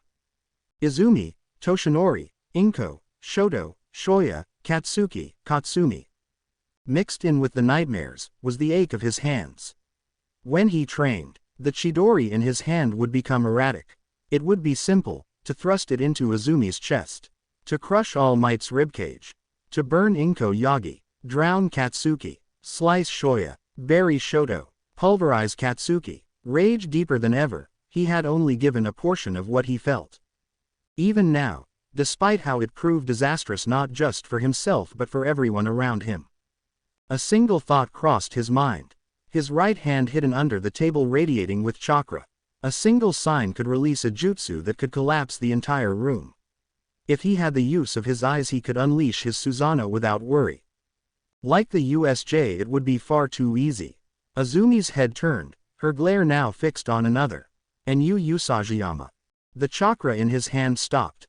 Attention turned to Roomie, who stood on the other side of the room with her arms crossed, a large ferocious grin on her face. Challenging me too? Shit, you got a damn death wish. Fine, I'll do you a favor and add another scar to that pretty face of yours. Roomie smashed a fist into her open palm, her red eyes looking at each one of Izumi's little posse. Having seen Roomie's performance against Izuku, everyone knew that if Izuku was first in terms of destruction, Roomie was not far behind. So it was paramount to understand a simple fact. If you wanted your worth to be proven within Class 1A, you have to try and take those two down. Fuck you, say bunny rabbit. Katsuki, only held back by his sister, scowled at Roomie's words. Not only did Roomie not back down, but she flipped a finger to Katsuki, while laughing at his glare. Hey guys. Hands raised, Kirishima interrupted, sweat dripping on his brow. Can't we all just relax? We're classmates. Trying to keep the peace could not work, especially with the group he pleaded with. "Classmates, these guys are pussies. They're not gonna do shit anyway." Not raising her voice, Roomie turned to face Kirishima, throwing the thumb over her shoulder to Izumi and her group. Voice flat, not just confident but 100% sure that what she said was true. To her and the rest of the class it was obvious that the only one who could really fight her was Izuku. She made it even clearer as the announcement over the speakers in the room spurred her to look at Izuku. It called for the collection of classes to meet at the central arena tunnel. With not a single word, Izuku rose from his seat, waiting as Roomie walked past him. The air shifting as she left with a glance. It was time he got moving. He willed his body forward. Watching the faces of Izumi and the rest was when he realized he did not give a response to their declaration. "You can't win." Through the illuminated halls, the class was caroled into a darkened tunnel. Before they took the lead at Semtos's instruction, Class 1A had gotten the opportunity to view the other classes also involved in the festival. Hero Course 1B, Support Courses F, G, H, and finally the General Education students of 1C, D, and E. The levels of nervousness scaled accordingly. The Hero Course students were mostly fine, however the General Ed students did not feel all too great. A great many were shaking in their boots, pale-faced, and sweating. Izuku could not visualize them, instead relying on their chakra signatures. Differences became much more clearer. Hero students had integrated chakra. It was strong, almost extension of their limbs. However, the General Ed and support students did not share this. Their presence was low and their cores detached. Of course there were exceptions, but as of now they weren't anything he needed to be concerned about. "Class 1A, please stand in front." Smentos ushered them forward and first into the large tunnel. Quickly they were followed behind in alphabetical order. Their steps echoed in the tunnel, whispers of students filling the air before it was overtaken by Present Mike. Light entering from the end as they stepped through. "Ah yeah, the sports festival is OOOOOONNNNNNN." Present Mike's enthusiastic yell was joined by the stomps of the audience, the cheers of civilians and heroes alike. NNNOOOOOW. Let's meet the stars of this event. The class with the ultimate badasses. Surviving and thriving, they drove back villains, fought side by side and destroyed the evil in their way. It's Class 1A. As they took the first steps out the tunnel, Class 1A was showered with confetti. The cheers reached the skies. The class couldn't help themselves, with shy grins they waved to the audience except for a few. Roomie grinned excited that she'll kick some ass in front of so many spectators. Izuku kept his head forward, genjutsu'd eyes scanning the audience sections. Izumi steeled herself, though she gave a small smile. And following them is Class 1B, General Ed C, D, E, and support courses, F, G, and H. The less than enthusiastic announcement only gave way to animosity between the classes. So just because of a villain attack they get all the spotlight. The students behind them grumbled complaints through gritted teeth. Their eyes all set on taking down at least one Class 1A student. Others kept quiet, brewing in anger. Hitoshi Shinso in particular kept his mouth shut. They continued to walk until a large cement stage took the attention. Taking their places, it didn't take long for Present Mike's voice to echo off the arena walls. "AAA all riget. With our heroes of the day introduced, it's time to introduce our referee. Please everyone make some noise for the R-rated hero Midnight." The cheers for the students were loud, but none could compare to the cheers of single middle-aged men. Their eyes glued to Midnight, who walked on the stage, a healthy sway in her hips as she smiled at the crowd. Reaching the microphone, she gave a small seductive wink, index finger resting under the lip. Simultaneously several men had to leave the audience for the bathroom. The male students were no better, staring at Midnight with hearts in her eyes, much to the chagrin of their female counterparts. Not that she cared, but Roomie stole a glance to Izuku before wanting to smack herself upside the head. This fucker is blind. Still, it did prove some comfort that what she thought were fake eyes did not look at Midnight but at the crowds in the audience.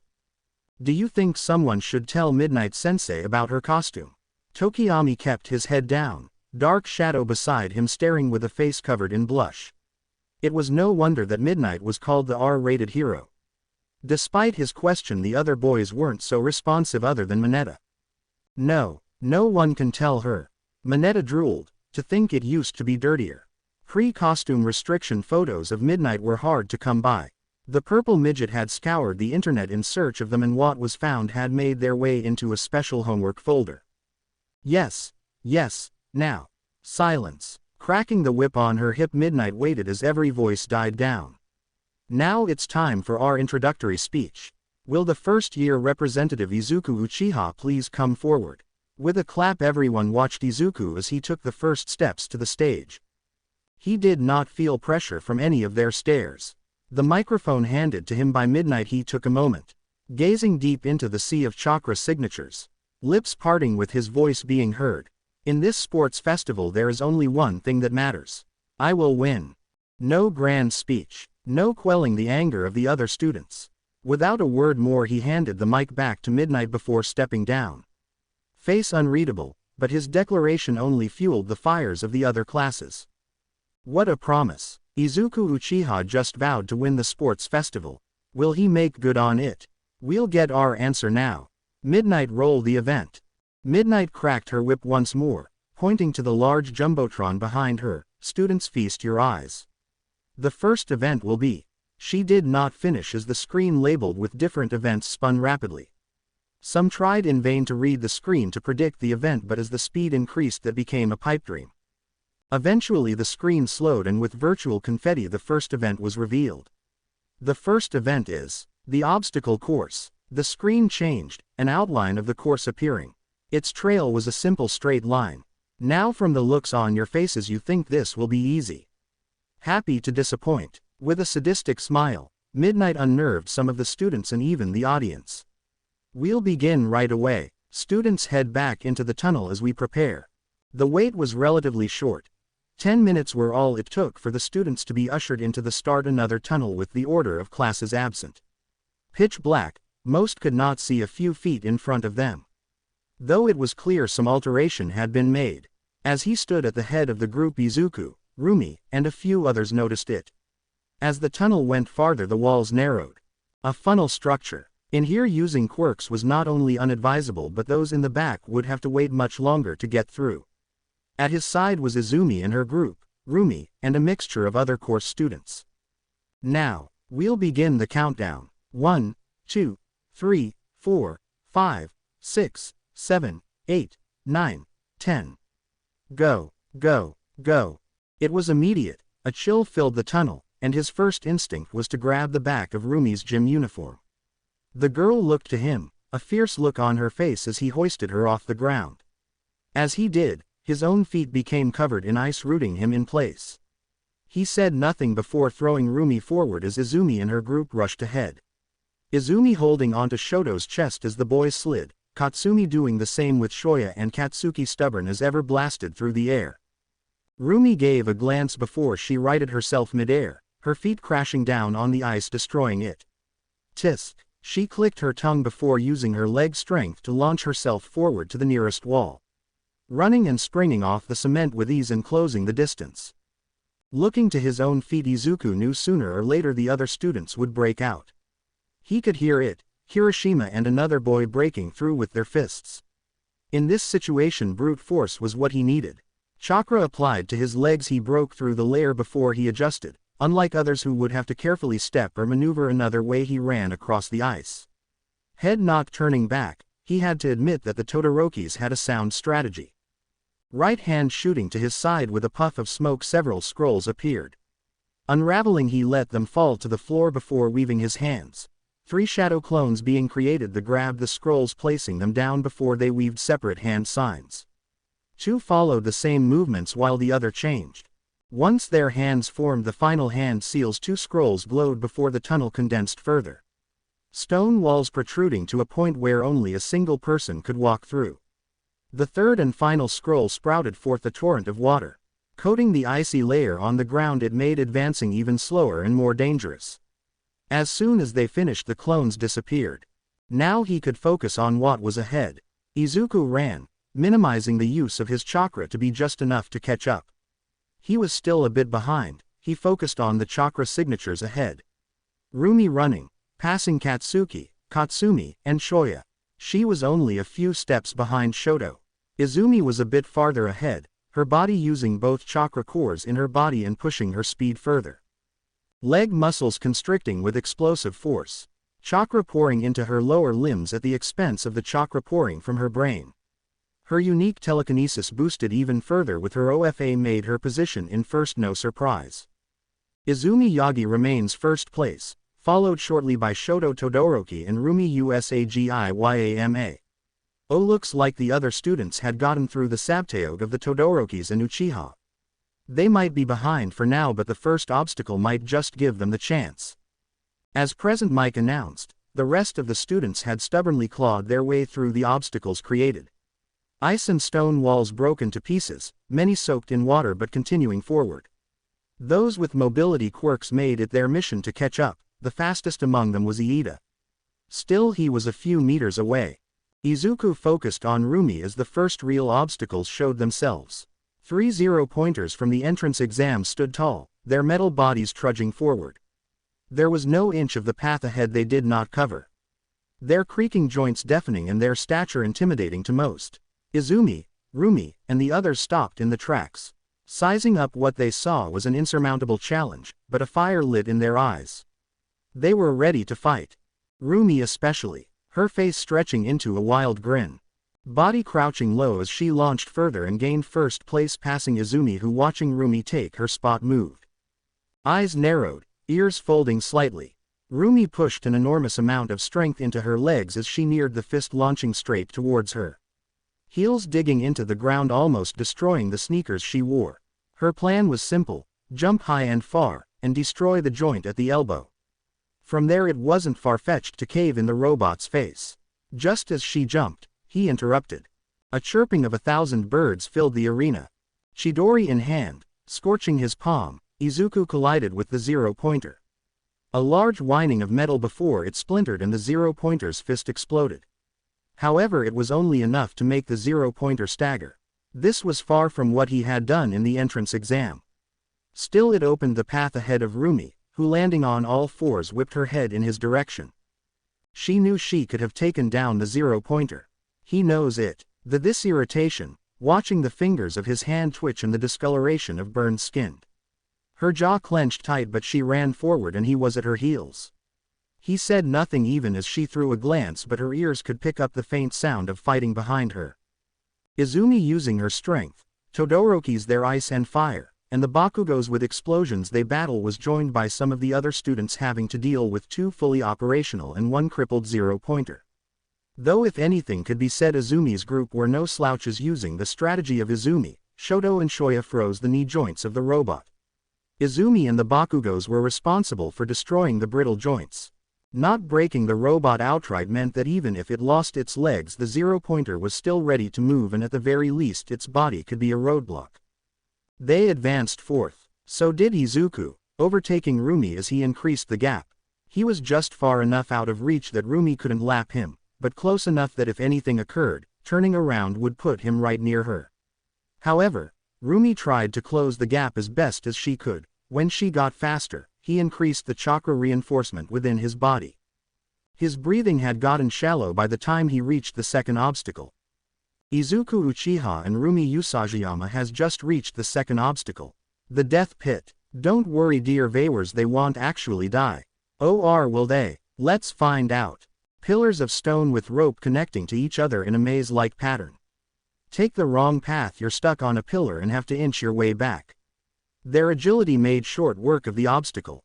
Leaping was enough to cross the pillars with ease. The idea of balancing atop the ropes was lost on both Izuku and Roomie. Taking initiative as he jumped from pillar to pillar, several leading ropes were cut, burned, or ripped from their pins in the pillars by his own hand. Acting as a spectator, she could only watch him do this. The path he took sabotaged, but not just his. Her path as well was cleared of any following lines, a clone of himself, just a single leap behind accomplishing this. It irked her. Knot at her chest, the knot in her stomach growing even tighter, matched only with the grinding of her teeth. From pillar to pillar her heels dug even deeper, breaking stone when she landed. Her eyes narrowed to a point, narrowed on him. Izuku leapt. His constant chakra adjustments were complex as he jumped and landed. His foot reached the end of the obstacle, He slipped forward, stumbling a single step. He righted himself, kept going forward. He could hear the confusion of some students behind him. Deku, you fucker. The loudest among them was Katsuki as his anger took hold. Izumi and the others adjusted what plan they had, seemingly giving up on taking the first position, instead moving to just get as close as first, possibly bump Roomie down a few places. It was a necessary sacrifice, all that mattered in the end was who stood on top. Be it the first, maybe even the second, Izumi would forego the top position. It was the last event that truly mattered. For now they would do what any other student would. Gain attention. The Bakugos used their explosions to fly over the gaps, stopping momentarily to regain footing on one of their pillars. Shoto and Shoya used their ice to skate across what ropes remained before using their combined ice to form makeshift bridges. Izumi looked to the crowd, ignoring the students behind her, eyes focused on the VIP viewing area. Inko and Toshinori sitting, cheering, their eyes focused on her. A smile crossing her face, even when her mom took a glance towards Izuku. It didn't matter, she had their belief. Legs growing tense and the unpleasant hum of her head buzzing with pressure behind her eyes. She jumped forward, righting herself in the air as she crossed over two pillars at a time. The path stretched onward, the dirt kicking up under his feet, steps increasing behind him as one by one students crossed over the second obstacle. He ran for what seemed like minutes before the third obstacle reared his head. He ran ahead, hearing the words of Present Mike. Our first place competitor has just reached the third obstacle. A's own personal minefield. Better watch your step or you'll get a nasty surprise, and trust me viewers, it does not feel good. He heard it but still ran ahead, hand forming a sign, sacrificing his own shadow clones. They ran into the sand. There was no strategy in mind but to just detect the mines and let him adjust from there. A clone further to his left exploded with a pink mist, its death transmitting to his mind, and it happened to another on his right. The mines were placed within 3 to 4 feet of each other. The spacing was not random but in a wave pattern. More of his clones either exploded or stepped onto duds. Either way, once they disappeared, the placement became clearer. Even when it became crystal, he continued in sending shadow clones. They weren't just finding his path, they were clearing hers. Explosions rang out ahead of her, each detonation timed just far enough in front to keep her pace steady, to avoid forcing her to dodge or halt. The mines that could have caught her off guard were gone before she got there. The sand pit with buried mines continued for about half a mile. The stretch of land decorated with geysers of sand as mines exploded behind. Coarse grain sticking to the sweat building on the back of his neck. Heart pumping until its beats could be heard like a drum. The finish line was close, and when he crossed it, Present Mike forced him still. He stood tall, his breathing growing under control. Izuku Uchiha has crossed the finish line first. Following quick behind in second place is Roomie Usagiyama. WHO will be third. A breather had just been what Izuku needed. The chakra military ration continuing to feed his reserves, and without the need to move, its effectiveness only grew. Despite the draining use of the medical ninjutsu and his genjutsu, the stress had been dying down significantly. The same could not be said for the glare at the back of his head. Like it had been announced Roomie was second, be it her competitive spurt or something else, her glare only got fiercer. The distraction that was Izumi crossing the finish line had been enough to take her attention away for a moment. After Izumi, the other students gradually made their way through the final tunnel. Shoya 4th, Shoto 5th, Katsumi and Katsuki taking the remaining 6th and 7th spots respectively. Others like Yaoyorozu and Mineta took the remaining 2 spots of the top 10, just being beat by Iida and Ashido. Their arrival brought forth the rest of the classes. Of the hundreds of students, only 42 would qualify. That was made clear when Present Mike's voice came through the speakers. That is it for the first event.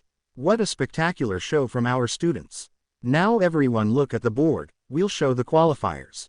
At the hero's suggestion, eyes were drawn to the Jumbotron, the number of students dwindling until only 42 names appeared with their ranking number. Thank you for all WHO participated. If you didn't qualify, just remember there is always next year. Now please follow Ectoplasm to the viewing area. Midnight. ANOUNCE the next game. Yeah. The process repeated again. Jumbotron spun like a carnival game. Event names becoming unreadable as the speed increased, all blending into each other. Cavalry battle, team survival, quirkless gauntlet, and more. Ding, ding, ding. The speakers bellowed as the wheel slowly came to a stop. It was like a game show to the audience, watching with belated breaths as to the next event or stuffing their faces with confections. A red segment of the wheel emphasized by an obnoxiously large arrow pointed at the name of the event. Cavalry battle. Now you all might be wondering what that is. Without further ado, Midnight. Another crack of her whip. Midnight spoke, voice picked up by the small microphone next to her mouth. Students, please direct your eyes to the leaderboard. Everyone did as she said, numbers being revealed. In this event you'll pair up with at least one other person with a maximum of 4 on a single team. The person or persons you pair with will have your points added together. Now those points are determined on your ranking in the last match, with last place being worth 5 points, and first place. Everyone looked to the nameplate of Izuku Uchiha. Next to his last name was a single figure. A1 followed by 7 zeros. 10 million points. Midnight announced as eyes were focused in a single direction. Greedy were the only way to describe the stares, especially those who had a significantly lower point value. Izuku's head moved, Genjutsu'd eyes narrowed into a deep glare. Some looked away. Others only wanted his points more. Now before you all turn this game into a blood sport, there are some rules. Whoever holds the headband on the team must not touch the ground or they are immediately disqualified and loses all their points. The rider must ride with the headband in plain sight. Any attempt to cover it by hiding it in your clothes are grounds for disqualification. We'll begin team selection right away. It was fast, the formation of teams came at little thinking. Most pairing up with who they were comfortable with or those they thought were strong. Izumi's group sacrificed Katsuki to another group. The limit of 4 people per horse made their tight-knitted group break. Katsuki, however, was fortunate enough to have enough points to be desirable. Quickly finding another team consisting of Ishido, Kirishima and Shiro. No one wanted to pair with Izuku. If his points did not scare them off, the glare of his eyes made any approach nearly impossible. Only one was brave enough to stand in front of him. Roomie still gritted her teeth, but pairing up with Izuku was really the only option. She did not trust others to reliably not hold her back. Even if the Izuku in front of her was pissing her off, there was no one else to be with. Look at this, folks. First and second are pairing up. Not just that, but 3RD, 4TH, 5TH, and even 6th. This is an event you do not want to miss.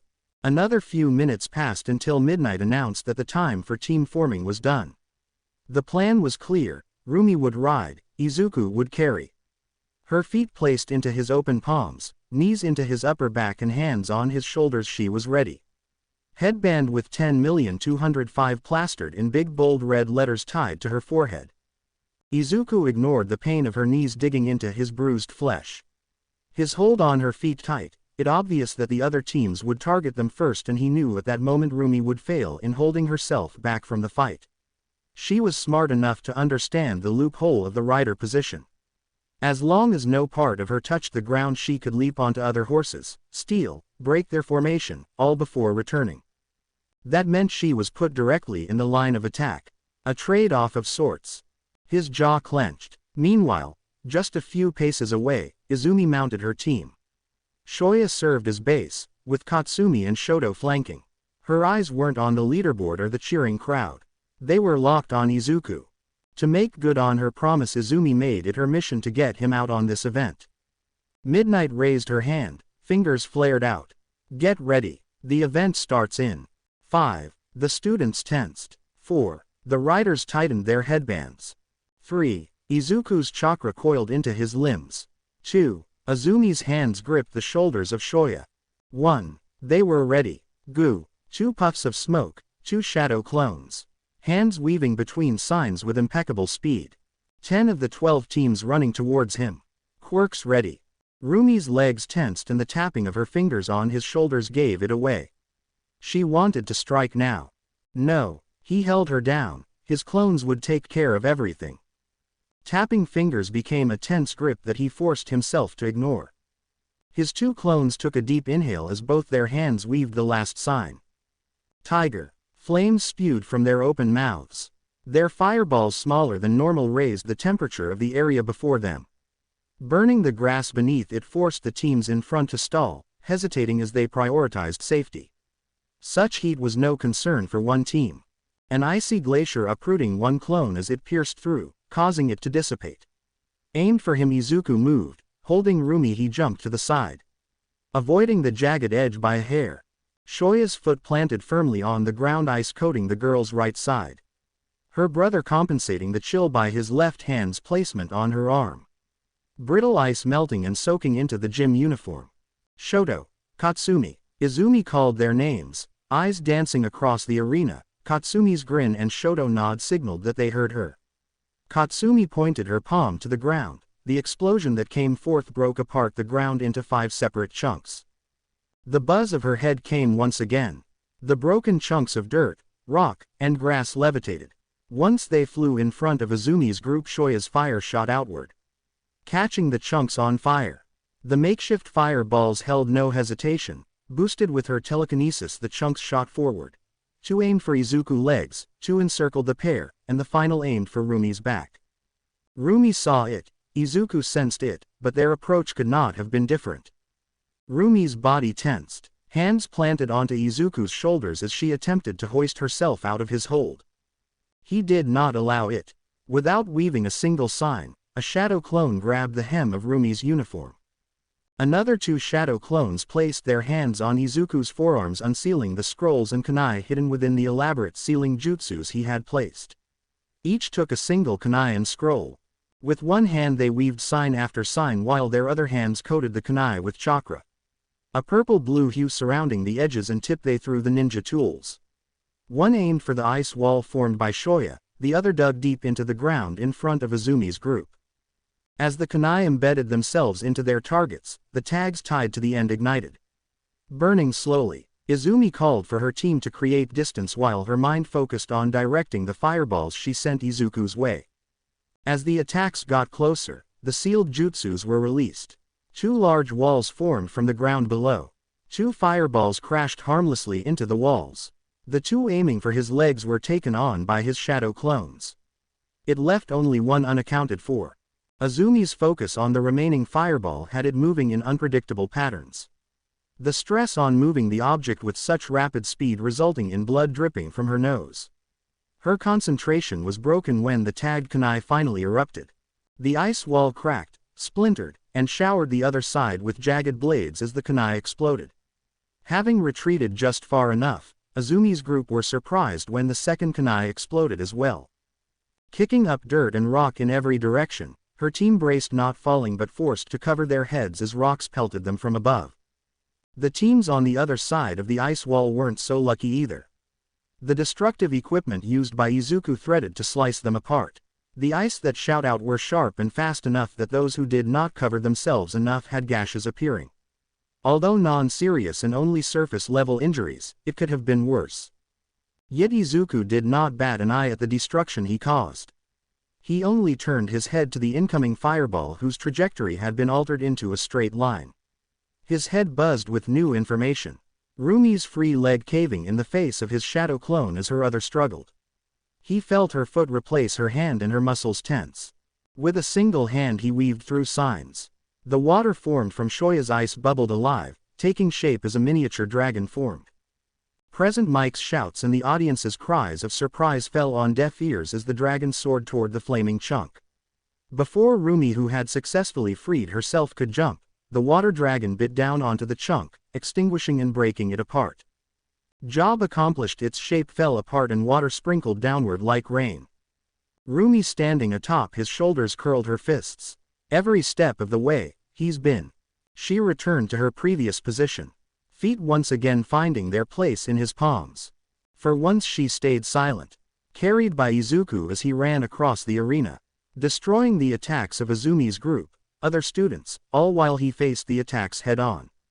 Walls of earth, blades of air, balls of fire, and waves of water shielded them. Know her. She was getting sick of this. Ever since the USJ. This bastard has been treating her different. Time ticked away. Their headbands still tied, yet not a single one stolen either. They remained stagnant both in first place despite the attempts of other teams in dethroning them. Bees. That calls it. The second event is over, everyone stop what you are doing. The fights that had been taking place all stopped. Leaderboard appearing, they watched as rankings changed. There were 16 students who had qualified. Izuku Uchiha, Roomie Usajiyama, Izumi Yagi, Shoya Todoroki, Shoto Todoroki, Katsumi Bakugo, Katsuki Bakugo, Eijiro Kirishima, Mina Ishido, Honta Siro, Hitoshi Shinso, Mashiro Ojiro, Narengeki Shota, Yuga Aoyama. There was some contention on the last two competitors. However, as Midnight debated and coordinated with Nezu, it reached a simple conclusion. Due to the withdrawal of Shinso's teammates, their slots have been reassigned to the next highest team and individual scores. Therefore their spots went to the next best. Ochako Uraraka, Fumikage Tokiyami, Tenya Iida, Momo Yaoyorozu. The final competitor was chosen among the individual point values of the students. Abara Shiozaki was the final competitor. The others were led to the viewing sections of their respective classes. You've seen their strategy, their stamina, their teamwork, but now, Midnight, spin that wheel.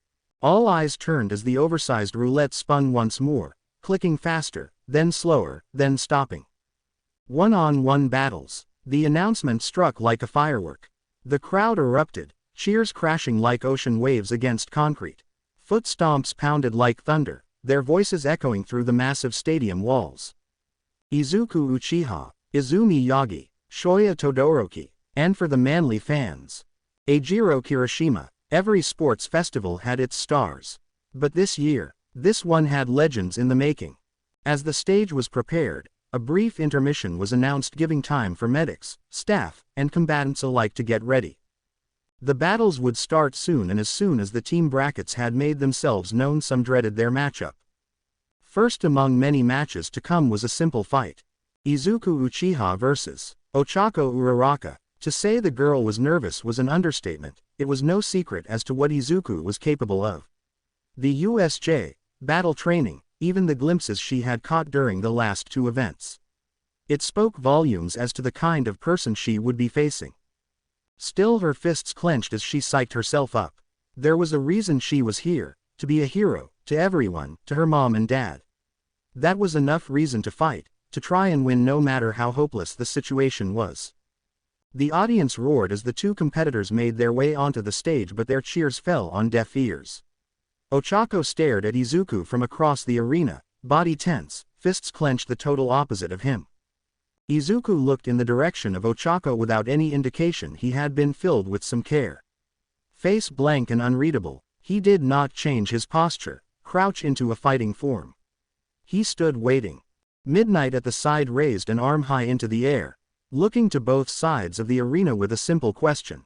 Ready. A nod from Izuku, a confirming yell from Ochako. Midnight's arm fell. He moved. She barely had enough time to react. Ochako moved, raising her arms to block the incoming strike. Forearms throbbing as Izuku's right fist hit its mark.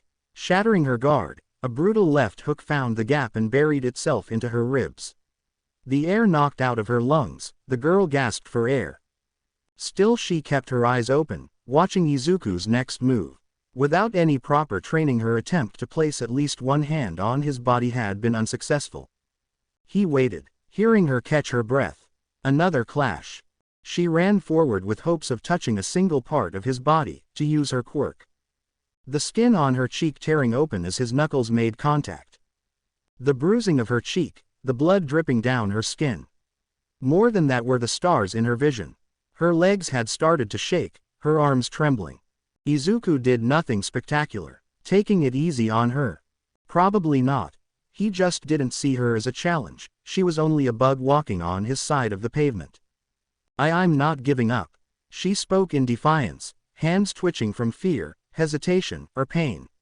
It was unclear. He said nothing in response, only hearing her words. The odd familiarity about it all. He heard her yell, could feel her chakra signature nearing. Ochako ran forward with a yell, arms outstretched in a reckless and desperate attempt. Just one, she yelled to herself, only one hand and this entire thing can turn in her favor. He was faster than her however. Stronger. He ducked the wild swinging of her arms. His fist launching through the middle of her defenseless face. Crunch. Ochako's nose broke from the initial hit. That should have been enough, but the girl, despite being in such pain, kept moving. Blood pouring, cartilage and bone caved inward. She moved, eyes full of pain and panic. Wanting to win, to see the proud smiles of her parents' faces as she overcame such an impossible hurdle. To prove she was just as much of a hero as the others. It was a fantasy that Izuku had to put to rest. The longer he heard the defiance, the more he put into his next attack. Finger curling until his knuckles turned white. A right jab into her solar plexus folded the girl over. An elbow to her sternum lifted her an inch off the ground. A hand grabbing hair brought her back to reality. A knee cracking ribs. A left hook to her temple inviting the girl into unconsciousness. When Ochako fell to the floor, chest rising in painful rhythm, blood seeping from her face, there were no cheers. No announcement from present Mike. Everything was silent. He stood over her, knuckles split open and covered in both his and her blood. In the USJ, when he remembered the blood splattered on the ground, he came to realize one thing.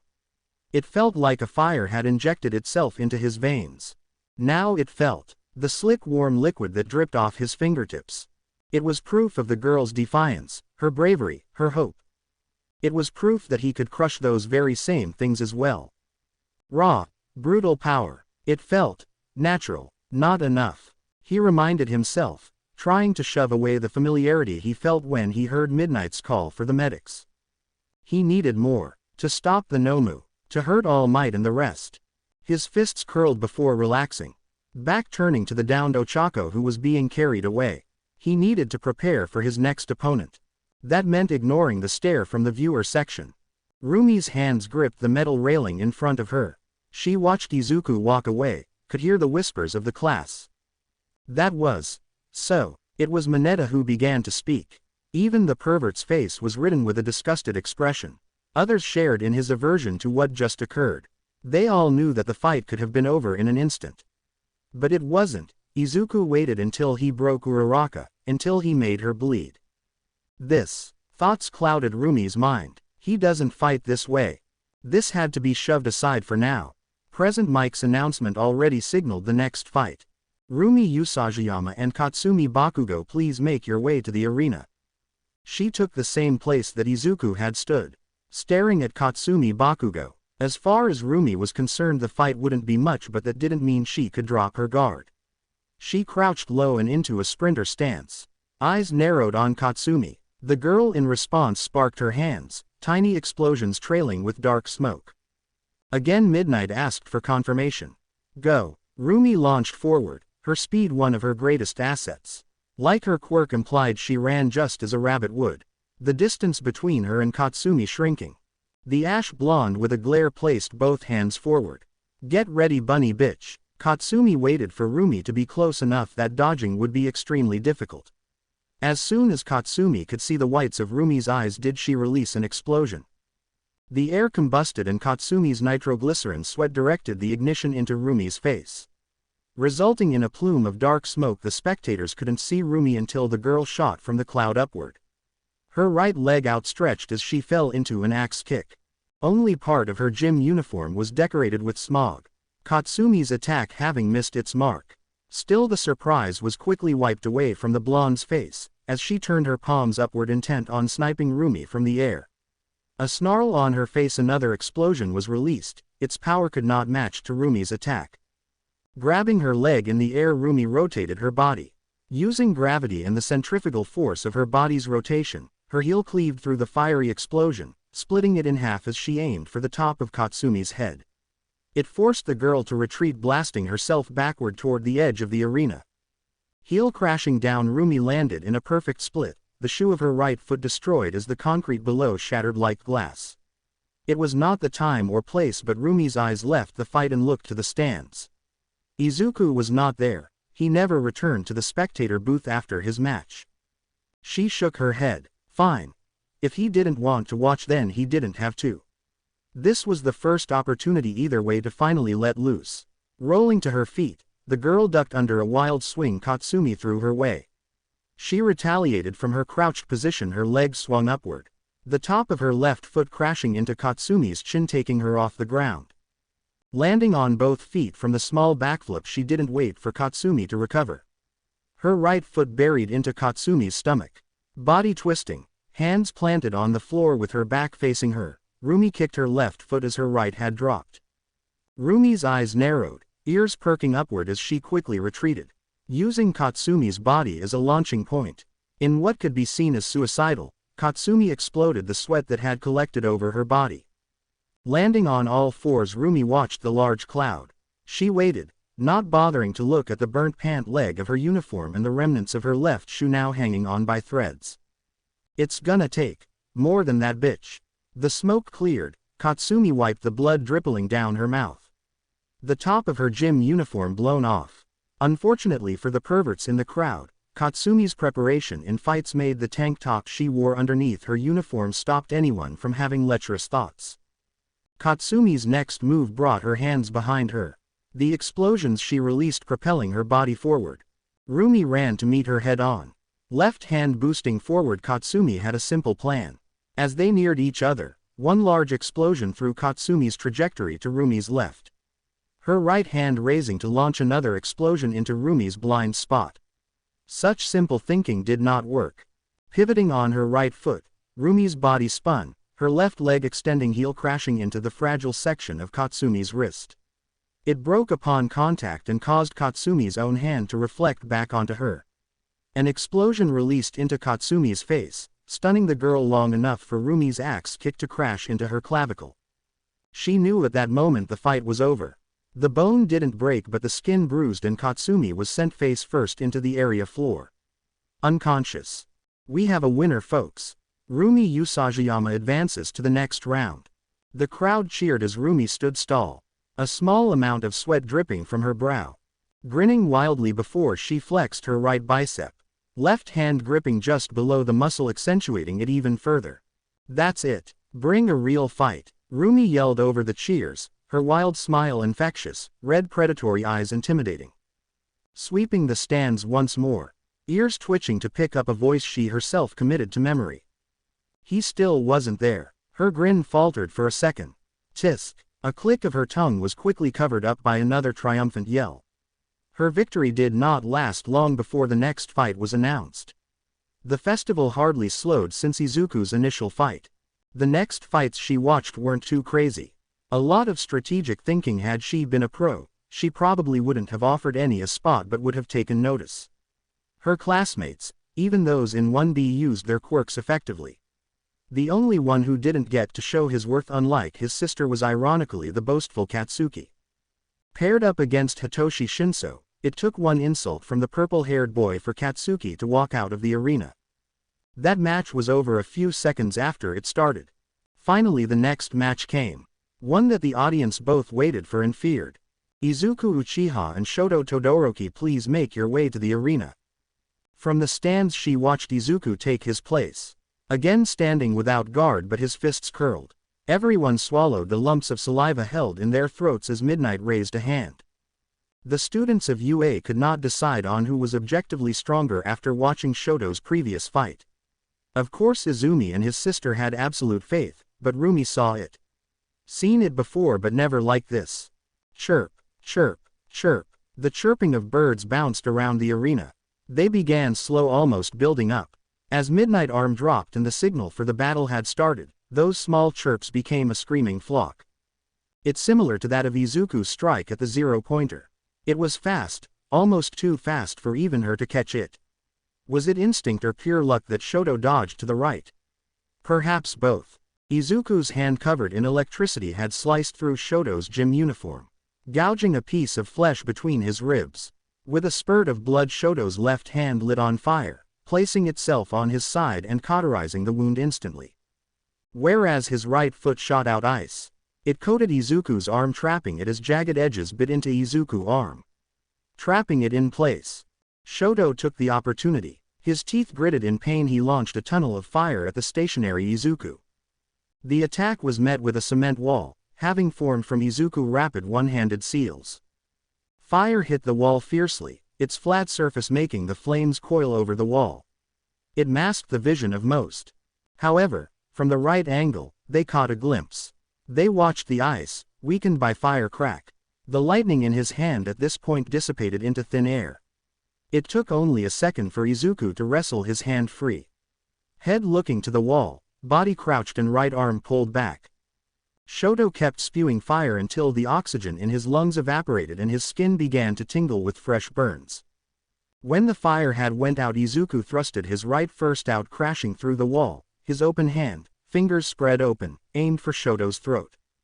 Quickly, Izuku's left foot planted itself into the ground below. With the anchor keeping him in place, the approach was stopped instantly. Instead, with a puff of smoke, a shadow clone took the place in front of him. A glacier of ice stabbed into the clone and made Izuku launch back as the large glacier expanded in size. Despite the taxing nature of his quirk, Shoto's right side had become inflamed.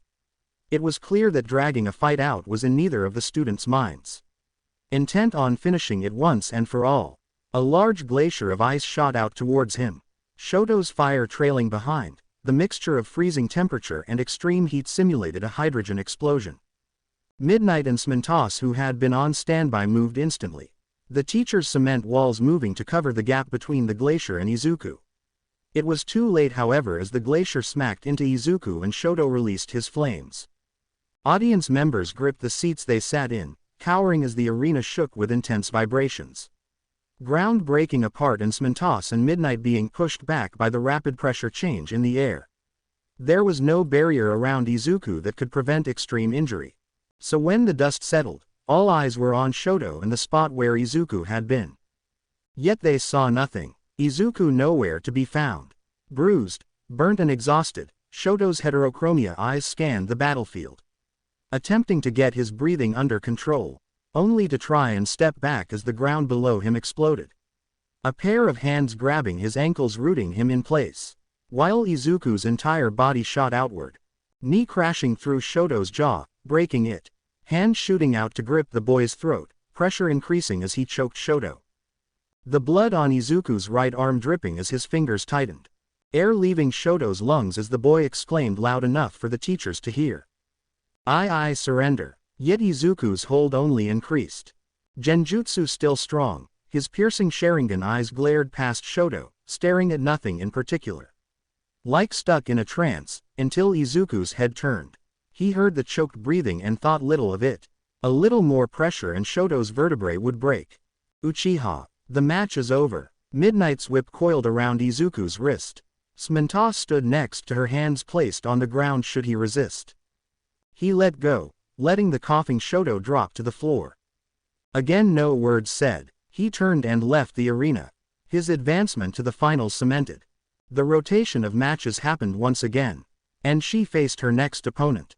Izumi Yagi. This was a different fight than before. One of pure strength, strategy, and martial prowess. Standing across they took their stances. Roomie crouched low, Izumi in a boxing stance, right arm slightly farther than her left. Chin tucked inward and head pointed downward. Sparks of greenish-golden electricity coating her body. Go. The first to move was Izumi. By anyone's standards the girl's speed was impressive. The gap close by half when they registered her first sliding step. Second step brought the two girls face to face, left hand jabbing down into the top of Roomie's head. Jumping back, Roomie's feet slid across the ground. The wind pressure from Izumi's jab was enough to crack the concrete. Not substantially, but it signaled to any that it would hurt being hit by such a fierce attack. Landing, Roomie waited and as expected Izumi kept the pressure up. Trying to dictate the fight as a right hook followed by another left jab tried to push Roomie to the edge of the ring. Roomie's eyes watched, dodging the attacks as they came. Finally a gap. Her left knee launched upward as Izumi's leading fist dropped into a lower guard. It forced Izumi to hastily raise her arms to catch the knee. The shoddy attempt resulted in Izumi being pushed back. Even the reinforcement of both her quirks felt the intense strength of Roomie's legs. Forearms throbbing as she attempted to make space. Middle finger held back by her thumb, she aimed attempting to shoot an air bullet with OFA, but this time it was Roomie who pressured her. Jumping over the air bullet that launched towards her, closing the distance again. Gritting her teeth, Izumi landed on the ground. Her left fist crashing into the floor below, breaking the floor into a hefty chunk of concrete. At the expense of further enhanced strength, Izumi manipulated the piece of rubble, tossing it with her telekinesis, trying to force Roomie into two options. Take the hit, or drop low. Either would have worked in Izumi's favor. When Roomie dropped, the delay between moving again was short, but it gave a small window for a proper attack. Roomie chose neither, launching off the rubble downward, aiming straight for Izumi. Still, this was within predictions. Having watched footage of the battle training and even Roomie's previous matches, Izumi analyzed her way of fighting. Trying to emulate her, Izumi's leg rose and snapped outward into a roundhouse, aiming for Roomie's side as the girl fell towards the floor. Had it been executed the same way Roomie had, it would have been its spectacular attack. If you're gonna copy me, don't be so shit at it. Contrary to what Izumi thought would occur, Roomie's agility was far above others. Izumi's extended leg acted as a platform. Roomie's hands flat against Izumi's thigh pushed the appendage down, her body twisting, and Roomie's rotating left heel slammed against Izumi's scarred cheek. Izumi could feel a tooth dislodge from her mouth, blood filling the inside, but she did not know when to give up. Despite being off balance, she pushed the maximum output of OFA into her left fist. As she fell face first, her shot her arm out, caving in the ground and pushing Roomie back with the wind pressure. Despite the efficiency of the quirk only at 50%, Izumi's arm broke from the elbow down, her right arm supporting her as the girl hoisted herself from the ground, blood dribbling from her lips. Looking across the arena, she watched Roomie land, the girl's uniform torn in some places from the sharp blades of wind, small scratches and light bruising decorating her tanned skin. Finally, something interesting. I was getting bored. Don't disappoint me. One arm destroyed. Izumi's attacks lost their luster. Roomie's agility made hitting her beyond difficult. When Izumi rushed forward, arm punching outward, she crouched low. The heavy use of Roomie's legs caused Izumi to not realize a fatal flaw of looking squarely on Roomie's lower appendages. A left hook into her ribs, a right straight to her nose, and a left uppercut to her jaw. Quickly rectified that mistake. Left arm raising to protect her face while her leg kicked outward. Roomie caught it between her left bicep and armpit. Pulling back, Roomie caused Izumi to fall forward and into her right elbow, hitting her left temple. Roomie let go of Izumi's leg as she jumped upward, catching the girl's head between her thighs. Exerting pressure threatening to crush Izumi's skull, Roomie flipped both of them over, Izumi's body flailing in the air. Roomie's hands flat against the ground as she lifted and slammed Izumi into the ground. Gasp. Coughs came from Izumi's mouth as she laid flat on her back, the slam having dazed her, vision blurry. As Roomie crouched above her, flicking the top of Izumi's nose, Roomie spoke. You got some balls. Now stay down. Despite the solid piece of advice, Izumi's one good arm twitched, the lightning of OFA snapping off. Still, her hand scratched across the ground, nails digging into the concrete to find some footing to raise herself up on. Despite the pain, Izumi's stubbornness shined through. I want lose, not to you. She needed to get to the final round. Needed to fight Izuku, needed to remind him where he belonged in the pecking order. She was All Might's successor, she was. A foot smashed the concrete next to her. You're thinking some nasty shit, aren't you? A growl escaped from Roomie's mouth. Be it her intuition or something else, she didn't like the look in Izumi's eyes. Get up. I think I wanna beat your ass some more. Izumi tried and failed. The strength of her one good arm was not enough. Seeing this, Midnight called the match. Stop. This round is over. Roomie Usajiyama advances. Slowly she stood to rise, arms stretching over her head, feet tapping against the ground as she grinned at the audience watching her. Her last opponent was him, Izuku Uchiha. This match was the only one to make her nervous, knee bouncing up and down as she waited for the announcement. It took a painful intermission for the words to come from present Mike's mouth. All right, this is the match that everyone has been waiting for. To decide the ultimate victor of the sports festival, the ever brutal, the adaptable, Izuku Uchiha versus Roomie Usajiyama. With feet of iron, she'll break your skull. Please make your way to the stage. From the tunnel she exited, she watched Izuku. Watched as he approached the stage. Gone were the wounds from his fight with Shoto, rather there was nothing to signify that he was ever in a single fight. Again, she could tell this was fake. It didn't matter, that bastard better keep the same performance if he wants to win. There was no way she'll take it easy on him. The tension in the air was thick. Again their positions were the same as the previous matches. Everything down to the Midnight's introduction and confirmation was the same. However, things were so very different. She remembered the battle training. Izuku could put up a fight and she has changed since then. This time she'll wipe the floor with him. Or at least try. Begin. She wasted no time. Izuku's unguarded stance left him open. Even if that opening was fake, she would take his retaliation in stride. Her left leg aimed with a roundhouse went for his right temple. Her left foot pivoted. She put the full weight of her body into her foot. There was no holding back with Izuku. Not like how she did with Izumi or Katsumi. This was meant to destroy anything in its path. He could take it, she was sure of it. Izuku's right arm raised, trapping the leg as it came closer, stuck between his neck and arm. Everyone watched with a breath stuck. Every martial artist knew the next move. An open palm into Roomie's knee, pushing it inward and breaking the joint with a swift attack to put her out of commission. Hell, it was what she wanted. After the previous games, she wanted Izuku to break her limb. Interrupting her during the race, stopping her in the cavalry battle. Treating her like she's some fragile bitch. Come on, she yelled, but her expectations were not met in the slightest. Taking the momentum of the hit, Izuku threw her towards the edge of the arena. His strength not what he had showed her in battle training. If it had, she would be embedded into the stadium wall. Instead she was able to right herself and land with ease. You fucker, she screamed, fists clenched as she ran back towards him. Voice leaking out, beat me down.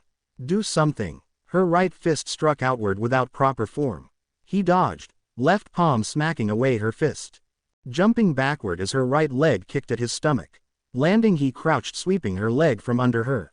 She rebounded with her hands on the floor. Falling left leg shooting up with heel facing the sky as she cartwheeled from her position. Her foot grazed his chin and his hand shot out in response. Grabbing her collar as she was mid-motion, lifting her off the ground. Strength wavering once more, it wasn't enough to throw her out the ring. Not that he could even get her that far. Her right leg hooked around his neck as she took him down to the floor. Rolling until she mounted him. Without missing a beat, her fists were brought downward. Right and left fists smashing into his face. He barely covered himself. 4 fists connected, before he caught both in his grip. Arms occupied, Roomie couldn't fight back against the shadow clone that pulled her off. Pinning her arms, the clone tried in vain to hold her. By the time he rose to his feet, the back of Roomie's head broke the nose of his shadow clone. Its lack of chakra did not allow it to hold form. Free once more, she kicked. This time her attack worked. Crashing into his right ribs. Pain coursed through his entire body. 5th, 7th, 11th ribs breaking. Yet he did not strike at her, not truly. His left fist aimed for her head and Roomie waited only for it to pass harmlessly across her cheek. Instead he pushed his shoulder against her, trying to push her out with his body. Where do you get off? Roomie yelled and received no response. There was no reason to be treating her this way. Like she was some goddamned princess. She bled, broke bones, she trained for this shit. She was not gonna let him trample on what she worked all her life for. Shoulder facing her, she slipped an arm around his neck, placing him into a chokehold. Her body jumping and legs locking around his waist. Gone was the feeling of the battle training. The intense battle that they shared as equals. Her hold tightened around his neck. His hands prying away her forearms. It took effort to even peel away a single arm, but when he got the crushing weight of her bicep off his neck, his left arm reached behind his back trying to grab her. Roomie abandoned the idea of regaining the grip around his neck. Instead she leaned back avoiding his hand, legs still locked into place. As she applied pressure crushing his waist, her fists reeling back as she struck his sides. Right fist hooking into, knuckles shifting as she hit bone. Each hit finding the ribs she broke. Again and again. To counter her was easy. All Izuku had to do was fall back, bury her in the ground below. Use any single one of his tricks and this fight could have been over. Break her apart like he did to Uraraka, threaten her as he did Shoto. Fight back, yet he refused. That was the worst part. Instead they played this over and over again. He would escape. Try and push her out the ring. She wouldn't. She kicked, punched, hell even bit him, but he would not cross that line. The fight they shared where she woke up in his arms. Where she had put that vertical scar across his jaw. Or the fight at the USJ. Breaking the villains that came across them. Working together without even needing to say a single word. It felt like only she remembered that. Finally a break in the fight presented itself. Standing across from each other, Roomie's eyes scanned the arena. There was blood painting the cement, but she did not receive any wound that would cause the amount on the ground. Apparently neither did Izuku, still standing upright, no gashes or bruises apparent on his skin. But his breathing was shallow, his footsteps had gone sluggish, and his previous escapes had started losing their strength. He couldn't push her out, lift her off the ground. She knew it then and there. What she saw was the truth. Her teeth gnashed together, jaw tightening. This wasn't a fight. Whatever the hell it was over. On all fours she closed the gap between them. A small hop being enough to make her leg head level. Another roundhouse, the same move she began this with, struck out. This time there was no guard, no dodging. Her foot met Izuku's face and the boy went down. No dramatic launch of his unconscious body. He had taken the hit standing. Only when his legs gave up did he finally fall. That's it. What a fight, even my heart is pumping. Roomie Usajiyama wins the sports festival. She stood, her breathing heavy. She looked down at the still perfect-looking Izuku. Fists clenching so tight her joints creaked. This wasn't any type of win, no matter how much the audience cheered. Whoever this was, it was not the same person at the USJ, or maybe it was. Her eyes drifted to her left ankle. The one that had been crushed by that Nomu. Leaning down she plucked Izuku's collar, lifting him into her arms. She was substantially shorter than he was, but his dead weight was nothing for her. This time she carried him in her arms. She ignored the medical team that came to secure him. She took him herself. Blood coated his knuckles. Uraraka. She was nothing to even be concerned about. This was just the natural result. He was stronger. More. He needed more. He needed to crush everything that even dared to present itself. He needed to stop. His own voice cried out. Younger. Before him was no longer Shoto or Uraraka, but himself. 6 years old by his guess, crying, staring at him with fear in his eyes. His Sharingan undoubtedly etching everything he saw. Legs trembling, arms shakily raised in defense. Behind him another small boy, bruise on his cheek, a victim. Izuku's hands shook as his younger self stared with tears. Stop hitting him. A defiant yell, his eyes despite the tears carrying a sense of purpose. Like All Might, like the others before him, his body had moved on its own. He made his choice, even if it meant standing up to them. Tisk, you can't tell us anything. You don't have a quirk. At Izuku's side were his sister, Katsumi, Katsuki, Shoto, and Shoya. Their quirks activated, at the ready as they approached his younger self. They hovered over his younger self without a care for how he shrunk back. Seeing the improper defense, Izumi laughed, a smile stretched across her face. Defenseless Izuku, mocking him. That's right, he remembered. This is where the name Deku had been created. No. Stop. He knew how this ended. The boy he tried to help running away with his tail tucked between his legs. The fire and explosions burning his skin. Freezing from the ice they encased his limbs in. Strength in the fist that made his stomach empty. All I wanted. He could not move, could not stop as his younger self huddled into a ball to protect himself. Cruelty in the hands of children had no end. His name replaced by another. When he grew, emotions became vulnerability.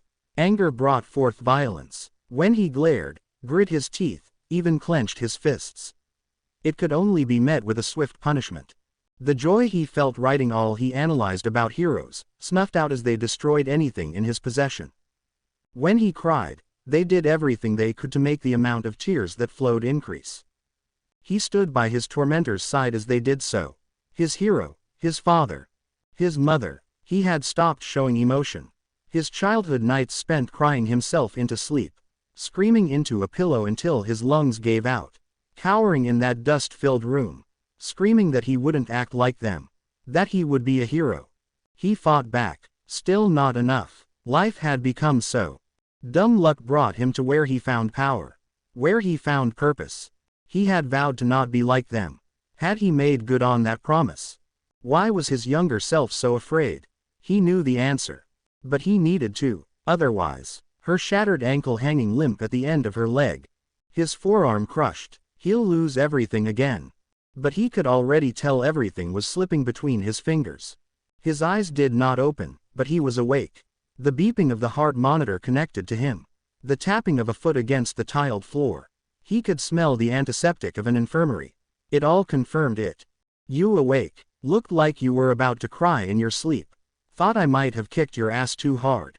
Roomie spoke at his side. He tried to raise his body only to fall. Keep your ass down. Recovery girl could barely piece you together.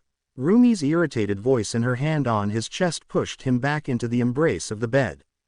Izuku reached upward, bandages still covering his eyes. 3 broken ribs, a fractured femur, torn Achilles, not to mention extreme fatigue. I didn't let her open your eyes so she doesn't know if there's brain damage. But hell, even I could have told her you're a retard. Silence fell soon after. His head turned in her direction. Roomie sat, chin resting in her open palm. Her left foot still tapping on the ground. So, are we still doing this? You gonna act like a bitch forever because I could have broken your jaw? Seems like you're not using it either way. I'm sorry. The words caught Roomie off guard, stunning her before her face twisted into a frown. That's all. What the hell has been up with you? There was a pause. You were fun to fight. You entertained me. That was all it was, but I enjoyed spending time with you. You were simply different. I felt that I could have a friend, but seeing that Nomu. I can't bear the thought of something happening to you. Looks like you're not that brain dead. Roomie mumbled, a blush on her cheeks. I'm not glass. I think kicking your ass proved that. Act like this again and I'll break every bone in your body. A choking laugh came from his mouth as he tried to smile. Not a smirk like she had grown accustomed to, but a smile that was reminiscent of the first time he saw All Might on the computer screen. I think you already did. Her eyes widened at the smile. One of her own bracing her face. Now more than ever it looked the real thing. Damn right I did. Seems like you forgot who you were talking to. A silence stretched across the pair, both listening to the heart monitors beeping. It wasn't uncomfortable, but Roomie spoke once more. By the way, losing me. The hell did you mean by that? If you don't say it plainly I won't understand. She faked dumb. She knew what it meant. The thumping of her heart made it clear. She just wanted to hear the words, the same words he spoke before on the first day of school. I like you, Roomie. A hand covered her face. Really? Couldn't have said it in a way that doesn't sound like middle school. Despite the harsh words there was a smile under her hand. I like you too, asshole. They fell into silence again before Roomie's hand smacked him in the chest, causing his body to lurch up in pain. Alright, get your ass moving. We got an award ceremony, 2nd place. He groaned in pain. He would have to forego putting a shirt on, but that didn't stop him from applying his genjutsu once more. Tisk. I knew that shit was fake. Arm over her shoulder, Izuku was forced to lean his weight onto the shorter girl. Comfort is not your strong suit. Well, looks like we both got some shit to work on. Now lean down before I kick your shin. Stepping out of the tunnel. Confetti rained down on all 3 of the final victors. Walking side by side to the stage, Izumi, Izuku, Roomie, they did not look to each other but took their spots on their respective podiums. Cheers of the audience were deafening, but the loudest voice was of course Present Mike's. What an explosive festival. Thank you all for attending this year's spectacular performance. Now for what many have been waiting for. It's time for the award ceremony. Present Mike paused as the audience blew up in even more cheers. And our special guest presenting our champions their medals. Everyone clap for the #1 hero. Japan's symbol of peace, All Might. The sun was momentarily eclipsed as a large figure glided through the air. Ha ha ha, a laugh bellowing in the air. There was a cloud of dust in front of the 3 champion students as the figure landed. I am here. A white blinding smile plastered across the hero's face, closed fists resting on his hips. The muscles under All Might's costume was mesmerizing to many. More so than Midnight's sex appeal. Turning to face the students, All Might revealed 3 medals clutched within his fist. Now then, All Might, please present these students with their awards. All Might's footsteps across the concrete shook the floor beneath. The first he approached was Izumi. Of course, there was no indication they were father or daughter. Izumi Yagi, your performance in the festival speaks volumes on the brightness of your future career. Although you may have lost, take it as a lesson that you can always improve yourself. Please bow your head. Izumi did as asked, despite not winning, despite the pain of her injuries. Her smile radiated. The medal dangling on her chest, she waved to the crowd, to her mother, to her friends. All Might moved, his electric blue eyes gazing at Izuku. The hero wanted to say many things, but the words wouldn't come from his mouth. Not that Izuku wanted to hear it. No amount of self-realization rid the want deep in his bones to hurt the man in front of him. He doubted that would change. At his side his fist started to curl, until a soft groan escaped Roomie's lips. Perhaps from boredom the girl head was leaning back and she stared at the sky. But her eyes were directed towards him. His fists slowly relaxed. Izuku Uchiha, your battle prowess and adaptability are qualities of a great hero. Although you may have lost, know that you have won the admiration and respect of many. As the second-place winner of this sports festival, you can only imagine how proud you've made. Words caught in his throat. All Might continued, I present you with this silver medal. Please bow your head. He did not bow. He held out his hand waiting for it to be placed into his palm. When it was, he did not wear it, only holding it in his hand. Finally All Might moved with the final medal to stand in front of Roomie. Roomie Usagi, can we skip the speech? Her straightforward ask made All Might falter. Having no choice, All Might spoke, I present you with this gold. Again before he could finish, Roomie swiped the medal from his hand. Holding it up with her arm raised, she brandished the medal like a decapitated head from the battlefield. The awards given out. All Might turned to the crowd. That's the end of the award ceremony. Now come on, let's give a cheer for our students. 3, 2, 1. The crowd following the countdown cheered out, plus ultra. Thank you everyone for your hard work. That was the perfect chance to say plus ultra All Might. With the complaints of the crowd as the background, the sports festival had finally come to an end. I hope you guys enjoyed this video and make sure to like and subscribe to the channel. Now we will see you in the next video.